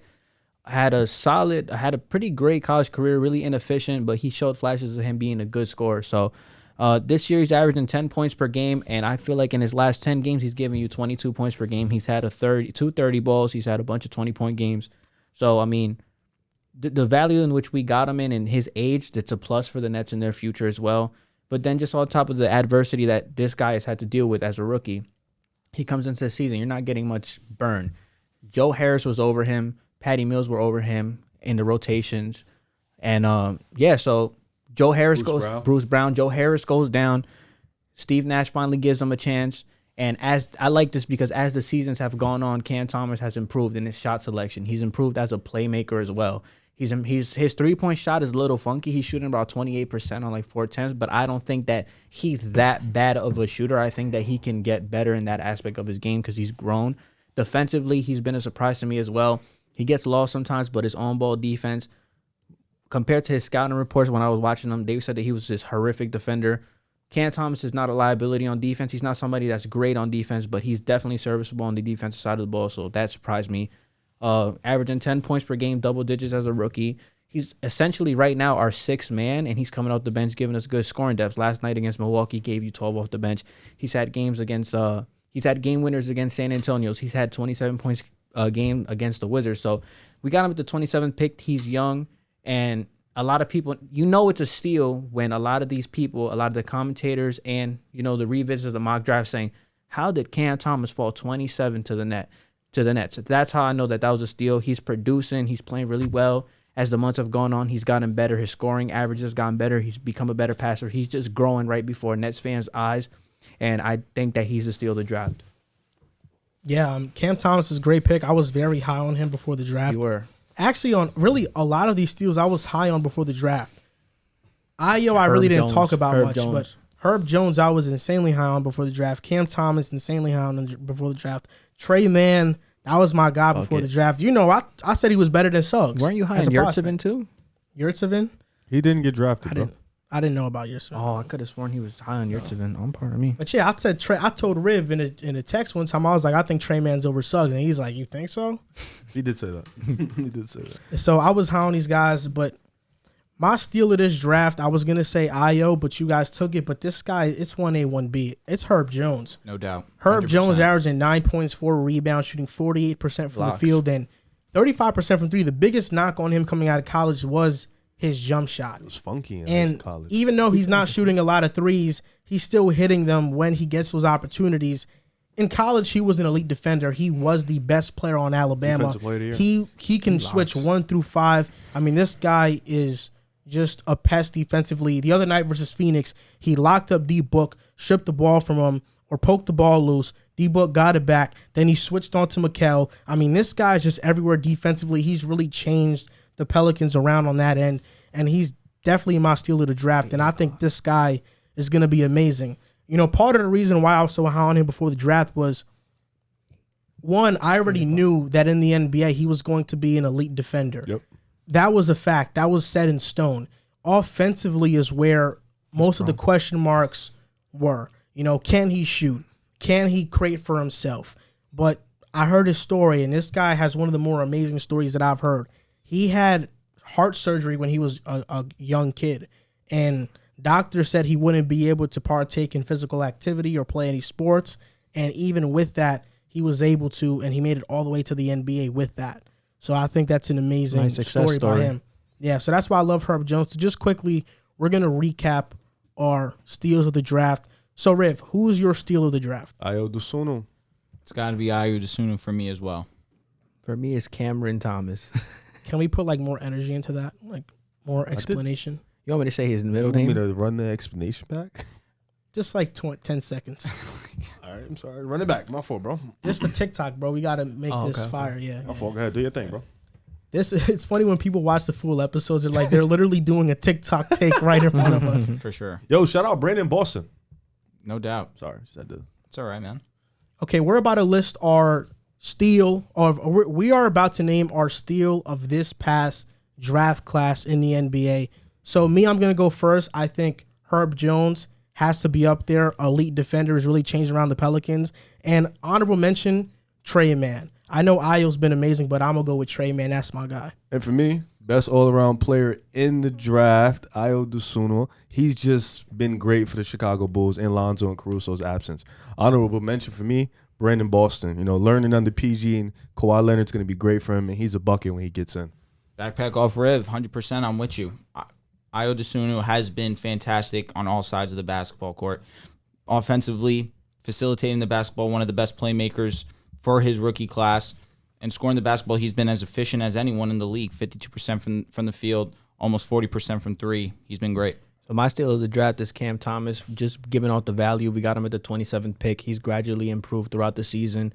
He's had a lot of 20, 30 points per game games. He's had a game winner against San Antonio. And he's just upped his playmaking and everything. He's growing right before our eyes. So I think with the value that we got him, I say Cam Thomas is a steal of this draft. That was clean. Yeah, it was. So actually, this is the video for those of you that want to go and watch it about Herb Jones. It's Alabama's Herbert Jones fighting since birth. It's from WVTM 13 News on YouTube. I knew it was something to do with his heart. I think he had like a heart condition. It was one of those things. I'm not sure if he had like surgery on it. I might have misspoke there, but it was something with his heart that doctors said he wouldn't be able to play sports. Jesus, man. And It's tough. he overcame that and is in the NBA. That's a remarkable story. God bless him. God bless him. On to the last topic of the show. Rob Pelinka, LeBron, and his camp have had tensions. Tensions are high. It's been reported between them two. And the reported tension between the two parties stems from a quiet trade deadline that saw the Lakers pass on the opportunity to pass on all-star John Wall from the Rockets. Now, it's important to note that John Wall is a Clutch Sports client. It's also important to note that in order to get John Wall, they would have had to trade Russell Westbrook and a first-round pick.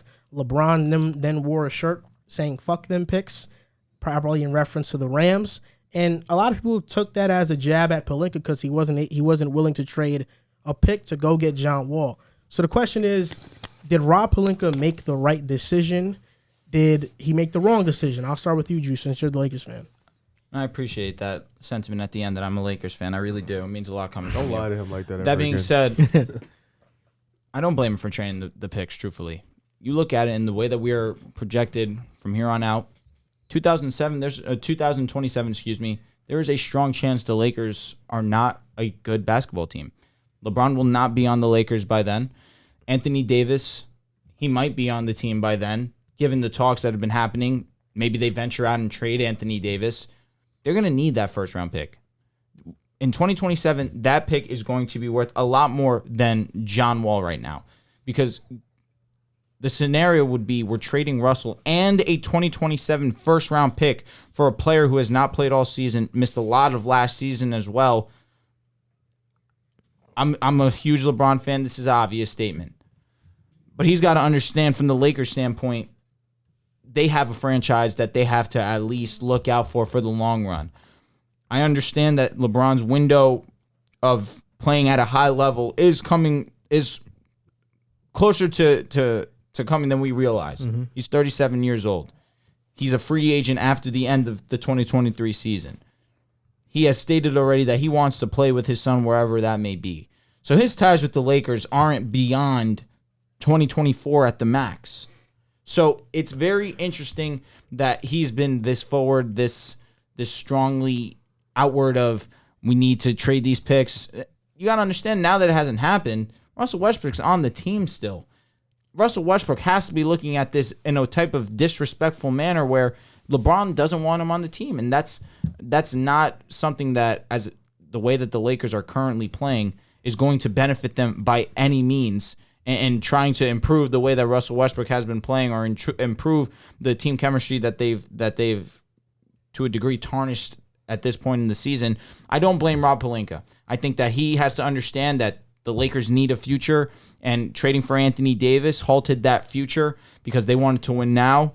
And last season, when Anthony Davis getting injured, it hampered their championship opportunities. And this season, they've looked like a shell of these last 2 years of what the Lakers had looked like.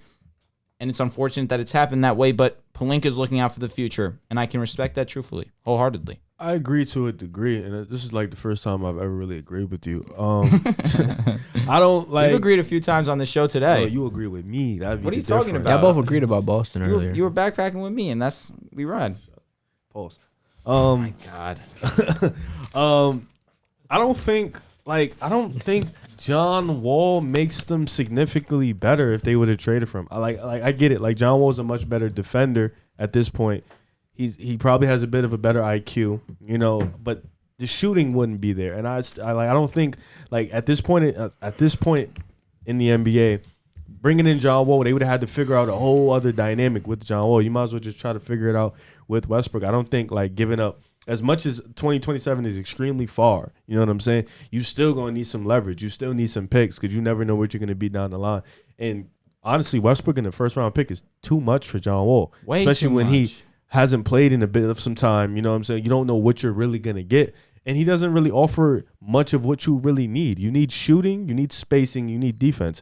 John Wall only gives you defense, and that's if he still has that level of defense, So I think he gives you some offense. I'm talking about, I said shooting, space. He doesn't give you none of that. So I think, like, he just gives you another guy to handle the ball with LeBron, and realistically, you want LeBron just to be the primary handler and have shooting around him at this point. So I think, like, they made the right move, because honestly, for the Lakers, if a trade didn't make you significantly better than what you were, then nothing should have been made. The best bet, like we were saying, was the buyout, and nothing's moving for them right now. So I think they made the right decision. So I was one of the people that was kind of adamant on this, and as I've had time to sit back and actually think about it, it would be really stupid for the Lakers to do that trade, given the fact that, one, John Wall's still coming off 2 major injuries. We know he had an efficient 21 and 7 points per game season, but that was for one of the worst teams in the NBA.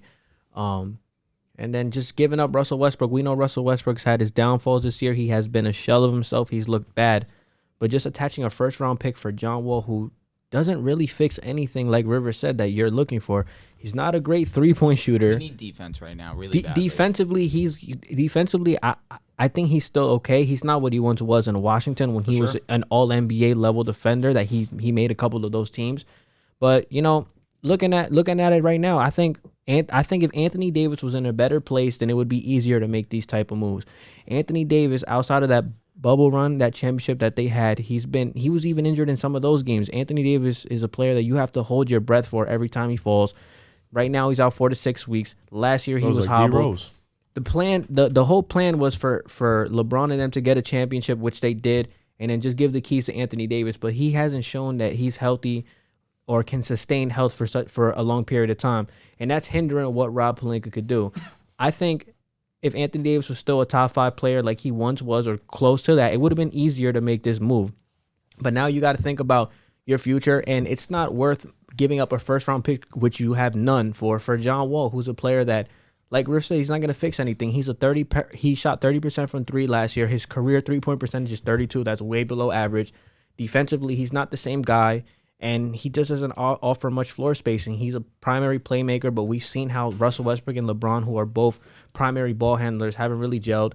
You're going to trade for him at the second half of the season when you're already in the play-in without Anthony Davis now, because you have to account to his injury. It just made no sense, and it made no sense to make this trade. So I stick with Rob Pelinka in this. I think he made the right choice. I don't think you give away Westbrook in a first-round pick for damaged goods in John Wall. That's just how I see it.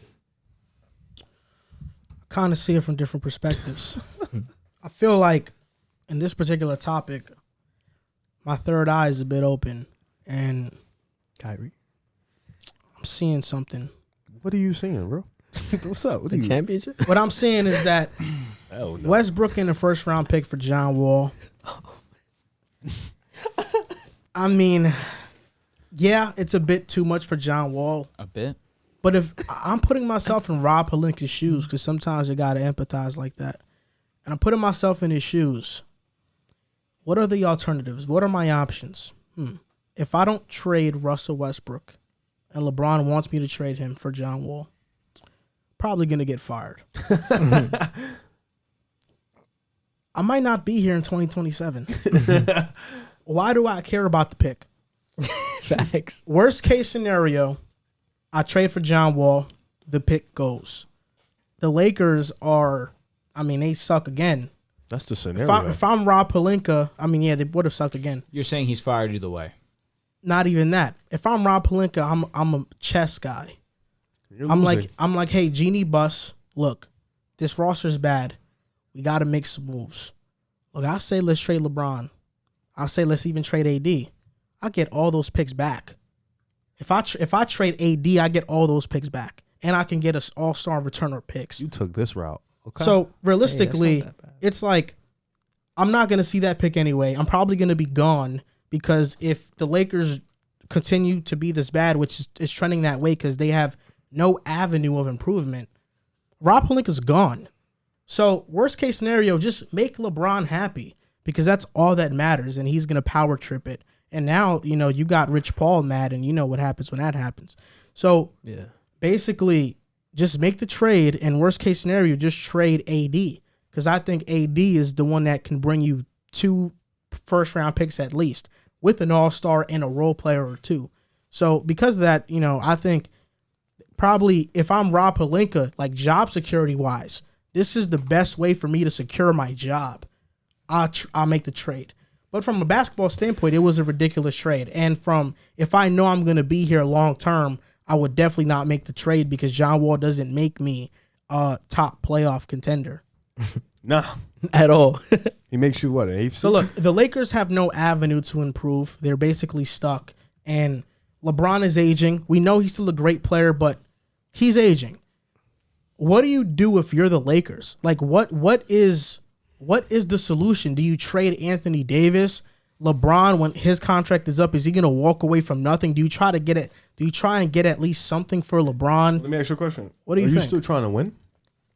If you're the Lakers, if LeBron's on your team, you have to always have to win. You have to try to win. So my next question to that is, as much as AD's been hurt, does trading him get anything back that makes you a championship contender when both of those guys are healthy?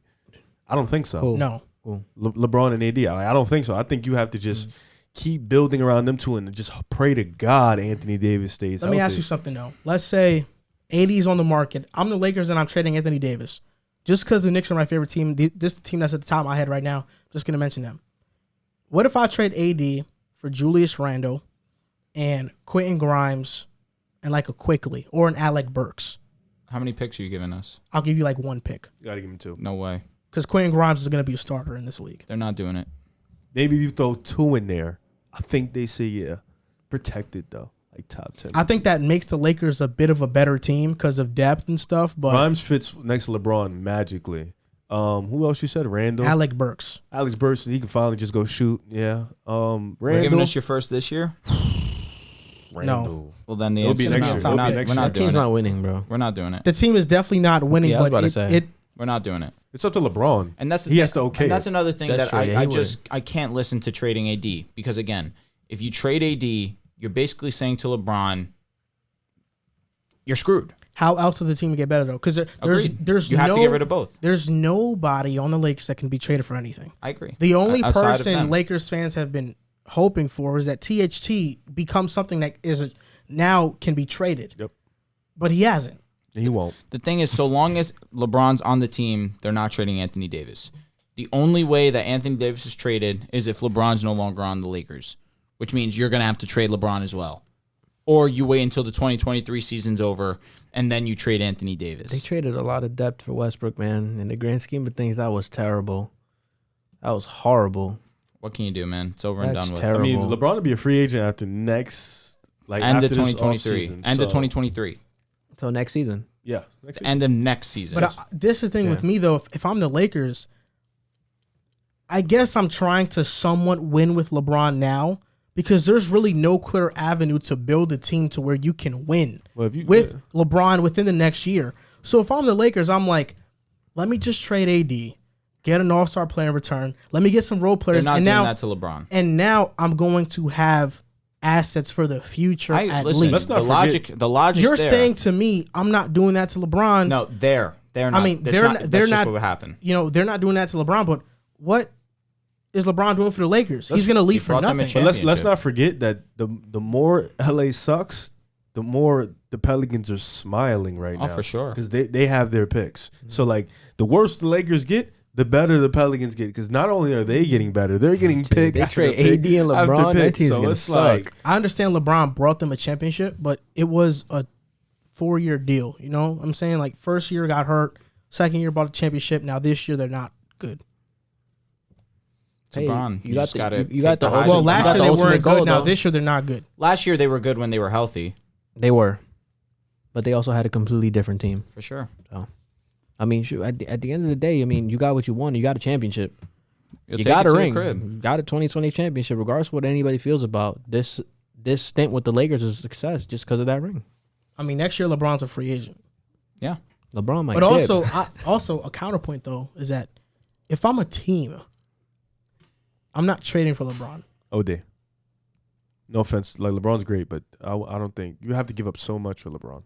not at this point in time. Are you crazy? You're trading LeBron two James. first, And no, For I'm talking about LeBron? players. probably. That's for AD, bro. We talk about LeBron, bro. What is LeBron getting? A lot of players in.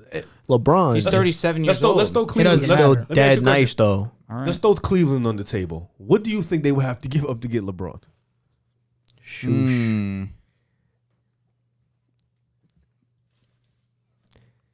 Picks. That's it. Nah, you're LA gonna, is gonna want something. you're gonna back. have to attach one of those young yeah, guys. like something Might back. You'll have be to like, too. all right, we'll be okay. Picks, Levert, someone else. I don't know. I really can't think off the top of my head. Levert picks. I think Evan Mobley or Sexton somebody sign like and that would trade. have to go. Mobley would stay. The Cavs aren't trading Mobley. It would have to be Jared Allen, bro. Levert, Sexton, and 3 picks. I'm sorry, I'm it's laughing not at enough. that. I'm gonna be Yeah, honest. I'm If laughing you at if that. you view Garland, Allen, and Mobley as untouchable, then the Lakers would have to get back Karis LeVert, Isaac Okoro, Colin Sexton, multiple first Laurie round picks, Markkanen. and that still might not be enough. That's not even enough contract wise. You got to throw Laurie in there. Yeah, that's the gut in the roster, bro. No, I'm with you. Yeah, So I that's think why I'm LeBron saying, should like, just play what- it out and just That's what visit this that's free what I agency. think is going to That's happen. why I'm saying they should trade Anthony Davis because LeBron's leaving anyway, bro. The wherever Lakers, Bronny go, boy. If- Again, but the they're Lakers- they're not going to do that to LeBron. if the Lakers want to have assets for the future, because right now the Lakers don't have any assets for the future. They gotta do what's good for they them. have one first round pick in 2027 that LeBron wanted Pelinka to trade. LeBron is leaving after next year. Once he leaves, you're going to have nothing to build around. I mean, he said that's that why he's not I'm going worst to leave. team. That's why I'm He trading said for he wants to Anthony stay here Davis. for the long haul. You don't want to be like the Cavs, bro. Or like you don't want to have your whole team gutted after and your he assets leaves. gutted. Yeah, you and don't he want to be dips that, on bro. you. That's why No, I'm they're in a good trading. spot now. That's why I'm trading Anthony Who? Who's in a Davis. good Cavaliers. Well, yeah, years later, When did he Wait, leave, bro? sign me? My 2018. fault. Years later, He left 2018. he did it twice. He gutted them twice. you think he got them in 07? They didn't have much assets, bro. Nah, and, bro, and- they had- and it got them Kyrie Irving. They still had the number 1 pick. That's They true. had the It number- did- They he still got- had he they still got had let go of Kyrie Kyrie. Irving. They had so- the number 1 pick 3 years of that. and they traded span. Wiggins for Kevin Love. I Which just turns like- out to be a you good You know trade what's the now. difference though? Is that when LeBron was in Cleveland in his final years, they didn't trade every single first round pick they had in the next couple of years. No doubt. Like the Lakers like would the not have a number Cleveland one was pick. able to build because they were able to draft Garland, then Mobley, Sexton. Get Allen on a They got- on a they got, James Harden deal. Excuse The me. Lakers traded that pick to the Cavaliers. What pick? Garland was able to go to the Cavaliers because of that trade. True or false? Am I wrong? I don't know, honestly. I'm pretty sure the Lakers traded that pick to New Orleans, and then New Orleans traded that pick to You sure? Cavaliers. I'm pretty sure. I could look Garland it up. was after Sexton. You sure? They did I'll that? look. I'm pretty positive about that. But Remember let's Colin was see. like, I'm here, LeBron, come back. LeBron didn't come Ain't back. nobody coming to play with you, boy. What's wrong with You you? remember that, John? What happened? Oh. That's it. Now when Colin Sexton was like, I'm here, LeBron, let's get to work. I think it was the other draft, bro. I think it was the DeAndre Hunter draft because DeAndre Hunter was. Why'd you laugh? You're like, ain't nobody gonna go play with you. You're so Yeah, the Lakers had that pick and they traded it. Oh, okay. Thanks. You gave For him AD. Garland. Shout out to That's you guys. tough. Yeah. All-star. Stud. Yeah, the Pelicans did have it and then they traded it to Garland's the Cavaliers. best point guard in Cleveland history. Oof, that's wrong. You think so? Kyrie Irving.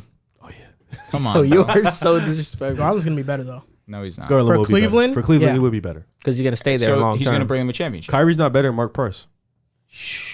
Yo, Mark Price was dead nice though. He was really good, but come Nah, on. he's Jared a Hall Allen's of not better Famer. than Brad Daughtry, bro. He's not. Brad Daugherty was good though. Brad Daugherty, yeah, He was good. No, Kyrie's Wasn't he really the not number better one than Mark pick? Price, he bro. was better than franchise. Stop it. Oh. That's serious. Just stop. Brad What does he Daugherty. do better? Better than what Other than franchise? dribble the ball. Franchise. My Nets? Other than Probably. dribble the ball, score. Come on, stop it. Mark Price, bro, he led them to the He was playoffs. really bro. Stop good, playing man. with Nah, he Mark. was very good. Craig, He was He's a Hall of sniper, Famer. Who's disrespecting Mark Price? I'm not. No, he's not. Mark Price, are you sure he's not in He's the not Hall Hall of Fame. Look that up. I may be wrong. Maybe I just got fact checked. Craig Elo, bro, stop playing. He was a defender. Yeah, stop sleeping. Jordan on killed boys. It's life. This is going to do it for episode 158 of the Pick a Side podcast. Thank you guys for listening and or watching. Follow us on Instagram and TikTok at Pick a Side Podcast, on Twitter at Pick a Side Pod. And don't forget to rate and review the podcast on Apple Podcasts Yes, or sir. Spotify. Subscribe to our channel, like the video. It helps out the algorithm. Thank you, and we'll see you next time.